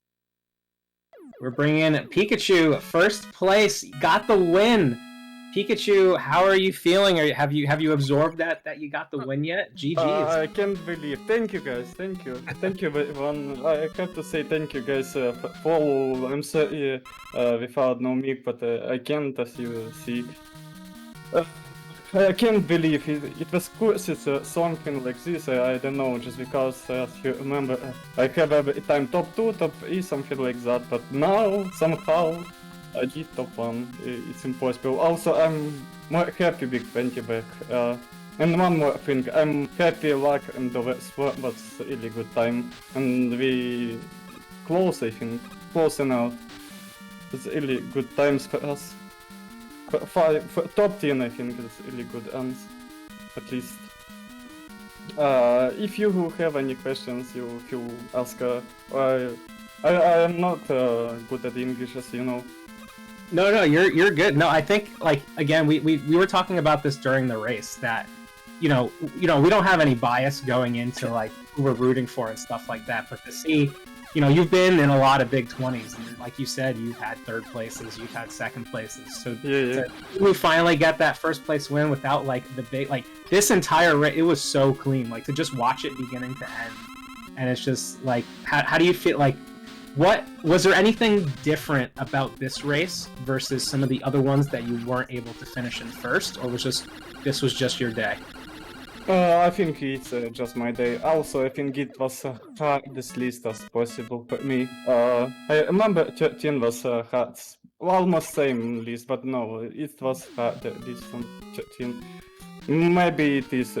I mean, in every game you can lose at least 1 minute easy, almost in every game. Like in Sember 2, if you die, it can distract. Sorry. Also, thank Stylus, you can get bad stuff, something like that. You can get poisoned twice, and it will cost you a lot of time, and a lot of games like this. But one more thing, I have four games, my main games, called Batman, Dark and Dark, Chip and Dale, and I think it helps me a little bit. Just because I can do this game consistency. Yeah, I don't know if I have any questions for you, Pika, but I just wanted to say congratulations. I know I've been watching you for this is your 5th or 6th Big 20, and you've always been one of my favorite runners. And so thank you. I'm so happy for you. I can tell it's obvious that this means a lot to you. So congrats. and I hope it's not the last win you have. Yeah, maybe. You know. Thank you so much. I'm really happy you guys. Big 20 is back. It was something for me. I love this event, and as you know, I participate almost in all of these events, so I'm really happy. And thank you again, all chat viewers. Thank you everyone, and goodbye. No, you definitely thank you for stopping in, Pikachu, and like I'm sure you will watch it again, but definitely like watch the end, watch the chat. I mean, watch the VOD with like chat, and just the amount of like GGs and love that came in as you were finishing that run was really cool to see. So like I hope you get to watch it again and get to see that. Oh yeah, sure. I'm gonna watch what, but maybe it was too late for me. Take a break for now, you know. Take a few breaths and you know, see what else. Yeah, thank you guys, and goodbye. So that was Pikachu, our top finisher, and right before, so we're gonna get more people coming in to do interviews, but real quick, I want to make sure that we talk about. So like I said, we had our top 10 settled. I wasn't exactly sure how to pronounce, but I do know now. So G's came in 11th. We had Firebroth came in 12th with a 3 hour 34 minute. We had Arcus come in 13th, 3 hours 35 minutes. We had Retro Trev come in 14th, 3 hours 39 minutes. So these runners coming in just back to back to back, just showing how close this race was. We are actually going to bring in, just going to let that real quick. I clicked on the wrong thing. So we're bringing in our second place finisher, Overswarm. Now that it's been a few minutes, you know, race is over. How you feeling about it? Mad. I knew it. Yeah, I'm very happy that Pika won. Yeah. Like, I talked to Pika, and I was like, I want us like side by side again. I don't care who gets first, who gets second, but we got to be right next to each other again. We've always been right next to each other. Mm-hmm. I'll turn my volume up. Is this better? Sabletoothed. I have been like, I would be neck and neck with Pika. Like if you watch Big 20 number 13, especially for like 4 games, we had the exact same end basically, and we were synced up on the same screen. But there would always be some error that he made like towards the end, and I would pull slightly ahead. But it was always Overswarm Pika, Overswarm Pika. And in this one, he practiced his butt off. He did so well, and I am super proud of him. But I am not happy with my personal performance. I lost a ton of time, like right in the middle. Yeah, I was gonna ask. So looking back on it now that you've had the few minutes, what's if there's one game that like you're like, you know what, like this just wasn't my day in this game. Like what went wrong? What's the one game you would have liked to do again? Well, pick one.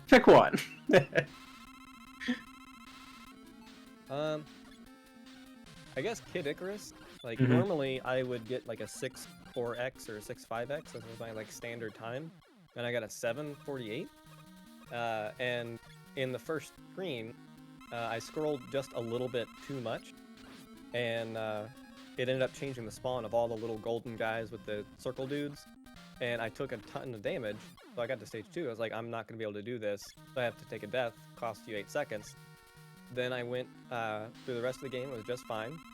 Made it to the boss, and then he goes to the bottom left, and then immediately goes to the top right. And the balls are like guarding him the entire time. Oh no. And so it was like a combination of like bad RNG at the end and really bad performance by me at the beginning. So like you can't just blame RNG or just blame that you had a bad day. It's like no, you get both poisoned at once.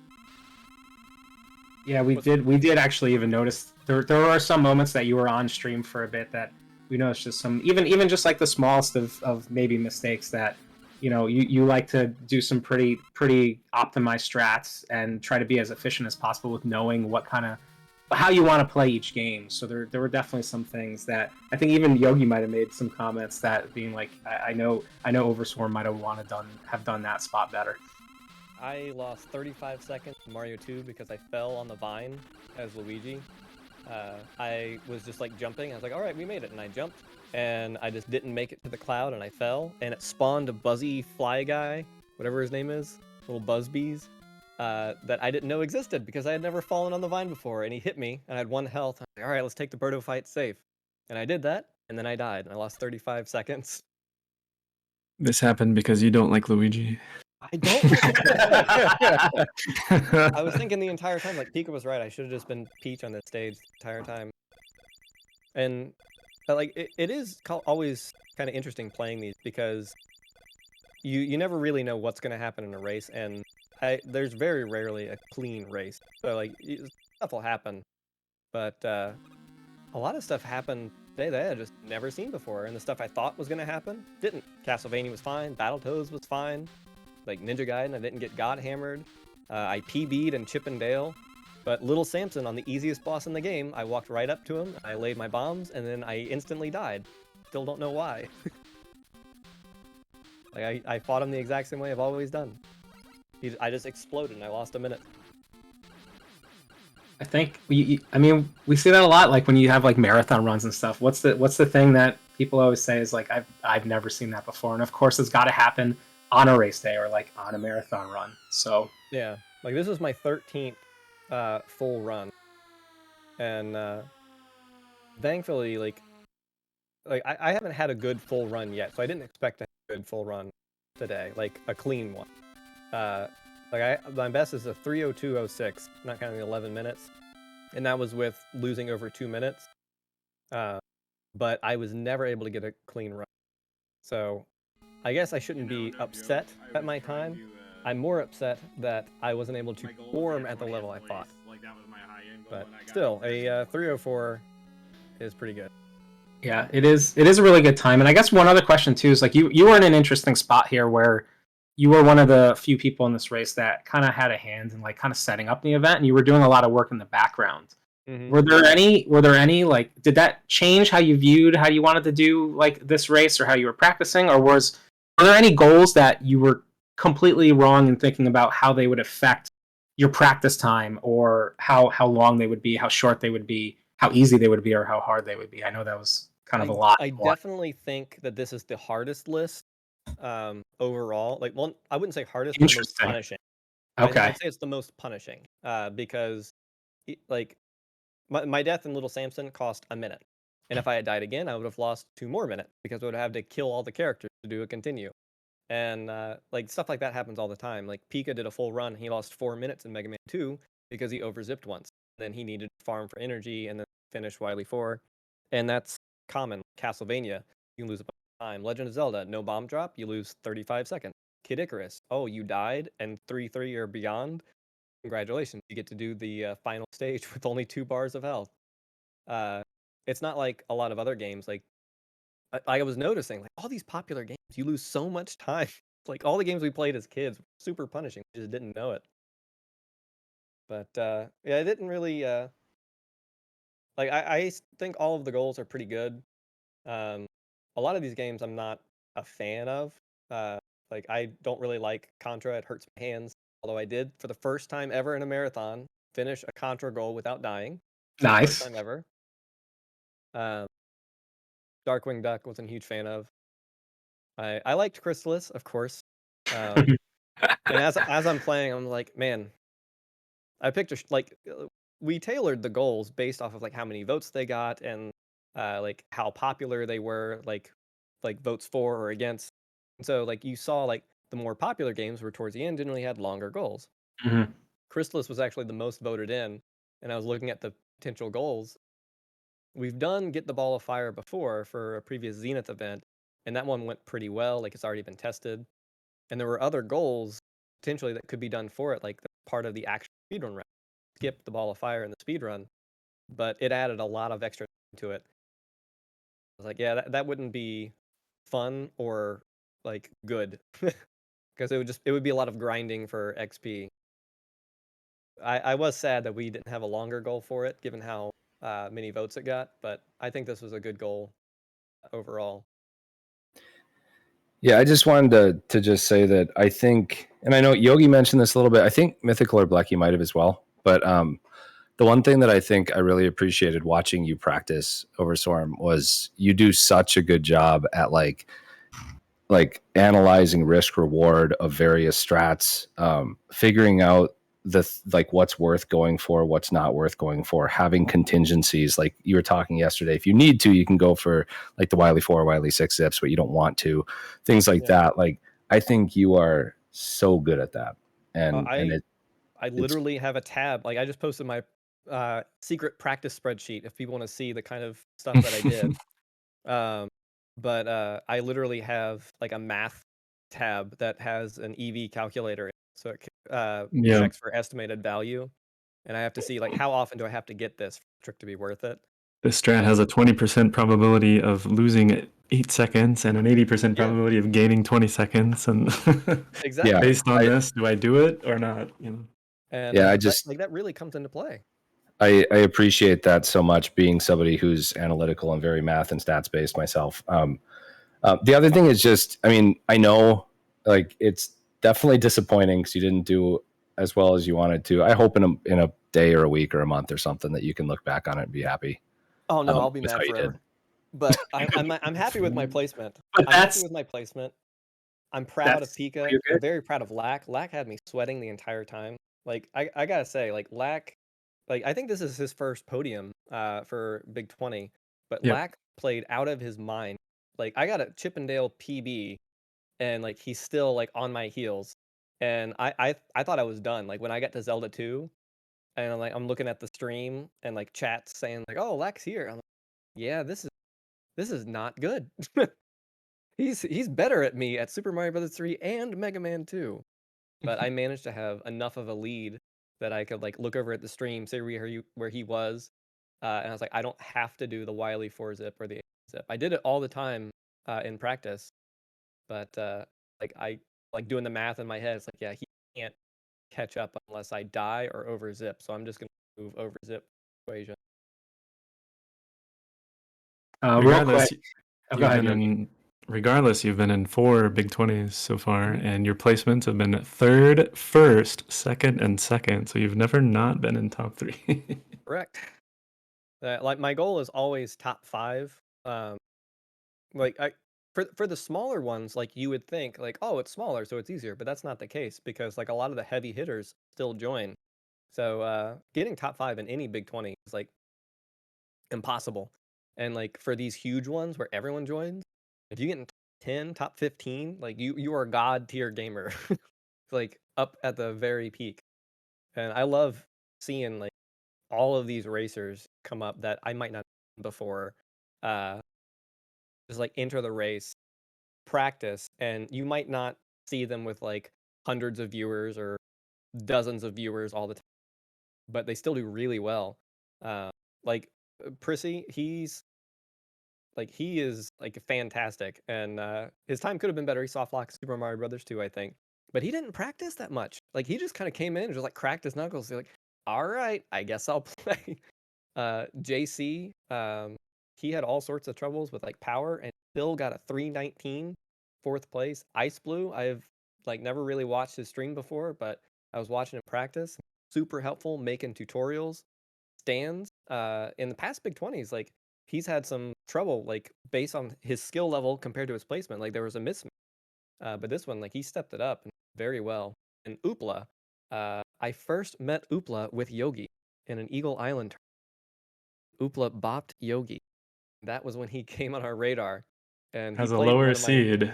Yeah, he sharked him, and I talked to him. I invited him to a Zenith event, and he played in this Zenith event with all these NES games, and he got the world record in Space Skulls almost immediately. So Oopla is definitely someone to watch, and it was super fun watching Ahmad and Grayskull as well. Like Grayskull is his first Big 20, I think, and he would be super late, so I'd rate him all the time. And Ahmad, Blaster Master, of course, but typically only a Mega Man game, so he like really branched out. Big 20 is so great. I love it. Yeah, it is, and like a lot of those names that you said. So like we have, not that I want to kick you out, but we have a few people that are be coming in. But GG's OS, we're gonna be having Prissy, like you mentioned, Oopa, like you mentioned, be coming in. You know, I'm sure we'll be talking to you in the Discord too. You're gonna be in the stream, but thanks for all of the help for putting this together. Thanks for running, and you know that's the reason why you're good at these events is because you come in second place and you still know you can do better. So yeah. Pika, I'm gonna come for you. It's out there. But thank you, Overswarm. Have a good one, Later. and I'm sure we'll be seeing you in chat. Okay, so real quick, we have Prissy coming in, but I wanted to go through 15th place Mexican Runner, 16th place MTI, 17th Floatius, 18th place Evil Elfo, 19th was Andy Social Network, 20th was Ferridipity, 21st Sha, 22nd Sidetown. We got 23rd was DCX, and then we have 24th is Christine, Christine. So now that we got through quickly with that, Prissy, how you feeling? Now it's been a little bit. How was the race? You know, I know at the beginning you had a couple rough games, but you made a really strong comeback, finished in 7th place, so GG's. I don't know where to start. If you watched my stream, I got my heart rate on, and it went up, down, up, down, up, down. It was a roller coaster. Yeah, I had a really good run, honestly. The whole run was pretty good. I soft locked in SMB2 because I chose the wrong ROM. I didn't realize that because I had some technical issues before with the files on my SD card.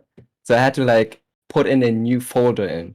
But in that folder was still that old ROM where you can soft lock, and I didn't know that. I've completely forgot about that, and so got hit. Of course, kind of my fault, because if you do it perfectly, you will never soft lock, right? But yeah, and that happened. That was very unfortunate. Lost 6 minutes there, and of course the Ninja Gaiden one. I knew what to do, but I didn't know how to get there. That was my problem, and that cost me another 3 minutes. Otherwise, haven't found that much practice this time around. But yeah, still good play for me this time around. It wasn't great, but I wasn't expecting much, honestly. I wasn't expecting going through without deaths. It's gonna happen, of course. I had a lot of deaths in it, but yeah, what can you do, man? Yeah, I felt you weren't at 100% this time. If you were at 100% with this list, I would bet all of my Twitch bucks on you winning, but maybe you didn't have enough time to practice this time. Yeah, unfortunately, I didn't. I was moving, first of all. That was kind of stressful, and just a lot of real life stuff, the work stuff also as well. And yeah, it's just didn't find the time, unfortunately. But hey, I'm always super happy competing in Big 20. This is my favorite event. So as soon as I see the list, there's 2 Mega Man games. I'm like, uh-oh. Prissy gonna win. I would have won this easily if there would have been Warriors Woods on it. Yeah, 99 levels, 99 stages, Warriors Woods. Yeah, that's the list. You just need Warriors Woods on it. In it. That's it. Warriors Woods and 2 Mega Mans. Yeah. I just wanted to say congrats, Prissy. I to start, when I was talking with Apollo, I was I know other people have better times, but I never bet against Prissy in any Big 20. You always, I know you said you didn't have a lot of time to practice and you didn't play your best, but I always cheer for you. You're one of my favorite people to watch speedrun. So congrats. Thank you. I appreciate it, man. And look, Pika definitely deserves it. He pushed the times. He practiced so much. He really is the person that deserves to win this one. I was rooting for him, and I'm also really glad I watched Lek. He's also, I think it was his 11th or 12th full run, and I think he got Egg Planet and Kid Icarus and had some rough times here and there, and I'm really happy to see him do well as well, and Overswarm as well. These 3 real good top 3 for sure. Yeah, totally agree. Pika killed it, and so did Lack and OS. Yeah, congrats, guys. Really good stuff. I was really disappointed in myself after Ninja Gaiden, honestly, because I was feeling it. You kind of felt the Big 20 vibes. Was really excited, and then 3-2 happened. But yeah, glad I got the top 10 at least. That's a huge feat as well. Top 10 with all these great runners. I mean, with 102 racers, yeah. Yeah, dude. So I'm really happy about that. Honestly, I'm glad. I'm not that. I was kind of disappointed. Of course, because you die and you're like disappointed in that moment. But after after finishing, I kind of feel relieved. I feel like 6 weeks is a lot. Like maybe much. too much. I think 4 weeks is really good. 5 weeks maybe. 6 is just too much. I think it's just you just at the end. I feel like I'm speaking for everybody, but everybody was like, okay, let's just get it over with. When's the race day? No, Yeah. there were definitely many people especially the top runners that were thinking that same thing. Yeah. Yeah, each race has something a little bit different, but like always, like we were super glad that you were able to join. I know the two of us talked like really early on, like even before the list came out. And I was just like, hoping just to talk quick, because even just in case you weren't going to join, just to join, maybe to do some stuff here in like the background. So I was just really happy to see you join. So I'm glad you were able to play. I know you can do better, but still a top 10 finish. You've been a Big 20 veteran for a while, and just want to say thanks for coming in the call here too afterwards. Yeah, thank you for having me here. Thank you for commentating. Yeah, Prissy no, has it's been great. Prissy has a 42% win rate still. Has won 3 out of the 7 Big 20. That's nasty. Stupidly good. That's nasty. Yeah, you know what? What are you Get out of here! Get out of here! You got to get back over 50. You got to get to 50% or whatever for next time. So. All right. I'll lag notes. I'm gonna make my notes. Well, thank you for having me. I think that's about it. Oh, one thing, I got 409 a Little Samson. Crazy. That was crazy. And yeah, thank you for having me. I feel like I want to do a commentary as well. I feel like I'm done. Like I'm done. For a while. Dude, I'm getting old. What if you race and commentate next time? Ooh, yeah, yeah. I would do that if the list would contain Worswoods. Only. Okay, we'll think about it. We'll think about it then. All right. Well, GG's, Prissy. Later, Prissy. Have a good night. Have a good night, guys. Yep. Thanks. And so, real quick now, we have, quick before we talk to our next runner, I just want to go through. We have 25th place was Smart Alec, 26th was Sign-In Mache, 27th, Perfect Finn, 28th, Ride Dude, 29th, Death Devil, 30th, Mr. PUBG, and 31st was Megatron ECS. But speaking with us now, we have our 8th place finisher, Oopla. How'd you feel about the race? Hello, I feel so good. That's really, really, really good race for me. I couldn't expect anything better. I'm so happy. Hey, JKL, could you turn up Oopla on stream? That's good to hear, Oopla. Yep. Like your name came up multiple times, like throughout the race, as someone that maybe you haven't quite been doing like events like these, like classic NES games and stuff like that for such a long time. But you're such a strong runner, so we were glad that when we started getting to the end and we had people on the final games, that you just kept popping up on stream. So GG's for sure. Yeah, thank you. I'm a speedrunning baby. I'm there for almost 2 years. Mm-hmm. First ever thing I did was Big 2013, and I finished it in like almost 5 hours, I think. And I just looked at my time in Big 2013, and I have like plus 3 minutes on almost all games compared to now. So I really improved. I'm glad. Was there and yeah, like I've noticed, like, because just I've watched you do a few games here and there, and like you are a really strong runner, and you've clearly like already in a small amount of time have improved a ton.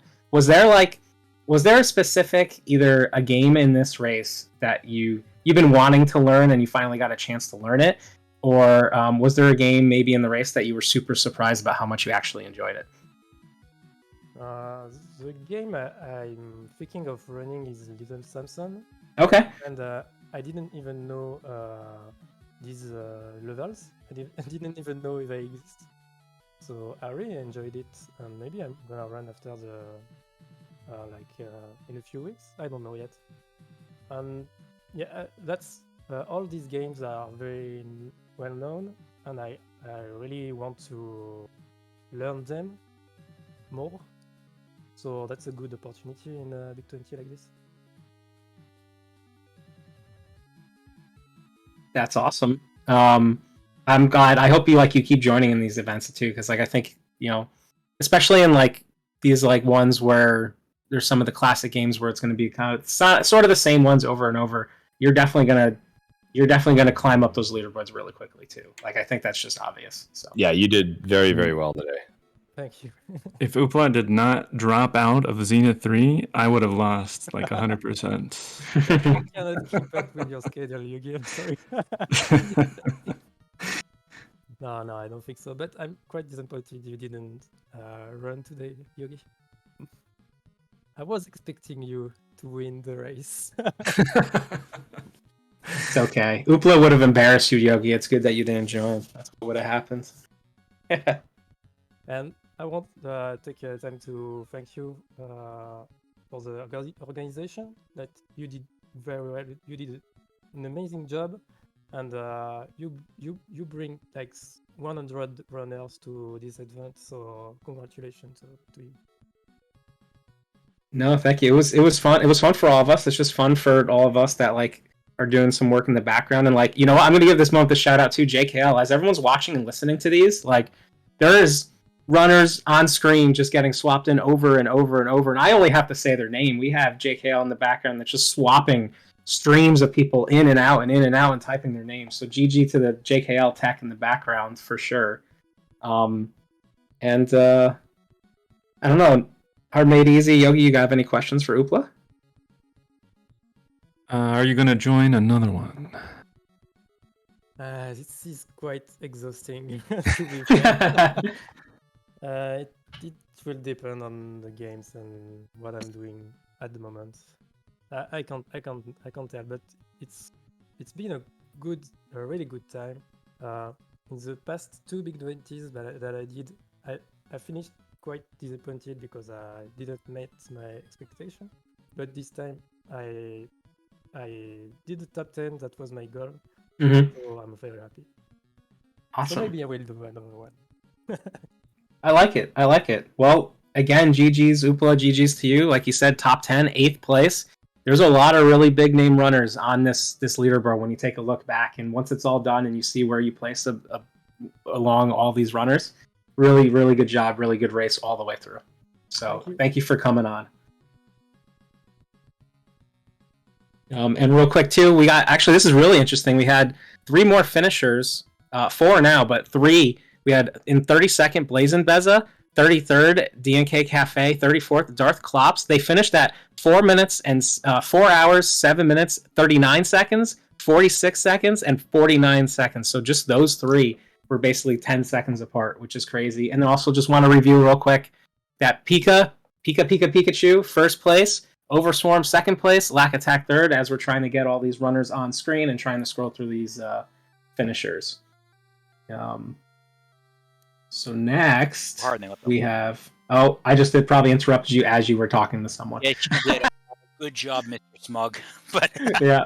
Going, guys. But Retro Trev, GG's, 14th place. AKA not radio. You're finishing strong. Yeah, I was really happy with that. My goal for the beginning of the race was just to be top 20. I wanted to be better than what I finished in 13. Mm-hmm. So finishing 14th, I felt more accomplished, even though death, well, I wouldn't say death itself, but the last 2 stages of Castlevania for the goal wrecked me. Anything that could go wrong was going wrong. I lost 5 minutes just on that stage alone. Dang, so I mean, that's a big loss to still have finished really strong. Yeah, I think it helped that I also had 6 race time PBs, so that definitely did help. Wow. That's nice. GG. And an actual legitimate DuckTales PB. Granted, it was only 1400ths. It was only 1400ths of a second, bringing me down 1 second, but it's still a PB. PB is a PB. Exactly. Never PB by too much. Yeah, Exactly. Smart. And I mean, this time we had like what? How many did we have last year? Did we have like 70 or 80? I'm Or not 13? sure. Yeah. Yeah. I remember for some reason, like people have been saying like 102, and I could have sworn it was 108, but it was in the 100 range. It was pretty much pretty much So it's what we about had the same. today. Yeah. Okay.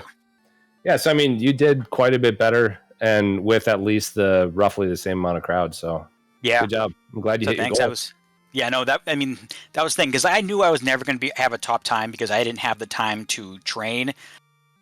But just being able to get where I was for the limited time I had, I'm really happy. And I also, also while think I'm here, that's- I want to give GGs to Overswarm, Pika, and Lack for the top 3. They were amazing to watch throughout the entire month and a half.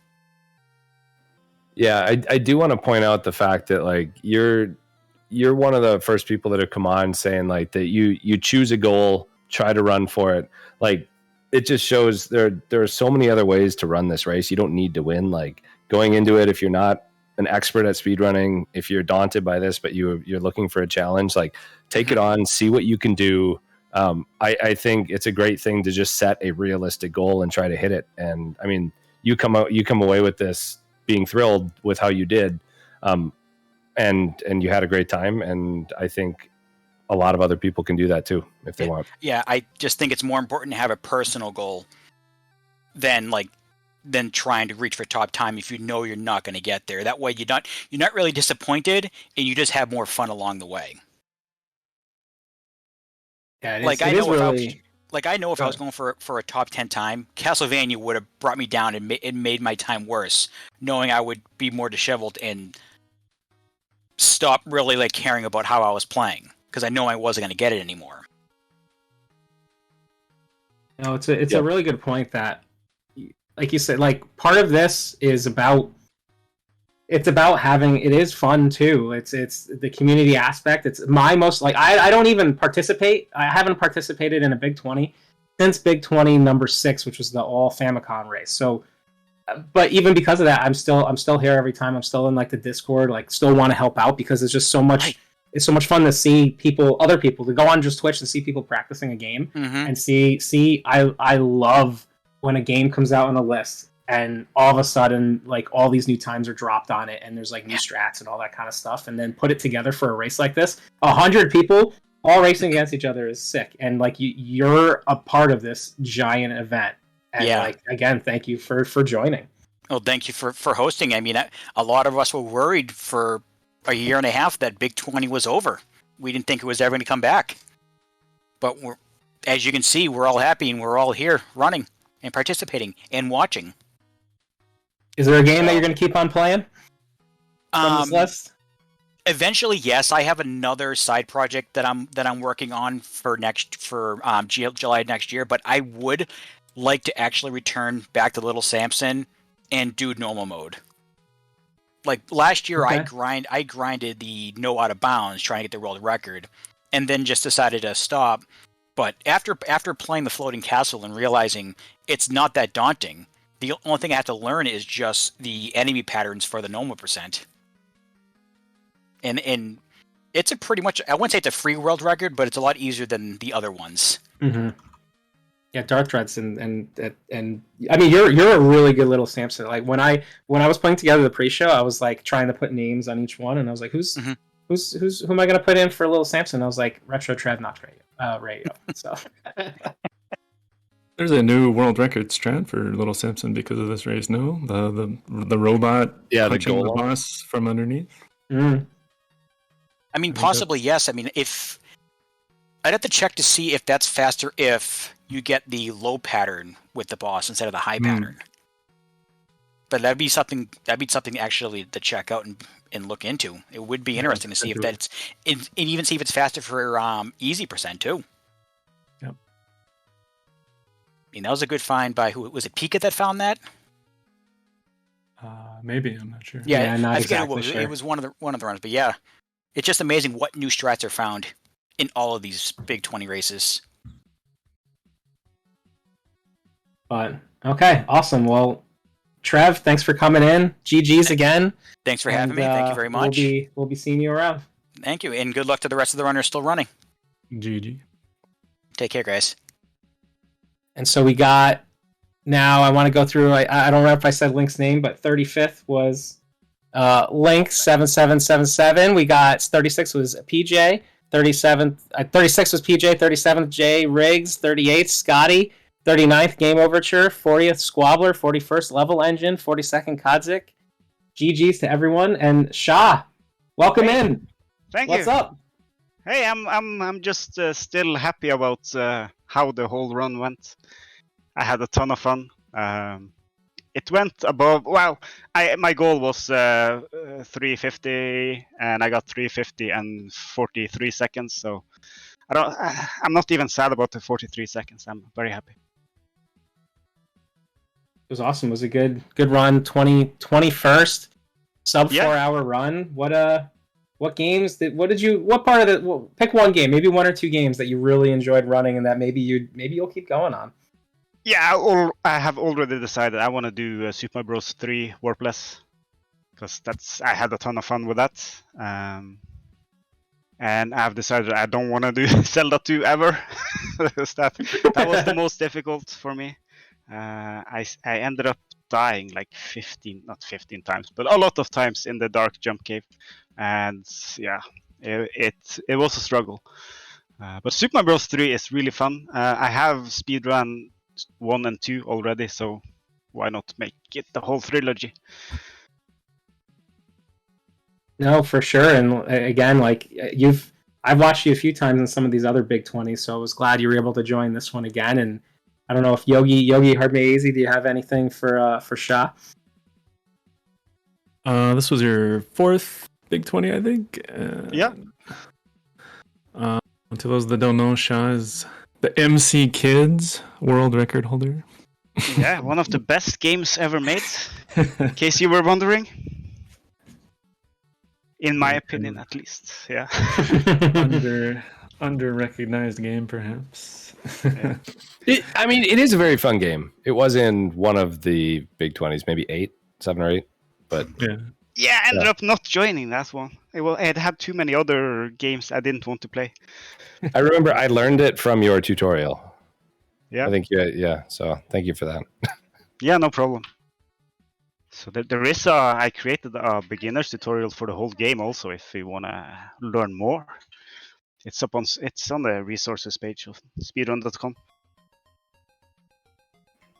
I'm always trying to get people to run that game. It doesn't have enough runners. I'm sorry.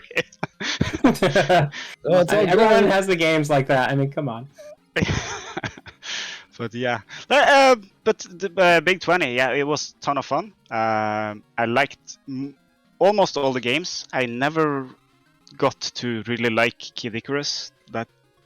I did like Zelda 2 a little bit before race day. So it just went really bad today. But all the games are good speedrun games, except Kid Icarus. So, man, I think next year, if all of these runners don't want Kid Icarus, you need to get everyone to not vote it in. Remember, this is a voted in list, so enough people wanted it. I had a lot of friends who were voting for stuff, and I didn't think to collude with them to get MC Kids in. So they were voting for stuff like Ikari Warriors and Bigfoot and like really bad games. Well, I'm glad they didn't get enough votes. Yeah, we're gonna collude next time. We're gonna get MC Kids in. Don't worry. Yeah. But no collusion. Just officially, no collusion. Officially, yeah. Yeah. We'll collude unofficially. Don't worry. Okay. No, I'm just kidding. But yeah, thank you. Thanks for popping in to talk for a minute or so, Shah. Again, GG. Yeah, thank you. A really good time. I hope. I know you said you had fun, but I hope you really did have fun, and I really get to meet some more people. So yeah, nice to talk to you. Have a great night. You too, Shah. Same. See you later. GG. Okay, and as we pull in JC, before we get JC, everyone's been waiting for this, but We got a 43rd place finisher. It's not sure how to pronounce, to be honest, but NL. It's either N Lesul or NL Lesul, and 44th Johnny Link.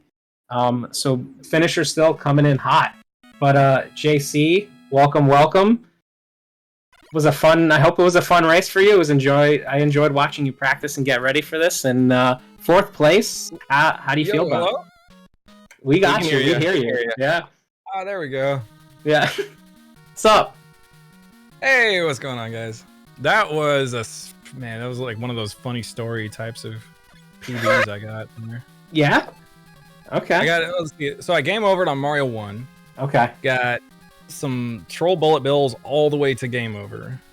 So 3 bullet bills in a row, trolls, all launched me into a pit. Came back, got one more troll bullet bill, and I'm just like, here we go. This is what I was expecting. So yeah, it was off to a terrible start.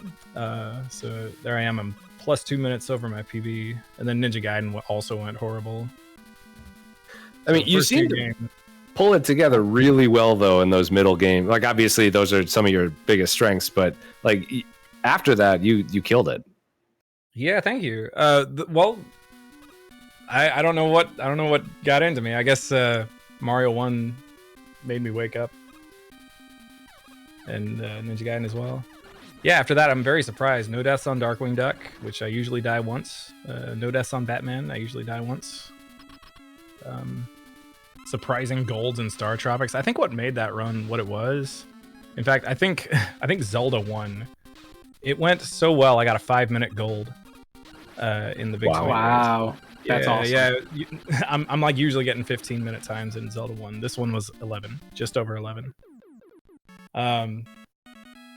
So that was very surprising. Yeah, didn't need any of the extra keys. Got clipped into the block very quickly, and was able to do the dark room, no problem. And the bombs all landed. That's another important thing about Zelda 1. If your bombs don't land, then it could get very disastrous very quick. It could add like 5 to 10 minutes back onto your time. Yeah, for sure. I mean, I looked at like the timing, the PB spreadsheet, and I think you were one of the ones in like, you still had like a top 7 or 6 or 7 or 8 time for like your sum of best, but like I think you made one of the biggest jumps up in the race. So like competing versus your PBs, like you went from like 6th or 7th place and the whole thing up to 4th. So I mean, it was a really good surprise to see you perform so well on race day. Oh, thank you. Yeah, it was a surprise of my own. I was actually expecting my games to crash since my hardware has been failing since right about last week. I saw that would have been bad. I'm glad you were able to get through it. Yeah, I've had the Mega Man 2 ending up the entire time. It still hasn't crashed yet after all this time. So that's a pleasant surprise. My NES decided to work today. It is a nice surprise on race day. Yeah, this was roughly a 9-minute PB for me. Wow, GG's, that's awesome. That's huge. My best before that was a 328. So, but it looks like that was kind of a recurring thing. I was looking at everybody's time, and it looks like everybody who completed in like the top 10 spots got a PB in their run. It looked like everybody was getting PBs. Like Pika first, I think he got a 1-minute PB. Lack looks like he got a 3 or 4 minute PB. OS, I don't know what his PB was before that, but I think it was 317 roughly. Everyone turned on the adrenaline. Yeah, I'm still feeling it. I still got the adrenaline. But I'm 5 shots in now, so. Yeah, I was gonna say, I don't know if it's the adrenaline, but I went and got the Grey Goose out and the OJ, and I've been chugging screwdrivers ever since. I'm still on stream too, so say hi to my community. It's a GG's. Hello. Hello from Best of NES side. Anything else you want to say to your community? Thank you for sticking with me, guys. I know that it was looking very, very hairy all month, and it didn't look like I was going to perform like this, and I'm as surprised as you are. So, thank you. Ever the man of confidence. Yeah, I'll be just as confident next time, trust me. Well, congrats. Will there be a next time? Yeah, maybe. I know, at least from Fair my enough. point of view, it was really fun to watch you. I hope we get to have you again in one of these. But good job, GG's. Congrats on doing so well, and have a good night. Thanks a whole lot, guys. All right, see you around. GG's. Bye bye. Okay, well, that was 4th place finisher, JC. Real quick before we talk to our next runner, I'm going to go through some of the standings real quick again. So we had 45th place Immune or Immune 138 came in. 46 was Captain Caveman 910. 47th Bright Shadow. 48th White Monster. Figured I'd go through because we're going through all the standings here. I wanted to go through top 10 again, just so anyone who's was part of a raid that came in. So thank you for the raids, or anyone that is coming in fresh. We had Pikachu finish in first place with a 3-hour 12-minute 57-second time. Overswarm was second with a 3-hour 15-minute 25-second.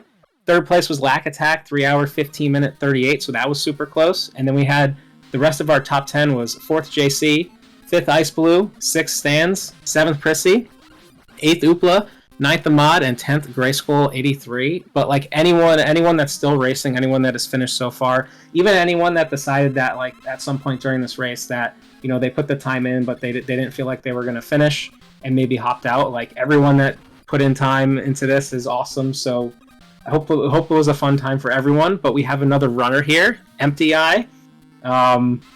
What's up? Hello. What's going on? How are you? Not too much. Doing very well, actually. PB'd and beat my target time, and 16th place. Like, positionally, that is beyond, like, my best expectation for myself. So, yeah, Congrats. I'm very happy with how it went overall. Thank you. But yeah, so one of the things that I like to say going into Big 20 is you're not going to execute flawlessly on race day. You're going to screw something up, and it will likely be something you have never seen before in all your practices. And for me, it was... so in Mario 3, I took damage in 1-3, which I have done before. So I get the Raccoon Leaf, and as I'm charging up my P-Speed, I instead go through the door to the next section of the level, instead of, like, flying up. And I have no idea why or how I did that. I wasn't trying to go through the door, but I did. And so, yeah, that was amusing. The other thing was I somehow missed a key in Zelda 1, but luckily I noticed it early enough where I still had options to go make up the difference. And, obviously lost a bunch of time on Zelda there, but man, that's that Kid Icarus Zelda 1-2 punch, man. I'm just happy I got through that relatively unscathed, even though I lost some time on Zelda in particular just from playing it safe. But actually, I think Kid Icarus was very good, I'm noting. But yeah, but that was a lot of fun. I'm not gonna lie. Look, Big 20 season is like my favorite kind of season on Twitch. Watching other people like practice and practicing myself is a ton of fun. But I'm not gonna lie, while as a viewer I'm sad there's no more Big 20 for a while. As a competitor, I'm a little relieved it's over. So I think it's really underestimated just how mentally and somewhat physically exhausting, like, preparing for one of these, like seriously preparing, putting every spare moment that you have, sacrificing sleep, like it does take a toll on you, and I don't think that's really talked about that much. yeah, absolutely. The mental toll, and actually you hit on it, is that kind of as I get older, just the physicality of, and the mental part of it too, but of just, swapping between 20 games in your head and kind of sitting there playing for 4 hours straight in my case, or a little less than that. Yeah, I think that's something that's kind of underappreciated in terms of preparing for one of these. And then just, like you said, the mental part of it, because, to be an absolute top-tier competitor, among your, like, Pikachus or your Lack Attacks, your Arcuses, you need to have a certain mentality of just being able to kind of grind out tiny little parts of games for extended periods of time, which I'm not great at, frankly. I through kind of circumstances beyond my control, especially at the start of this Big 20, I found myself with more free time than I expected, and so I sort of, especially the first week, kind of threw myself into it, which helped a lot. And then I was like, okay, I have the baseline, now here's what I need to work on. And so that helped me out a lot in kind of figuring out where to focus my practice. Because without that, I would have been like totally lost. I'm the kind of person who like practices something for 10 minutes and is like, okay, I'm bored. I want to do a individual game run, or, you know, or just whatever that's not practicing like the way I should. But yeah, for sure. But yeah, that was definitely had some things go a little wrong, but kind of similar to my last practice run. I was kind of within about 90 seconds of my PB in either direction through pretty much the whole run. So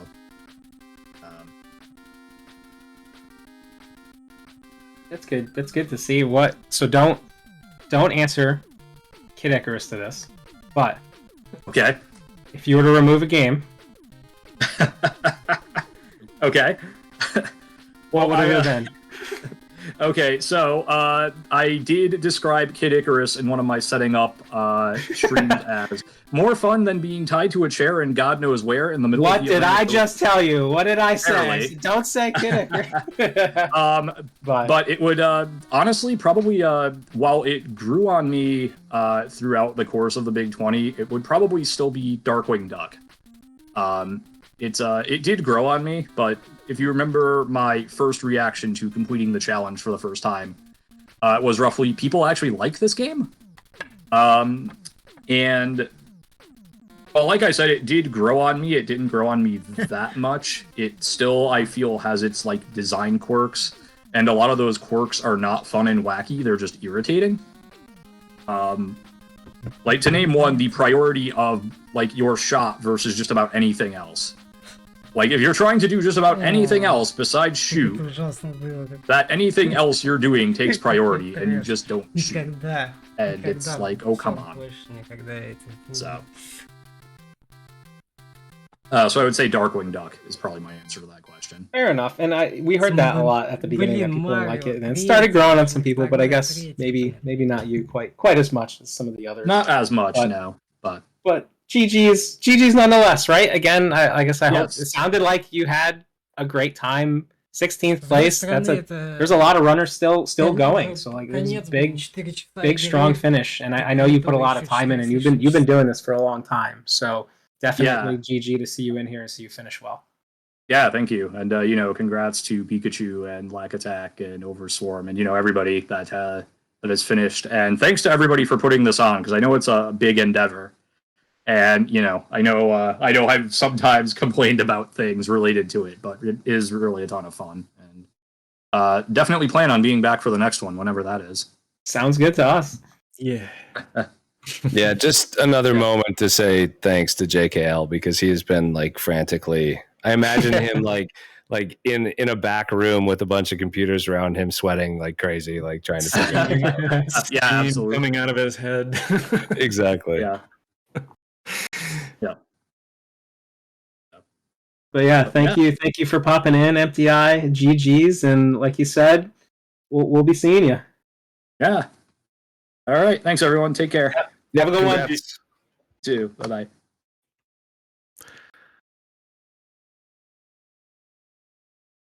Looks like we had, while that was going on, 49th place, Joseph H. Tobin Jr., and 50th place was Stewie 5632. So just a big GG's to we got our first 50 finishers. So GG's to everyone there. GG's. I think I'm gonna hop out here real quick. I had a few shout outs to some people. He's not on the screen right now, but Infinite Mystery has been in probably all of the Big 20s. Maybe, I think he missed one, but I think he's been in 14 out of the 15. He's still plugging along. He usually just plays with no practice, just blind, And He's persistent. He'll stick with it until he's done with it, or until he can't stay awake anymore. He can stay awake and play longer than most humans can. Yes. That was one. Link Sevens has already finished. A couple things about Link. He's a task guy. Like, he did some work with Lua for Final Fantasy III speedrunning, and he routed Arkanoid speedrun. I think he's the world record holder of Arkanoid. He also does Nest Dev. He has a game called Chicken of the Farm. Check it out. It's Chicken a of the homebrew. Farm. It's free. You can download Chicken of the Farm on the NES and play it. It's pretty fun. And also has a speedrun leaderboard. And yep. And I guess I just wanted to shout out a couple there. And on that note, I'm out of here. Thanks for having me. Shout out to you, Yogi. What is your future with Big 20, Yogi? Are you coming back? I think it depends on the list. When I saw the list this time, I already knew 12 goals in their entirety, and several, like, I know 70% of this already. And I just saw that and I was like, I'm not that interested. I like the newer games that don't get that much attention, and like learning new stuff more than grinding the same old stuff over and over. That's fair. That's just me, though. Well, thanks for hanging out, Yogi. It was a lot of fun catching up. It's been a long time. Yep. Yeah, thanks for helping out so much, Yogi. We needed that last stretch. We needed a legend. We found the legend, appeared out of nowhere. It was Yogi. Thanks for having me. I'll catch you guys around. See ya.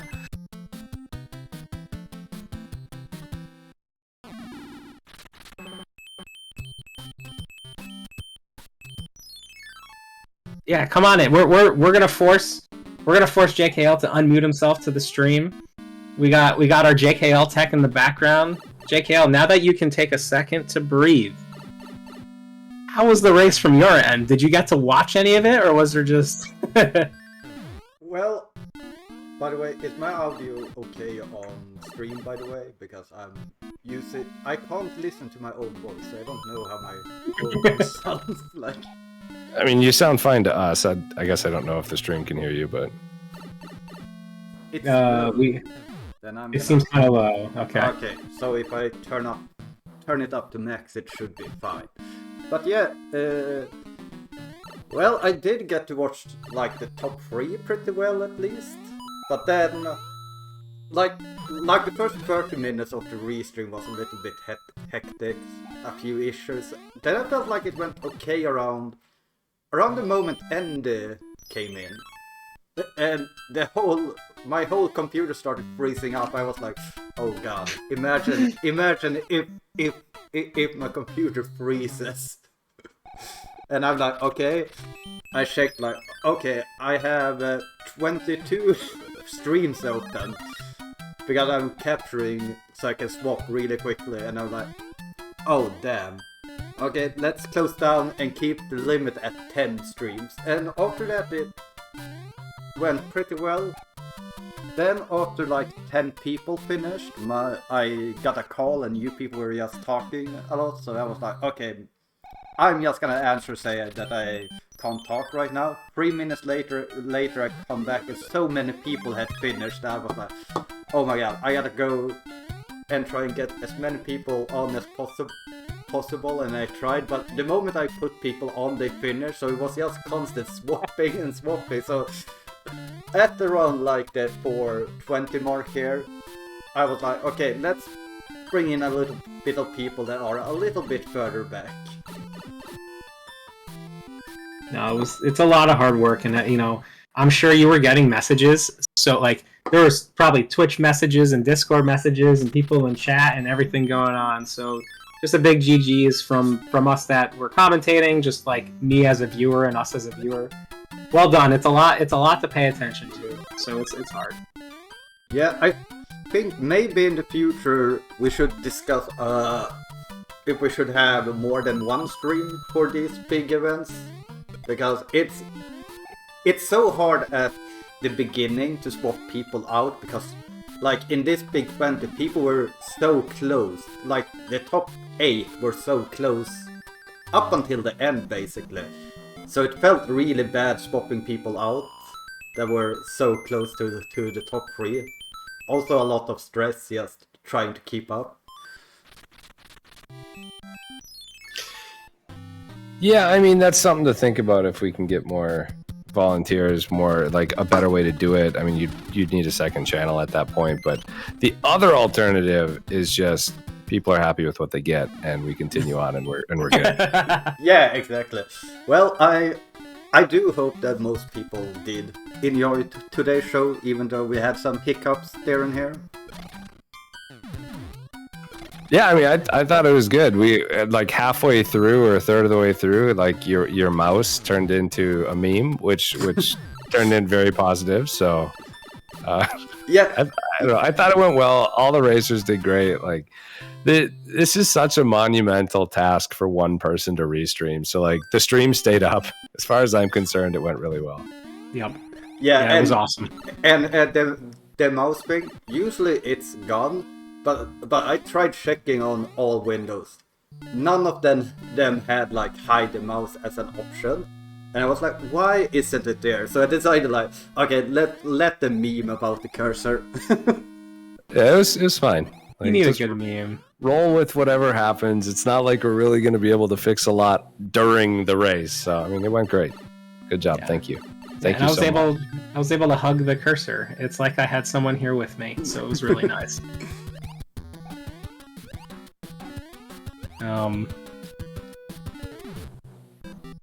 But yeah, I guess we take a look at who we have on screen here. Well, I'll go through real quick too because I think we had a few more finishers. Patton 51st, Stalwart Turtle 52nd, and then Sasha Gaming 53rd. And we have some big time runners on the screen here too. So Jake Hopers in Battletoads, Turbo Tunnel, Cider Monkey. So looks to be going into Zone I in Chippendale, almost finishing that up. TFX, Typical Fantasy X, is playing the groovy tune in Little Samson. Mr. Goat is actually looks to be getting super close to the finish here, so we'll have to watch Mr. Goat. NES Atlas is Super Mario Bros. 3, so almost finishing. And then Zarnax 42 in Legend of Zelda 2. But let's take a look at the end here for Mr. Goat. Coming into this wily alien fight. Swapped over to Bubble. Let's see a clean ending here. Yeah. And I'm gonna be preparing a swap pair, see who we will bring in as well. Takes the hit. Gets some damage. Ooh, takes a hit from the alien. It's okay. It's okay. It's okay. No. The Yeah, commentator curse. I was gonna say the moment you take, if you get one bullet hit and one alien hit, you cannot take another hit.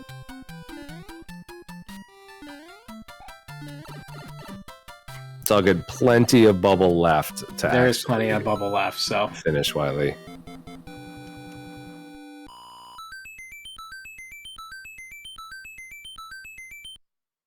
just going through. We got our drips coming through.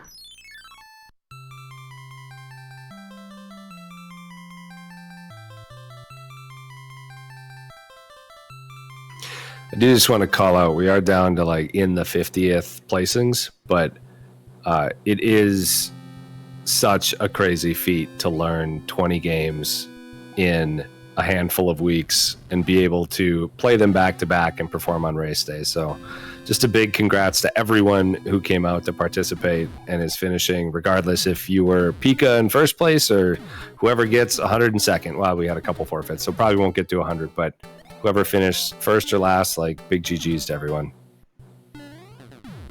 Yeah, 100%. Like one of the big things for Big 20, in my opinion, is just the achievement of being able to complete 20 games in one sitting, because that's quite the achievement in my opinion.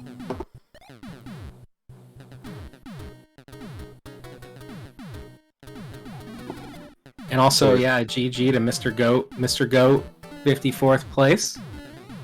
And we are now timing JKL to see how long it takes to switch. Yeah, I got a clock going. I'm ready. Yeah, I'm bringing up so I can swap 3 people in at the same time. Or not at the same time, but close enough.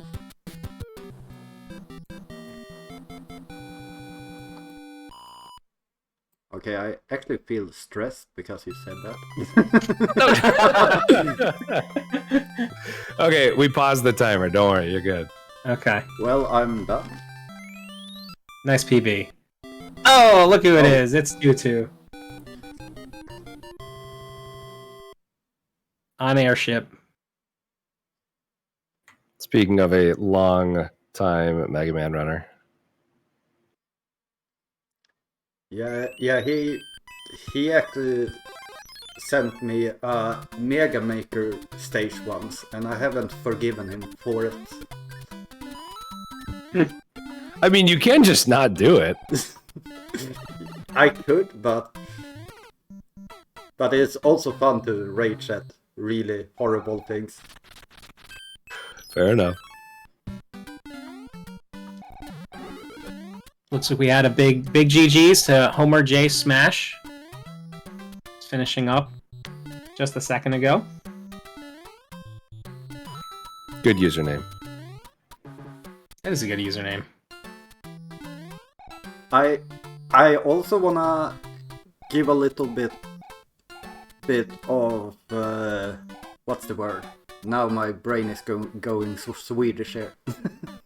But yeah, I just want to say, if you do enjoy these kinds of races, I do know that RGL will soon do an Escathlon as well, and I've been in contact with them, so I know 5 of these games that has been in this Big 20 will also be in that list. It's a little bit of a shorter list, so if you do enjoy playing races like this, I recommend going over to Retro Gaming Live and also giving them a follow.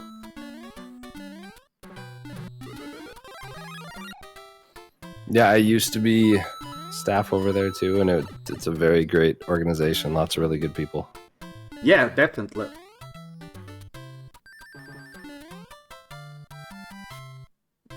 Spoiling the list. Well, you do have, like, you can guess which 5 games and practice them really, really hard, but chances are that you might be wrong. It's actually just Kid Icarus is 5 of them.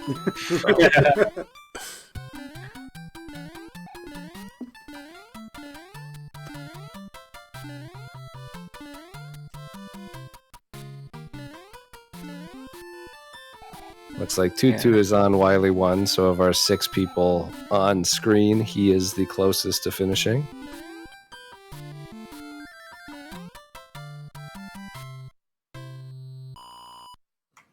I mean, honestly, Mia, I think Big 20 is great for a first timer. I think like Nescathlon is great for a first timer. Any of these events, you're gonna find tons of people who are willing to help inexperienced speedrunners. Just because you have incredibly good runners here doesn't mean it's not a good entry level event too. Yeah, I mean, Apollo and I both started speedrunning back in Big 20 number 6. Yep. That's what it is. And now you all can't get rid of me. So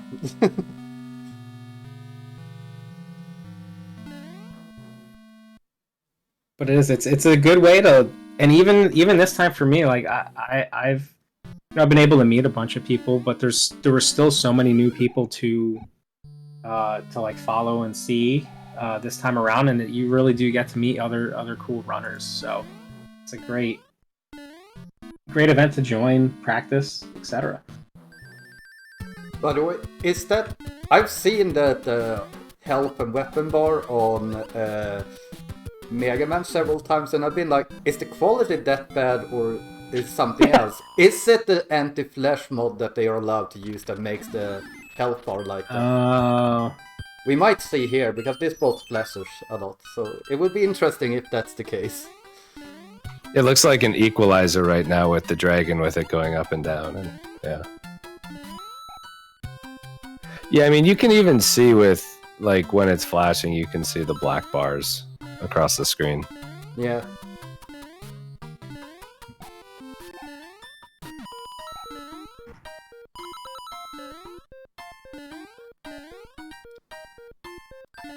So hard made these. So are you planning to join a Big 20 in the future. You just joined to won one and never returned. Well, I mean, isn't that what you're supposed to do? I mean, anything. If I come back and do another one, I can't do better. I mean, that's kind of true. No, I mean, I haven't actually speedrun anything in about 2 years. I do get the itch sometimes, but just focusing on other stuff in life. I won't say I'll never come back and do another one of these. Like, Big 20s are really fun. It's been, I think, the one I won was like number 8 or something, so it's been a really long time since I've done one of these.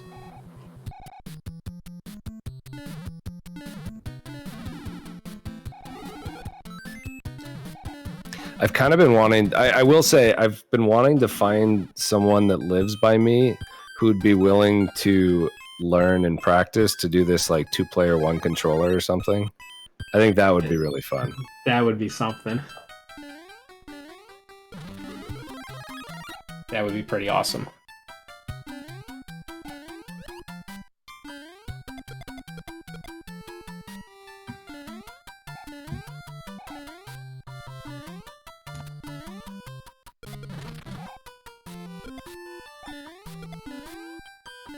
Tutu's getting the end Wily 2 here.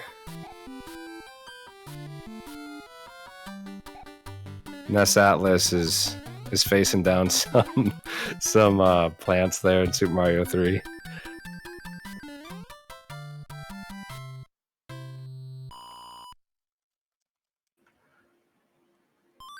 Oh, you don't need to tell him that, Aaron.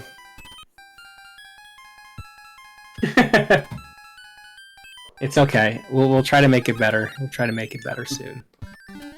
But we got another runner who's gonna join us for just a second to talk about some stuff.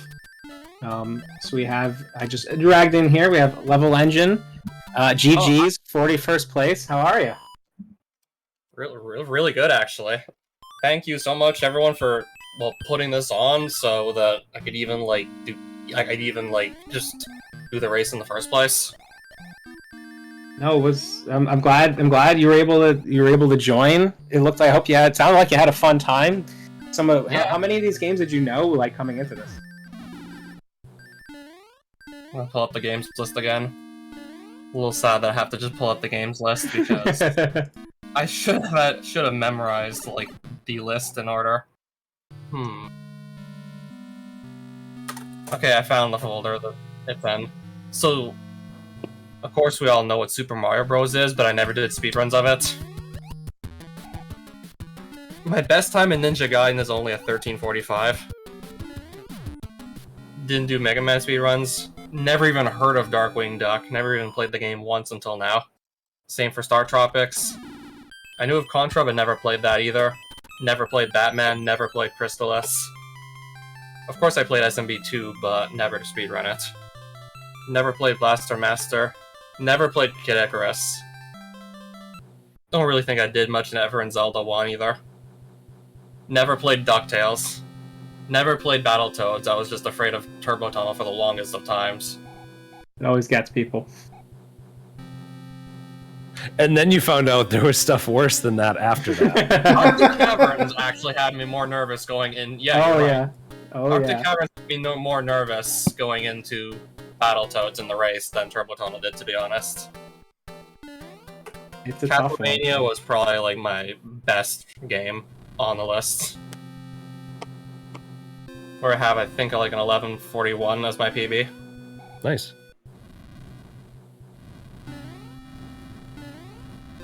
So it seems like, I mean, there were a bunch of games that you never play. Yeah, so it's a big accomplishment to just come in here, finish all these, and like there's still people racing. Like you have a really good time. Is there one game that now that you're done, you're gonna be like, I want to keep playing this game? What do you think? I'd be leaning towards the games that basically you were required to just beat the whole thing. Sure, because you've already learned it to some point now. And I can already attempt to just put runs on the leaderboard. Yeah, I mean, last week 20, I never even got close to being able to participate, but I did finish Indiana Jones Taito. Yeah, I was able to beat Indiana Jones in like 4 minutes and 3 seconds. Nice. Something for the leaderboards. Yeah, that Yes. game was not fun. I figured, I can see myself learning this. I mean, people can beat it in under 4 minutes, so maybe I could too one of these days. Yeah. I mean, it is a really interesting speed run just because you need to manipulate the whole run. So. RNG. Yeah. Yeah, I think like if you see a specific symbol, well, but just before you have to do the walk across the Jehovah tiles, I think you're good to go, and you'll know which grail to take to actually win the game. I think. Yeah. If it's the same path as you usually take, it's the same. Yeah, those two things are tied together. I remember that because I did participate in that big 20, and I had the world record for Indiana Jones as well. However, Indiana Jones took me 35 minutes to finish, just because I failed the manipulation over and over again. I simply never finished it, and because I didn't participate in the previous Big 20. There were just even more games I had no idea how to play or never heard of.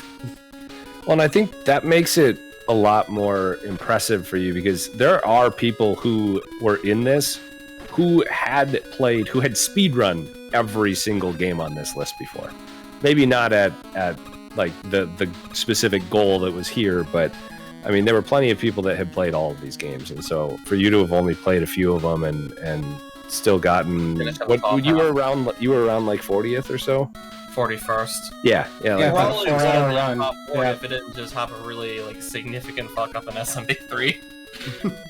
Yeah, I mean, I to died be to able the to do as Googling well as you boss. did. I had to chase the airship down, and since I used the cloud to skip level 6-8, I did have to replay it. I did actually have to play through it after all. It's how you recover though. I mean, and the mistakes happen, and you were able to get through it and just keep on got playing through the game. Yeah. Yep. Gotta just shut up and keep on playing. Sometimes all you can do. That is all you can do, and I hope you had a really good time playing this. Like I said, it sounded like you did, and I hope you join. I hope you join another Big 20. Yeah, plus the whiff on Chrysalis, I still had a good time on this. That's an awesome time. Hope you've been able to meet some new people too. That's what this is about, and ideally, next Big 20 comes, and maybe we're in here interviewing you again. Well, maybe. I have to see what the game list is going to be like, though. Yeah, it's and important. I'm willing to bet that there's going to be no repeats from number 15. Is there typically no repeats from just previous lists? Well, we can talk about it a little bit. Well, so something that we've talked about, and things always change, but there's a chance that we could always, one list a year that has some of the more lesser known games, and then one list a year that's closer to this, where it's bigger name games, people vote on it, but. That's something 14, I'm pretty sure was mostly lesser known games, which is kind of where I got stumped Absolutely. more quickly than this list. Every game games needs love. Never even heard of, let alone just attempt to speedrun of. Mm-hmm.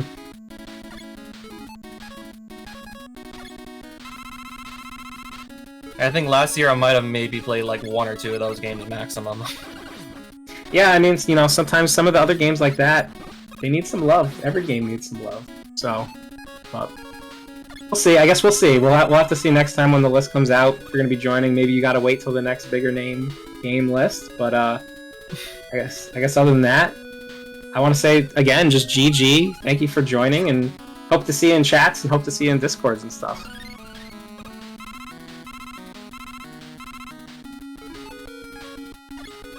So, yeah, speaking of lesser known games, every game needs some love. I hope you don't actually follow through with it, but Action 52, I don't think has ever been in the Big 20. I mean, at some point it will be on a Big 20. That's just the nature of a Big 20. just one thing to take note of. If you want to make the goal get as far as possible in Ooze, the game apparently crashes on level 3, so apparently the furthest you can go is beat level 3. Is the Isn't there like a frame perfect glitch you can do to actually get to stage 4? I don't know. I want to say I tried to learn the speedrun at some point, but I don't remember if they had a special hack for the final stage or something, or if it was a frame perfect trick.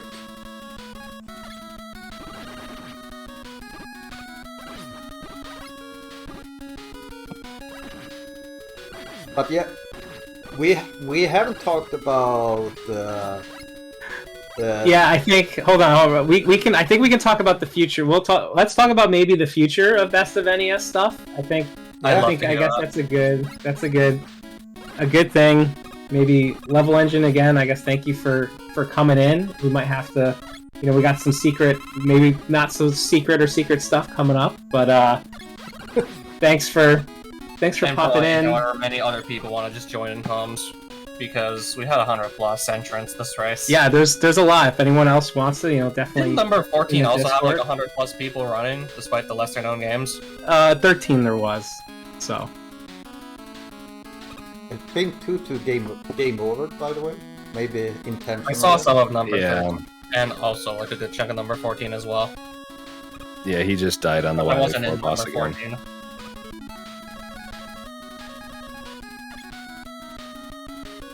I think number 13 was where I really started to just like, okay, this is so much fun, I have to take part in one of these. And then I saw the game list for 14 and just got overwhelmed pretty quickly. Also, not to mention, had to just sort of like take a different approach to actually just practicing for number 15, had to just find a more efficient approach to just learning the games. Just going in blindly in all of them, just not that efficient, time-wise. It is. It's a lot. You learn a lot, and like I said, hopefully you take this, take everything that happened from this one, and if you don't come in the next one, you learn, and if you come back in the next, like, People's Choice one. And other than that, I guess we'll get to see who else is in the stream. But again, thank you, Level Engine, for coming by, and we'll all see you later. Yeah, see you later. Yeah. Thanks. Bye-bye. Take care. Bye-bye.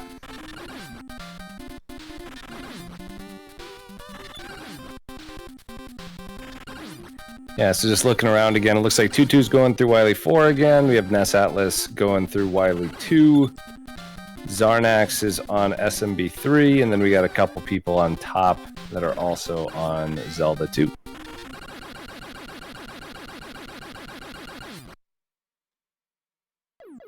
Seems like we did also have a couple more finishers. I'm not sure. I know you said Homer J Smash. Yes, I think that was the last one I went through.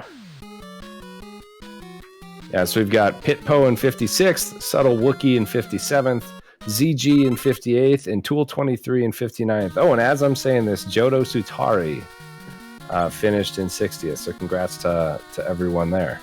Tool, I know, has been in plenty of Big 20s over the years. Yes, Tool is a Big 20 veteran for sure.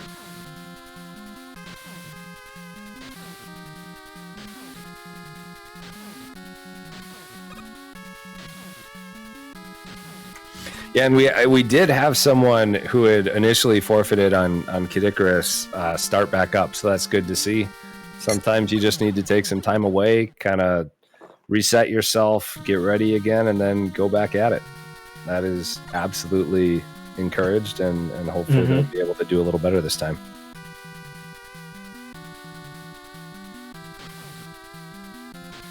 Wow, Yogi says this might be Tool's 11th Big 20. That's gotta be up there. That's up there.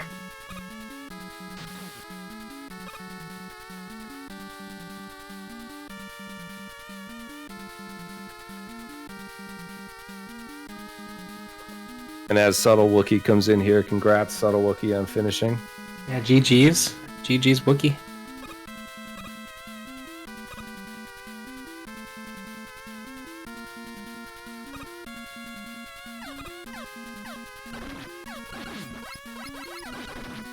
Yeah, I know PUBG has been in a lot of Big 20s as well. I think Kha'Zix is up there for sure.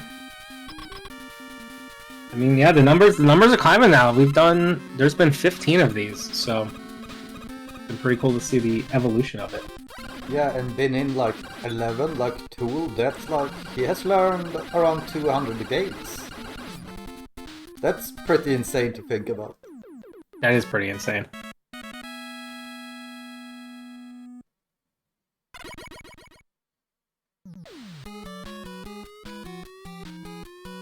Watching, looks like Tool 2-2 right now is on the refights. So we're going to be hopefully finishing up super soon. Taking down Airman, needs just one more shot, nice.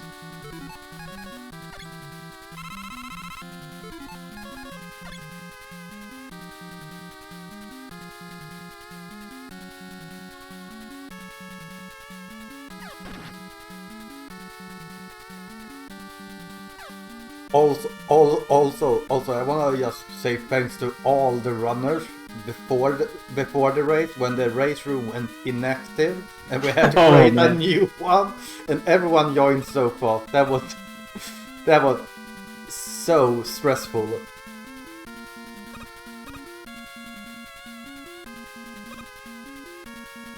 Yeah, that got together.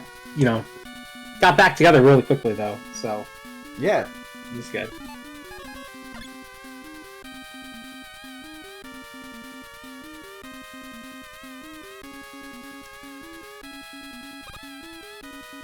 Yeah, Yogi, I agree there that the competition has probably just gotten stronger and stronger with the years. I would say, for me, it almost feels like at around 10, the competition started to get really, really strong, or even 9 was really strong competition. I don't remember much about 8 because I was sick during that race, but Cobb maybe remembers. Sorry, which one? I was talking in chat. Oh, do you remember how, like, competition-wise, how 8 was? Was it, like, really competitive, like, today's Big 20s, or...? No, I don't think it was. Like, Yogi was in it. I remember, like, Kha'Zix, I think, got second in that one, but they're, like, none of the other high performers from nowadays are in it. Like Prizzy wasn't in it, Overstorm wasn't in it, Pika, Stans, Lack, like none of those were in it. So I mean, it was probably not up to par today, but at the time, I mean, speedrunning evolves. Yeah. If we did this race, whatever, 3 or 4 years ago, whenever Big 28 was, like the quality would have been lower just because people are a lot better at retro games now. So it's hard to tell, but at least not a lot of the top competitors today were in that one, for sure.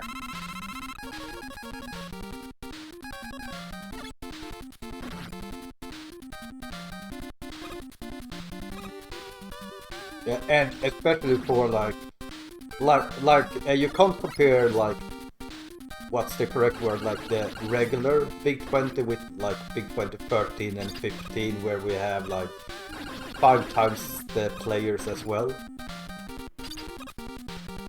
Yeah, for sure.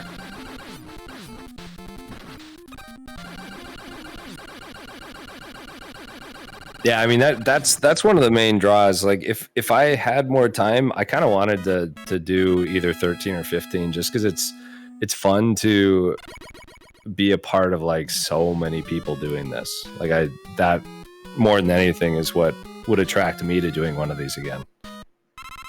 And we did just have 2-2 finish up, so congrats 2-2. GG's.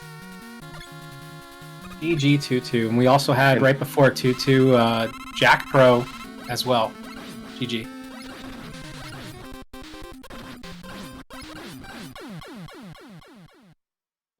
Let's go. We're timing the swap again, JKL. Well, I'm looking, so I have 3 backups there. Yeah, those 3 are probably good. Okay.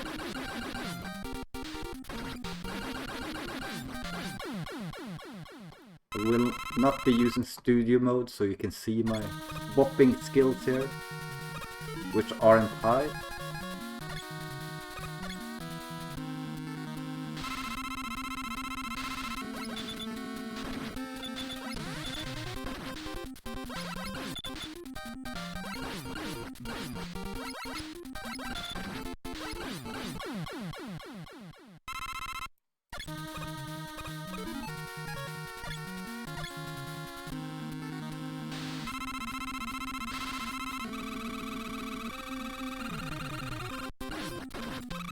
Oh, I didn't even notice that. We have Ness. Ness Atlas is also on the refights here, so going to be finishing super soon. And I'm bringing PR that I thought would just have finished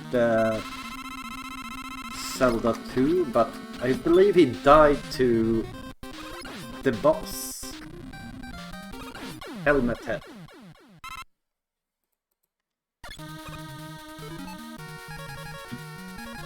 Yeah, I mean that can be a very tough fight. Like, don't underestimate that for sure.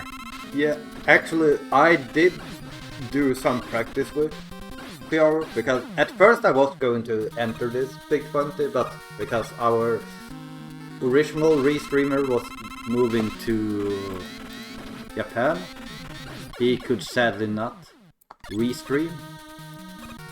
And one of the games we did learn together was this goal, so I know he struggled quite a bit with exactly this goal.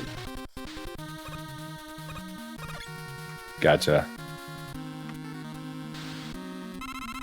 Oh, nice. We got Tiago up on the bottom left.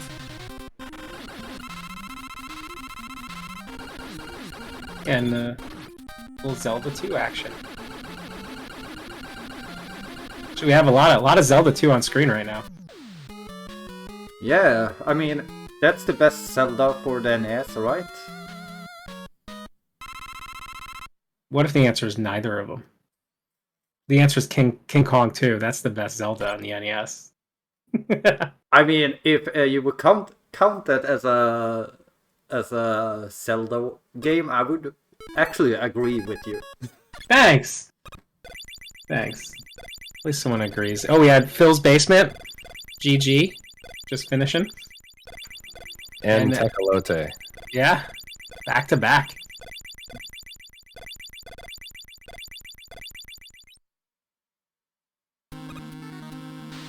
Ooh, someone says Battle of Olympus is the best Zelda game. Fair. That's a fair point.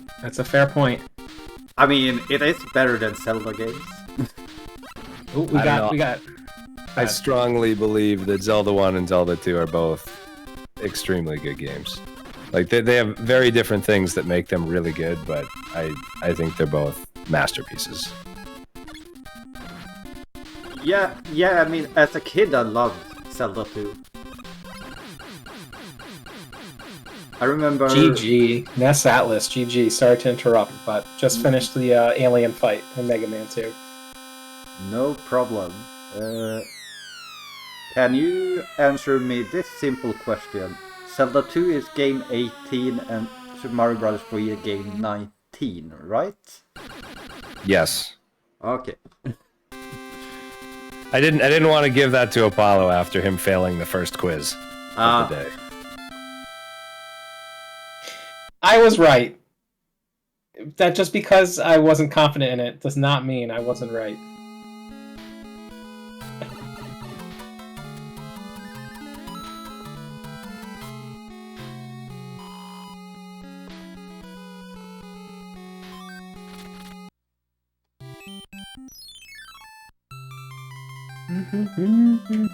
Congrats, 1UP, otherwise known as One Unknown Player.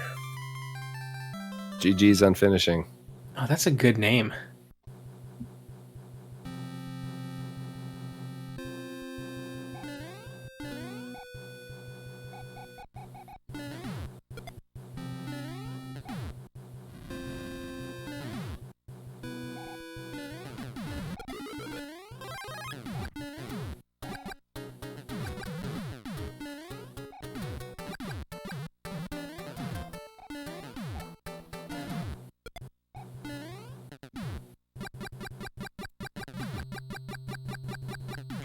Tiago's having some fun there, killing. It takes a while, but they do eventually die.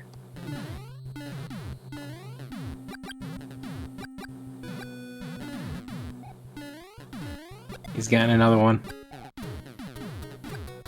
He's got it. Got it. Got it.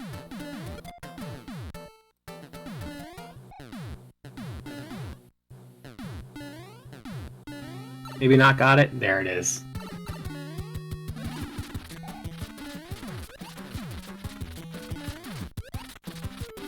I was thinking that Thiago's stream stopped, but I think he's just standing still for a little bit. Because his timer is still running, at least. No, it's Zelda 2 has stamina. To make sure you don't run out of stamina, so you had to respawn that.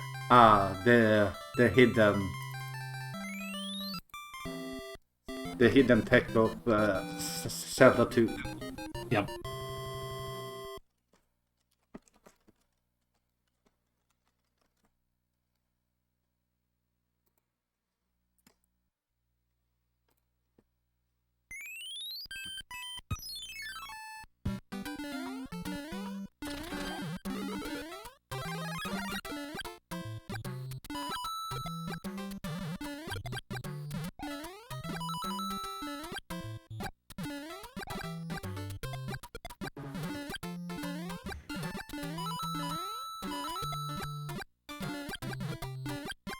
So Apollo, I might as well ask you the same question. When are you joining the next Big 20?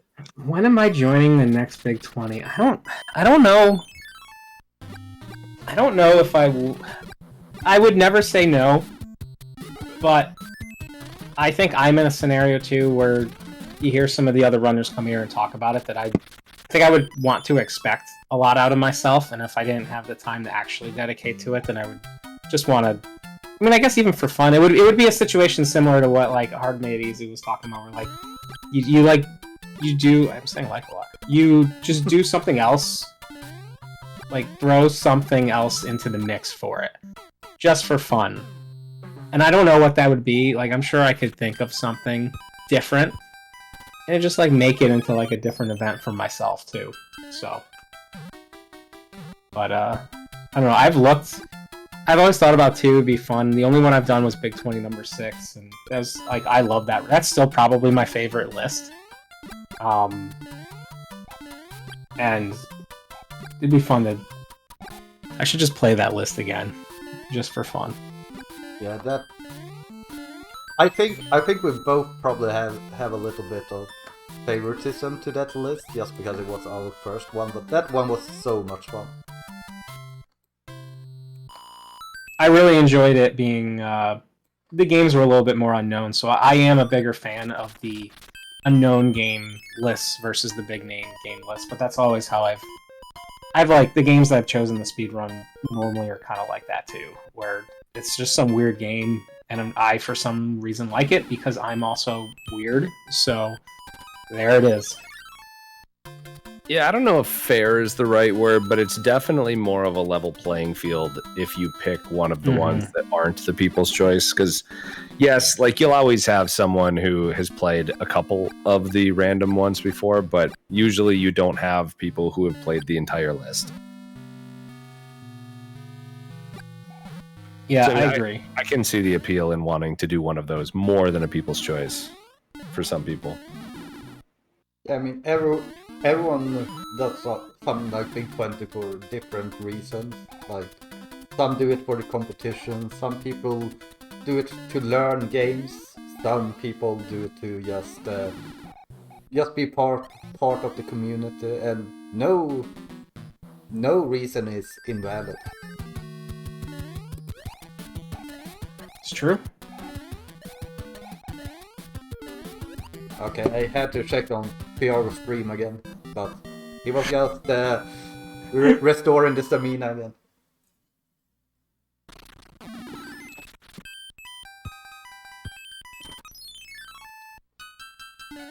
So which of the games on the list would you say is your favorite game?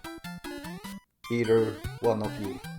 I'll go. I think, for me, probably Mega Man 1, and that's probably a game I am finally going to try and speedrun soon. I do also enjoy Contra. Actually, you know what? I lied. Mega Man 1 I'll probably try to speedrun sooner, But I think my favorite NES run to watch for sure is Super Mario Brothers 2. I just think like there's so much tech in the game. There's different levels of play you can have. Like you can challenge yourself to a specific goal in that game and keep changing it so much. And there's so much to do in that game. So I guess. And there's no RNG. I like that a lot. In Mario 2, at least, but yeah. No, I don't know. I mean, for me, Mega Man 2 was my first speed game, and so I'm always a little partial to that. I had a lot of fun learning Little Samson. I think that might have been in 7 or 8, one of the big 20s I did. Yeah, I think it was in 8 because I remember me quitting just because I didn't want to play Little Samson. Oh, I love that game. That's a good game. Super Mario 2 is really good. Mega Man 1, obviously really good. I might even just say Super Mario 3. Like, Super Mario 3 was the last game I started learning before I stopped speedrunning. So I don't know, maybe I shouldn't like that. But it was really fun. Like, I think it's a super high skill cap game to play at the top of at a top level. And it's just, there's always more to learn. It's super fun. Like, a lot of the technical challenges that Yogi was talking about, like, that was exciting to me. Like, there's always more to learn about it. So I really was drawn to that too. Yeah, I would say my favorite one from this one was Star Tropics, because I was relearning the goal, and it's such a cozy game. Like, even when you speed running it, you don't feel like stressed out or anything. It's just a very slow and kind of easy game to learn as well. Hey, JK, I don't want to cut you off. Do you maybe want to put Spontaneous on for someone who isn't as far? It looks like he is on Mega Man 2. Yeah, we can do. And Paul's voice is also on Mega Man 2. Okay, let me fix that right away.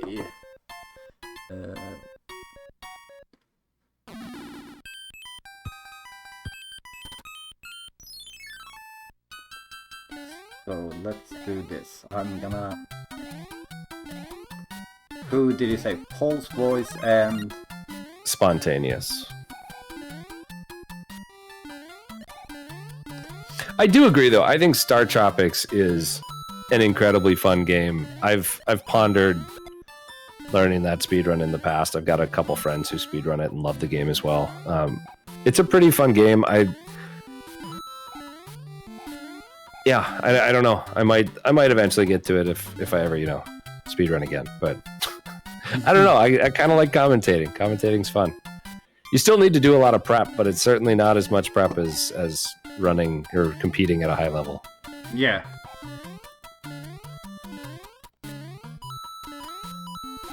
You get the fun of watching everyone learn and learning the new strats without needing to actually perform on race day, for sure. You put that time in.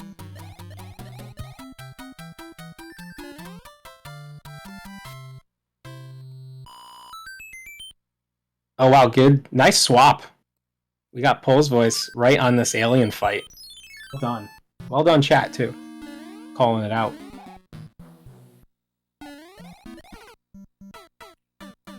Yeah, that's one of the hardest things I noticed while restreaming, was actually knowing which people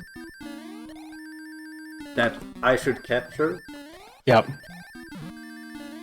But I think we learned a bit from this. We'll be able to see what we can do. Yeah. I mean, we are pretty much completely new here, and I want to give a huge shout out to DH Storm that was helping me over Discord, just yelling at me, put these people on. So DH Storm did a lot of work in the background. And Paul's voice has finished. So I'm gonna do this actually.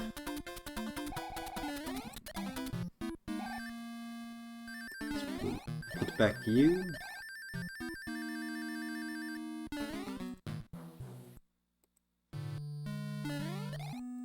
Yeah. And let's put the next finisher up here, which is Spontaneous. Yeah, and congrats, Pole's Voice, for finishing up. We have 67 finishers. So who will get the coveted spot? Oh, that is a big spot. It This is where the race really matters. Well, look at wait. It's who's gonna ever be second between Spontaneous and Zarnax potentially. Oh wait, I might be Wait. capturing the Look, wrong I was guy. gonna say I Oh, almost there it got is. so excited about the sync, but Yeah, I'm sorry. JKL's trolling us. Yeah, I just wanted to create hype here. We yeah, have it looks like reboots on the final fight. According to the chat, wonder if we can. I guess there's a lot. There's more people on Mega Man 2 than maybe we. I was gonna say, Life Reboot has finished. Congrats in 68th place. So close. So close, Life Reboot, to the coveted nice 70th. Yes.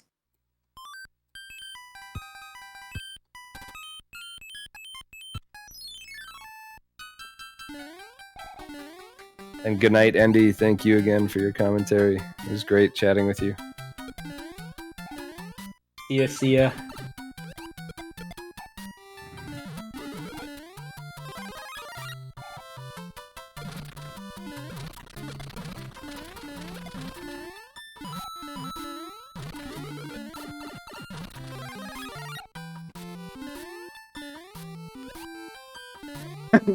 JKL, don't put up Mega Man 4 again. I mean that's why I wasn't allowed to be in the reveal, just because they knew I would troll with Mega Man 4 again. Hey, Pole's Voice. Thank you for the raid. Congrats on finishing up. Yeah, GG. And this is what happens when someone logs out right when they finish a run. I guess.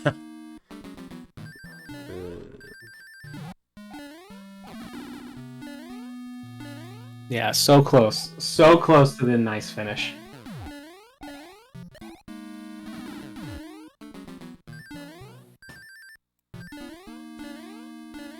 Oh. Okay.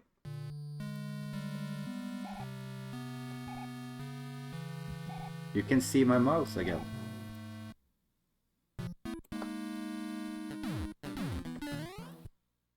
It's fine, I think we're okay with it. Yeah, we're doing some more casual restreaming currently. Yeah.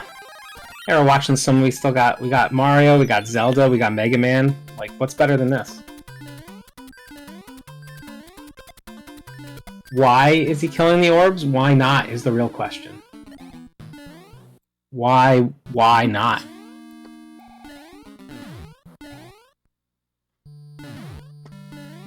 Yeah, I think they give, it's basically like is it a 50p bag basically for killing them? But yeah, they do take a while. I think it's like... Do they even give experience when you kill No, them? they do. They do give experience. Yeah, it just but- takes a while. Because P-bags are based on number of kills. So he probably got lucky. I wonder if he's... Oh, he's probably grinding for level 5 or level 4 attack. Mm-hmm.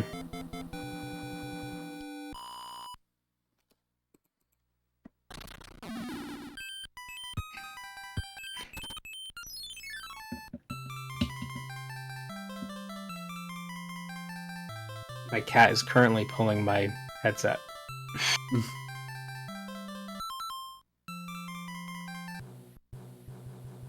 Let me see if I can get...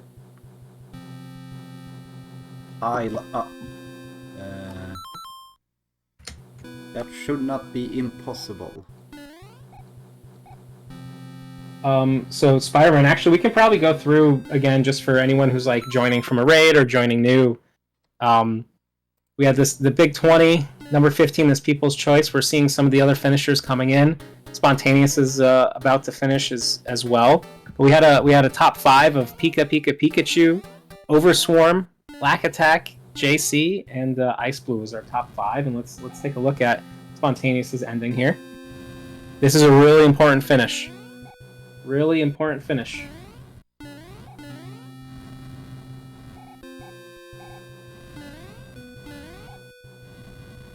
There he goes, just being very careful, avoiding some of the bullets.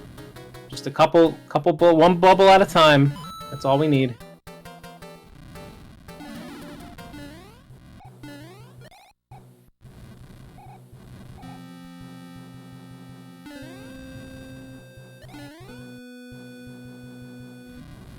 Being nice and careful, I like it. Oh, getting low health.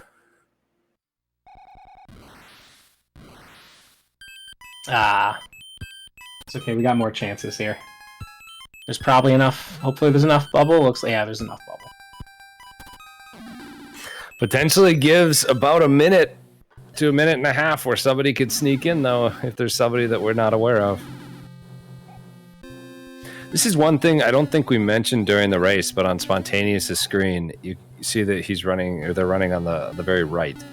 If when you're falling at the start of the stage, you just hold right, you'll end up on the far right of the screen. You don't need to dodge any of those acid droplets. You can just run straight right and avoid all of them. It's a big brain strats right there.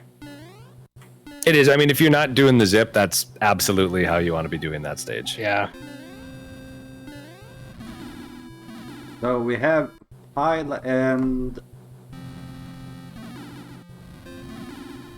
Well, we have 3 people that are on Purple Hell here. I mean, it's certainly a level in this Big 20 where people can get stuck for a while. That's not an easy level. Okay, we almost got that hit. Boom. That looks like a GG. He has dot done. Dot done, Spontaneous, the nicest finish of them all. Well done.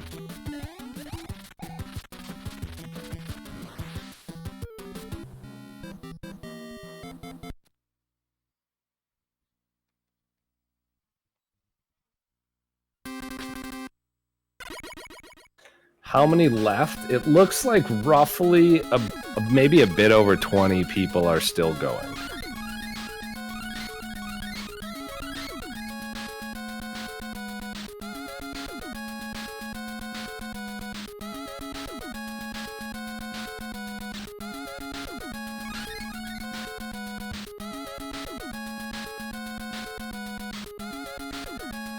Oh yeah, we totally do have a duplicate, JKL. Typical Fantasy X and Pile are the same. Okay, let me see who I duplicated. I think that's Pile's stream. I could be wrong though. Yeah, that's Pile. Thank you, Zarkonis, for that.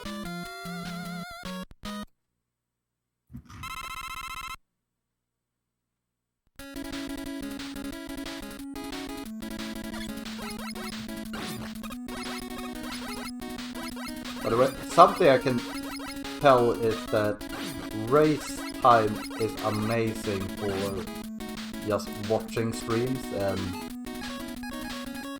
keeping track, because it has its own feature where you can basically join the room and you can go into spectator view, and if you have a strong enough computer, you could have watched all 100 people right away without needing to go through a special tag or anything.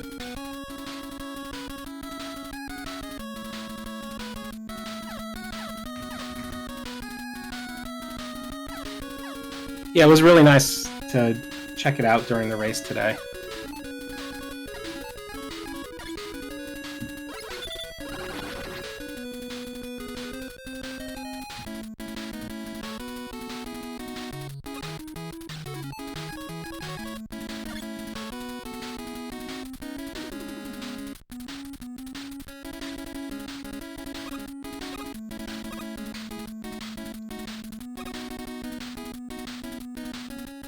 So it seems like Zarnak is slightly ahead of Pyle currently. Yeah, by just a little bit in those refights. Yeah, certainly enough though to where if Zarnax doesn't die, he will certainly finish first, or before Pyle does. I think the only game I haven't completed on this list might be Mega Man 2 actually. You've never completed Mega Man 2? Wow. Really? It's not a crime. I had Mega Man 1 and 3 growing up. Yeah, I often wonder if, like, as a kid, there had to be like some sort of promotion where suddenly every Swedish small gamer had Mega Man 1 and became incredible at it.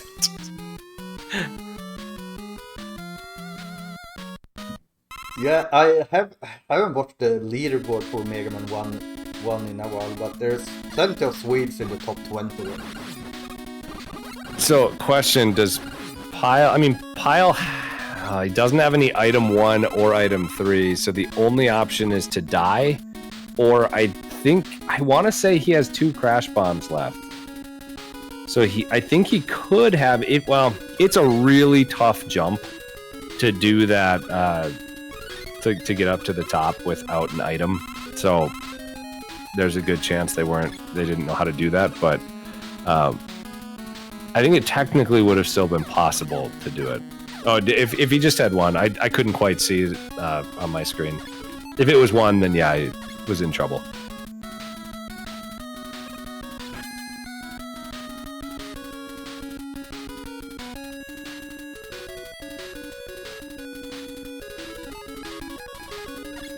Zarnax is finishing up the refight stage, Wily 5.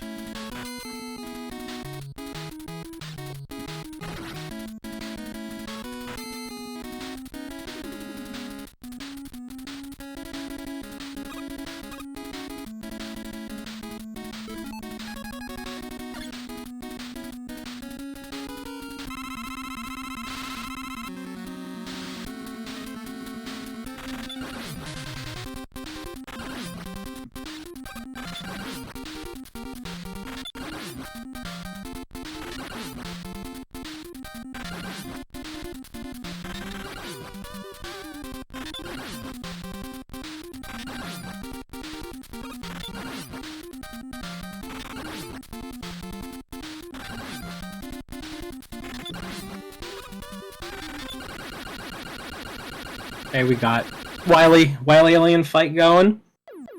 See how Zarnax does. And I'm bringing Fjord back up here to see if his Link has recovered enough stamina to beat Helmet Head. Seems like he has gotten his level up.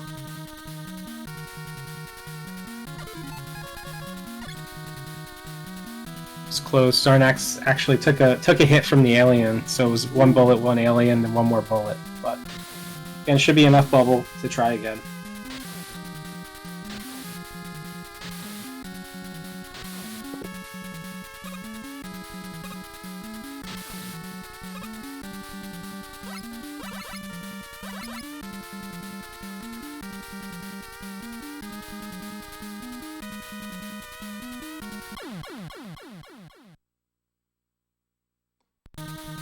Let's see another attempt on the alien fight.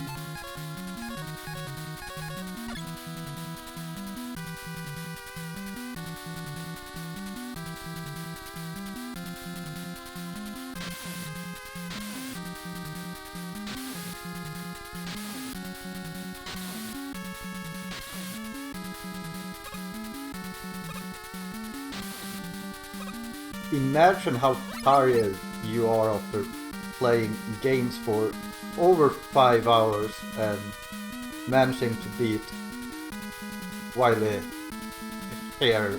I know, right? The Wily stages? Yeah, like, tough.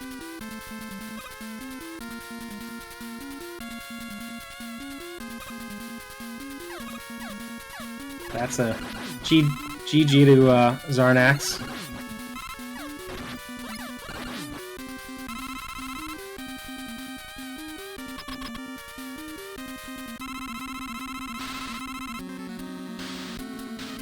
Yeah, so we got 70 finishers now. I don't remember how many we got through last year, but that might be the most number of finishers we've seen on stream before. Yeah, I did not imagine 70 finishers finishing within 6 hours. Yes, that's true too. Yeah, some really good races from a lot of people.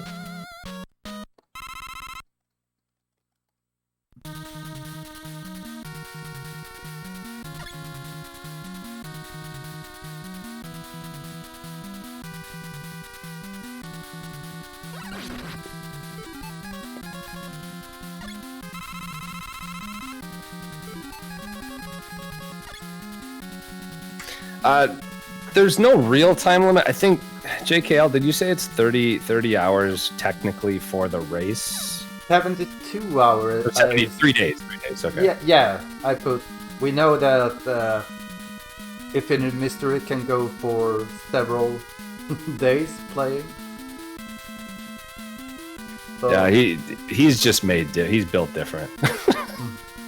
He just keep playing, and he can keep playing at like a decently high level that whole time. But yeah, so I mean, drops, like there is an official like race that people have signed up through, but I mean, just if you're doing this, like however long it takes, awesome. I mean, we're supportive. We might not be here, like the stream won't be on too terribly much longer, but I mean, we want people to keep going. It's more, at this point, it's more like a personal achievement than like necessarily anything else. Like we're just here to be supportive, here to hope that we can cheer people on and finish. And even when we're done streaming, hopefully they'll keep playing, they'll keep finishing.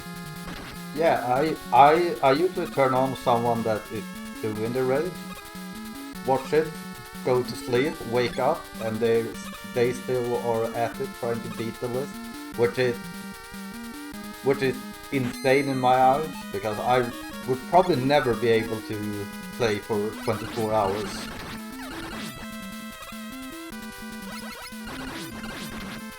Yeah, so Shift, that's a tough question because I have a hard time knowing which ones are newcomers. I saw your question before. I have no idea, and I don't have time to go through each one to see if people have been entered or not before. But I would imagine not a ton. A lot of the people that finished at the top had been in some before.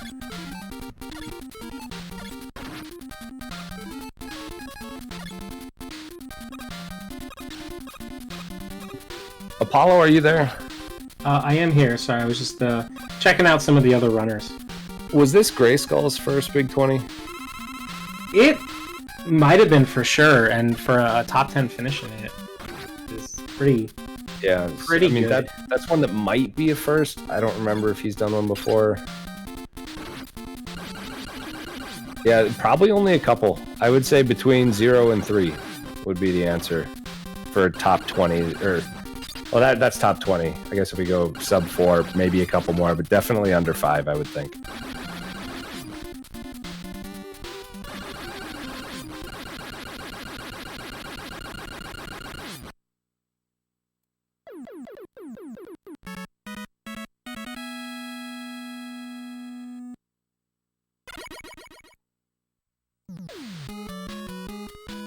Yeah, look at this. We got some more.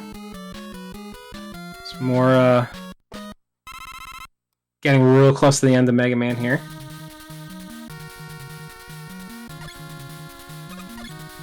Ahmad had to have been in other Big 20s, right?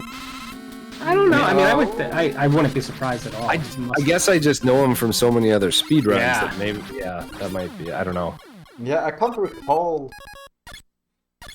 It was Ahmad's first, okay. Okay, Yeah. so Ahmad was the top finisher, I think, for first timers. I don't know, I could be wrong still, but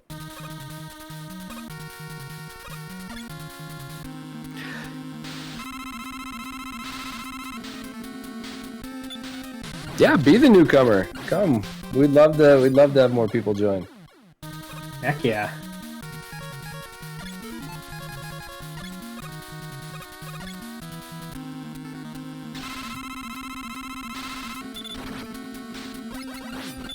And we have Mr. PUBG talking to himself.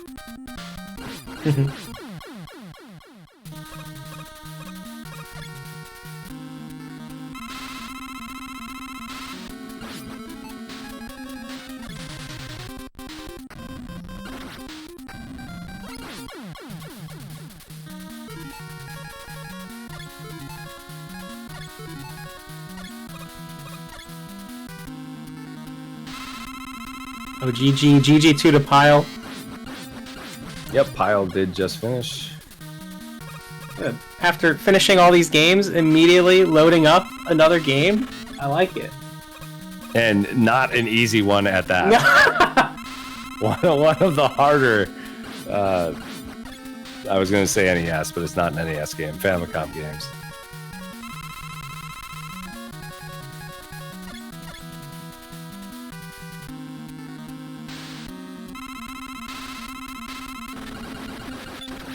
Yeah, gimmicks. That's funny. Playing gimmick after this list, like. Yeah. I mean, It wasn't tough enough. I mean, gimmick is definitely a game that could make it into a list like this because it is. Oh, and he is going for the crazy strat as well. Yep. Pile is much better than me at this game. Yeah. Oh, that's funny. That's funny. Okay, we've got Retro J on finishing up here on Wily 6. Gimmick was in 6, right? Yes. Yes, it was. It was like game number 19 or something. Gotcha. Yeah, it was also in Big Ten, I think. I think it was full game too. Yeah, in both cases.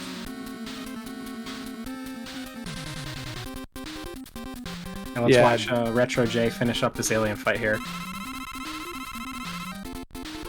Let's see. Good start.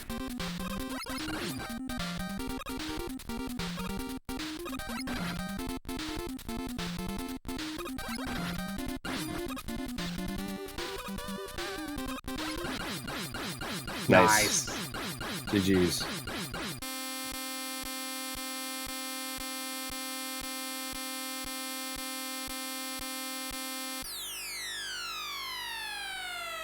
I know it's hard to see, but if you look at 71st place, Pile actually has Gimmick as his icon. Oh yeah, I see that. Let's see if I can zoom in so people can see it. Oh god, no. Let's just swap someone else on that screen for now. So you don't get tempted to do anything.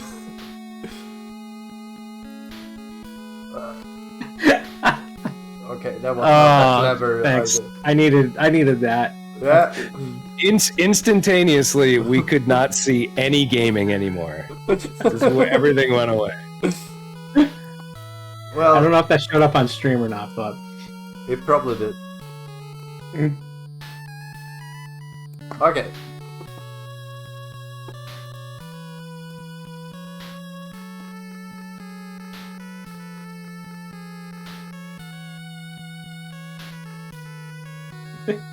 yeah, just a regular day using OBS. Yeah. I mean, we are supposed to have fun. I mean, it's been fun. I mean, I think so. I think it's been fun. Chat, give me a 1 if you had fun today. Give me a 1 in chat if you had fun today. I hope I see some 1s. No one is going to put a 1 now that you've said that. Everyone's still upset. We had some 2s. We had some 2s. Everyone's upset that Dale won the poll. Well, Dale should have won the poll. Dale deserves to win the poll. Thanks. Yeah, that was the biggest moment of the race for me was when Dale won the poll, because like Chip won the pre-show poll. That doesn't count. Dale won the race poll. Yeah, that's the poll that matters. That is the poll that matters.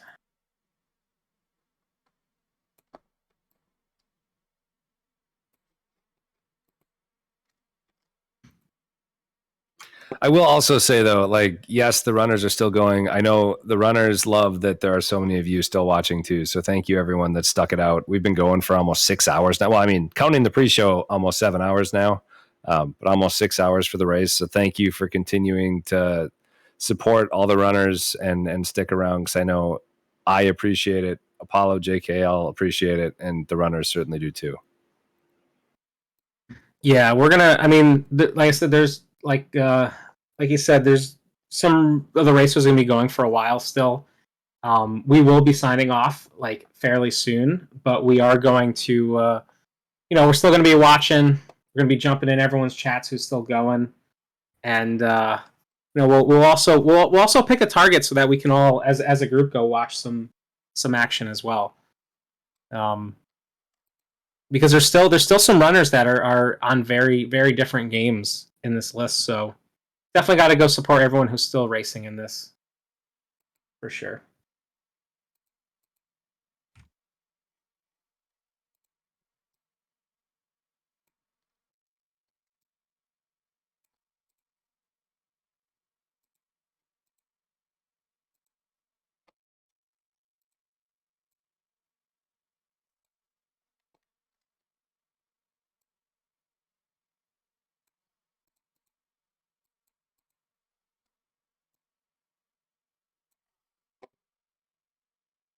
We got some, it's like almost synced Mario action going on with TFX, Tigor.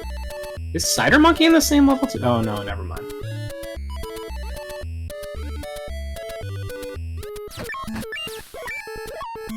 Oh, do we not actually have in-game audio on right now? I just checked real quick, but we do.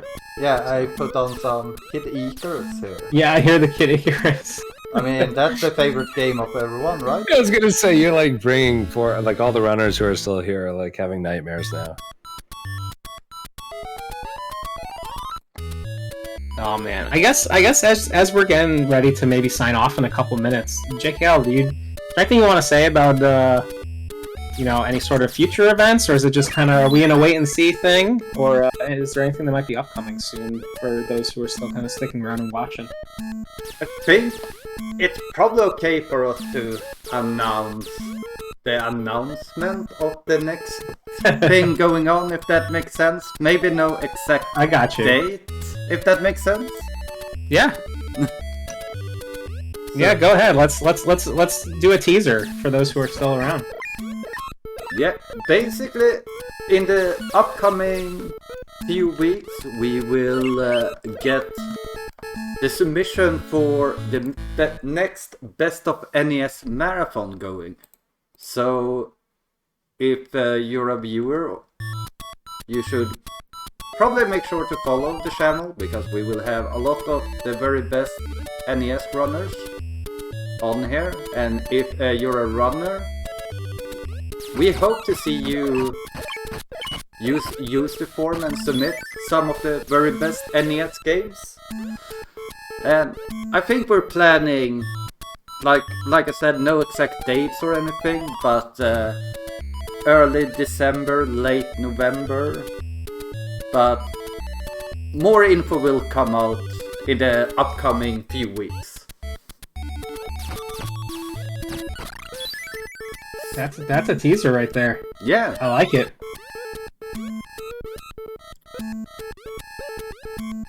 So, moral of the story is to just keep an eye out. Keep an eye out to Twitter, Discord, streams. We got some fun stuff coming up.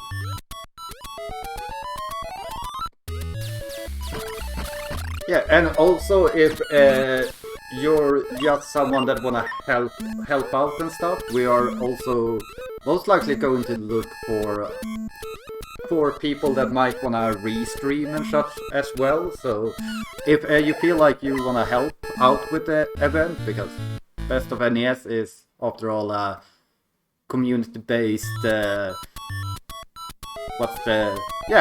community-based community, so we try and help each other as much as possible.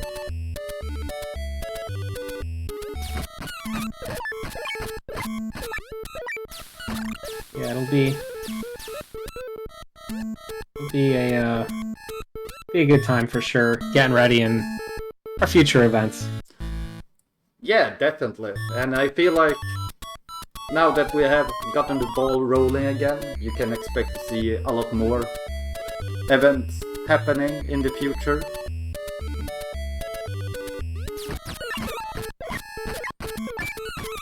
Like one of the hardest things before we announced this Big 20 was when people was saying chat like, oh, I don't think Big 20 is coming back, and like we were all planning the Big 20, and it was like, oh, I wanna tell them that Big 20 is coming back, but couldn't really tell them before we made an official statement. We can do our best to make sure that JKL's mouse will come back too. Do you want to see my mouse? Wait. Oh, there it is. Yay. It's the enemy of Mario currently. He died. Okay. What did you do? Okay, that was a restreamer curse if anything.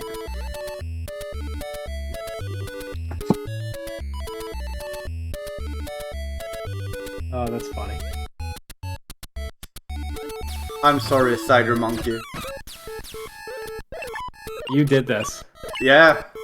Yeah, I completely take 100% blame on that one. So Monster Mike, JKL did mention that Retro Gaming Live TV, that's the Twitch channel, is going to be having their Nescathlon event, which is usually a 10-game NES marathon. They'll be having that, I think JKL said, in the next couple months. Yeah, yeah, I don't know the exact date. I'm just been in contact with them, and so I believe they are going to announce it very soon. And something that the Nescathlon does is that they always have 10 full game goals. So I know some people are more about learning full games. So if that's your cup of tea, that's something I can recommend, just checking out the list. I mean, I can definitely see some of the benefit to wanting a full game list, because then you can. I like the idea of being able to submit everything that you do, but I mean, it also makes it a lot tougher to do a longer marathon. Like, you can't do a 20-game marathon like you can here if you're gonna have all full games, because it'd be way too long. Yeah, and Yeah, like definitely. like one of the things I do like about both part game goals is like, imagine everyone that didn't like Kid Icarus, and they had to play 20 minutes of Kid Icarus. Like, sometimes there might be a game you don't like that much, and then you're happy you don't have to play the full game.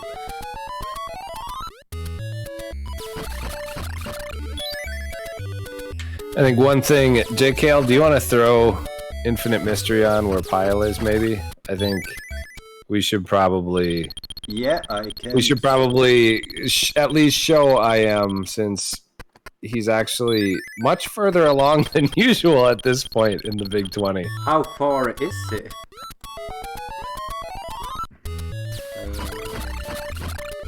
I think it's on Super Mario Brothers 3 right now. So like, So let's do it. gonna be like finishing this. very soon, yeah. Whoa, there's actually not that many runners left now. No, we're getting close. We got, looks like 74 finished at the moment.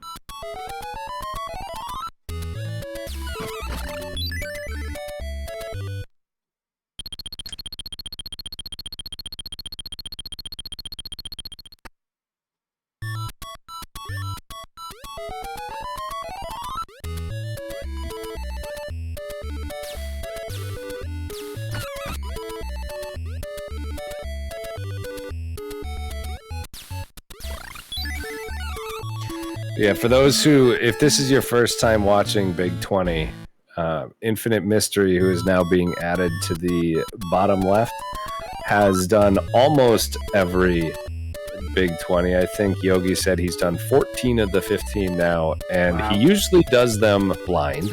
Obviously, IM knows a lot of these games. He's played hundreds of NES games, but I'm certain he didn't practice a lot, and he's still just plowing his way through. Sometimes he's finished in 30 hours or 30 plus hours before.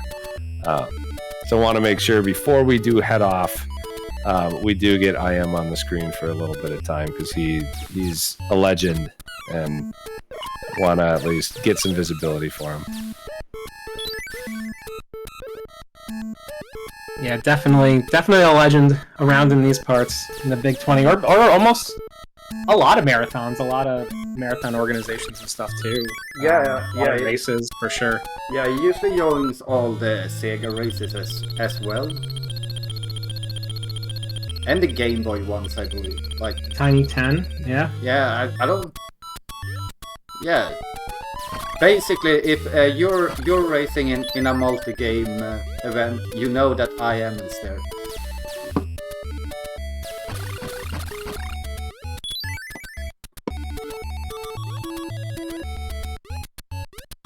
I don't know if we announced on or saw on stream, and if we did, I apologize, but we'll say it again. Sleepy Time Beer and also Cryptics with finishes as well. Yeah. So GG's to them. And apparently Spontaneous accidentally forfeited, so he doesn't have the 69th place. Yeah, we're gonna have to see if we gotta fix that. That 69th place is a really important place to have, so we might have to take a look. Yeah, it looks like something happened with the timings or whatever on the race time GG. I love that Infinite Mystery is playing the memory game. You know what? Like, get some items.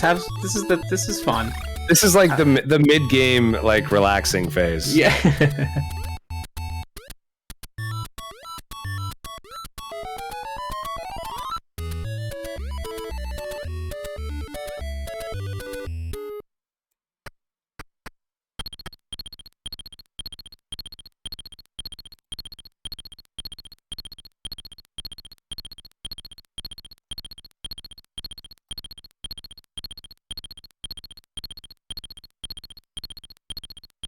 There's a lot of Mario right now. Got some bathing going on in Kid Icarus. We got TFX is getting close to the end. Yeah, it's not often you get to see 5 windows of Super Mario Bros. 3. It's true.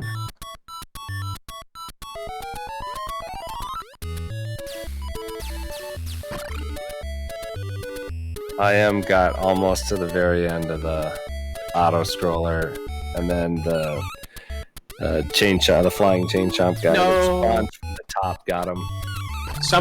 So we got to check it out after. Someone posted a clip from the race, not exactly sure who it is, that one of these platforms just didn't spawn when they were on this level. Oh. And that's scary to think about. That would feel really bad. Yeah, I'm interested in seeing that clip afterwards for sure. Yeah, I know they were talking about the disappearing platform in Mario 1, but not in Mario 3.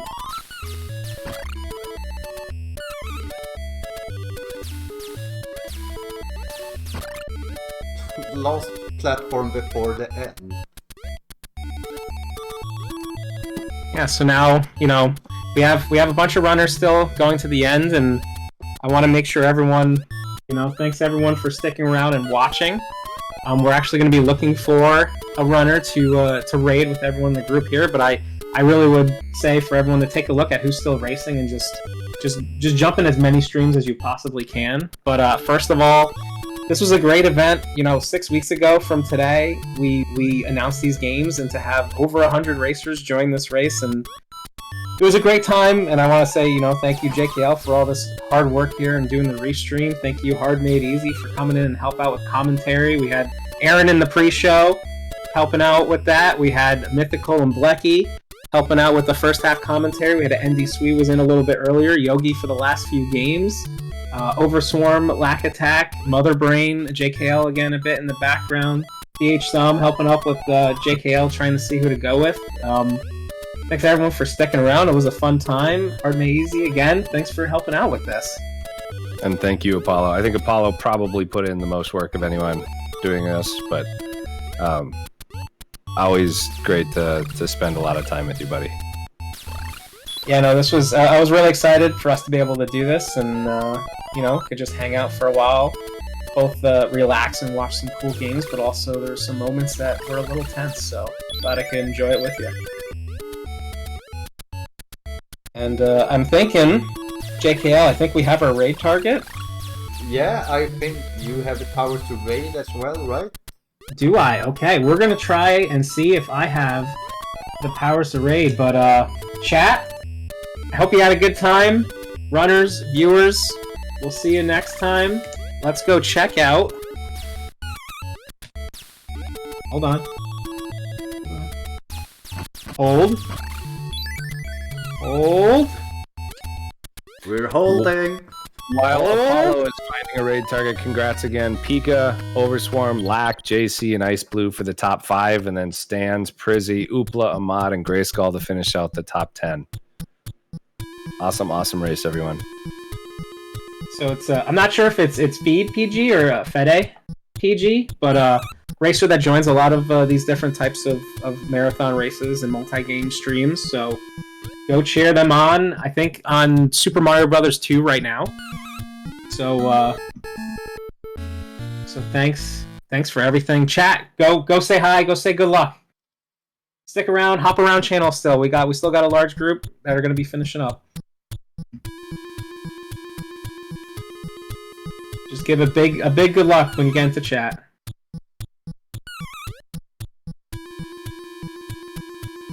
See y'all. Bye bye.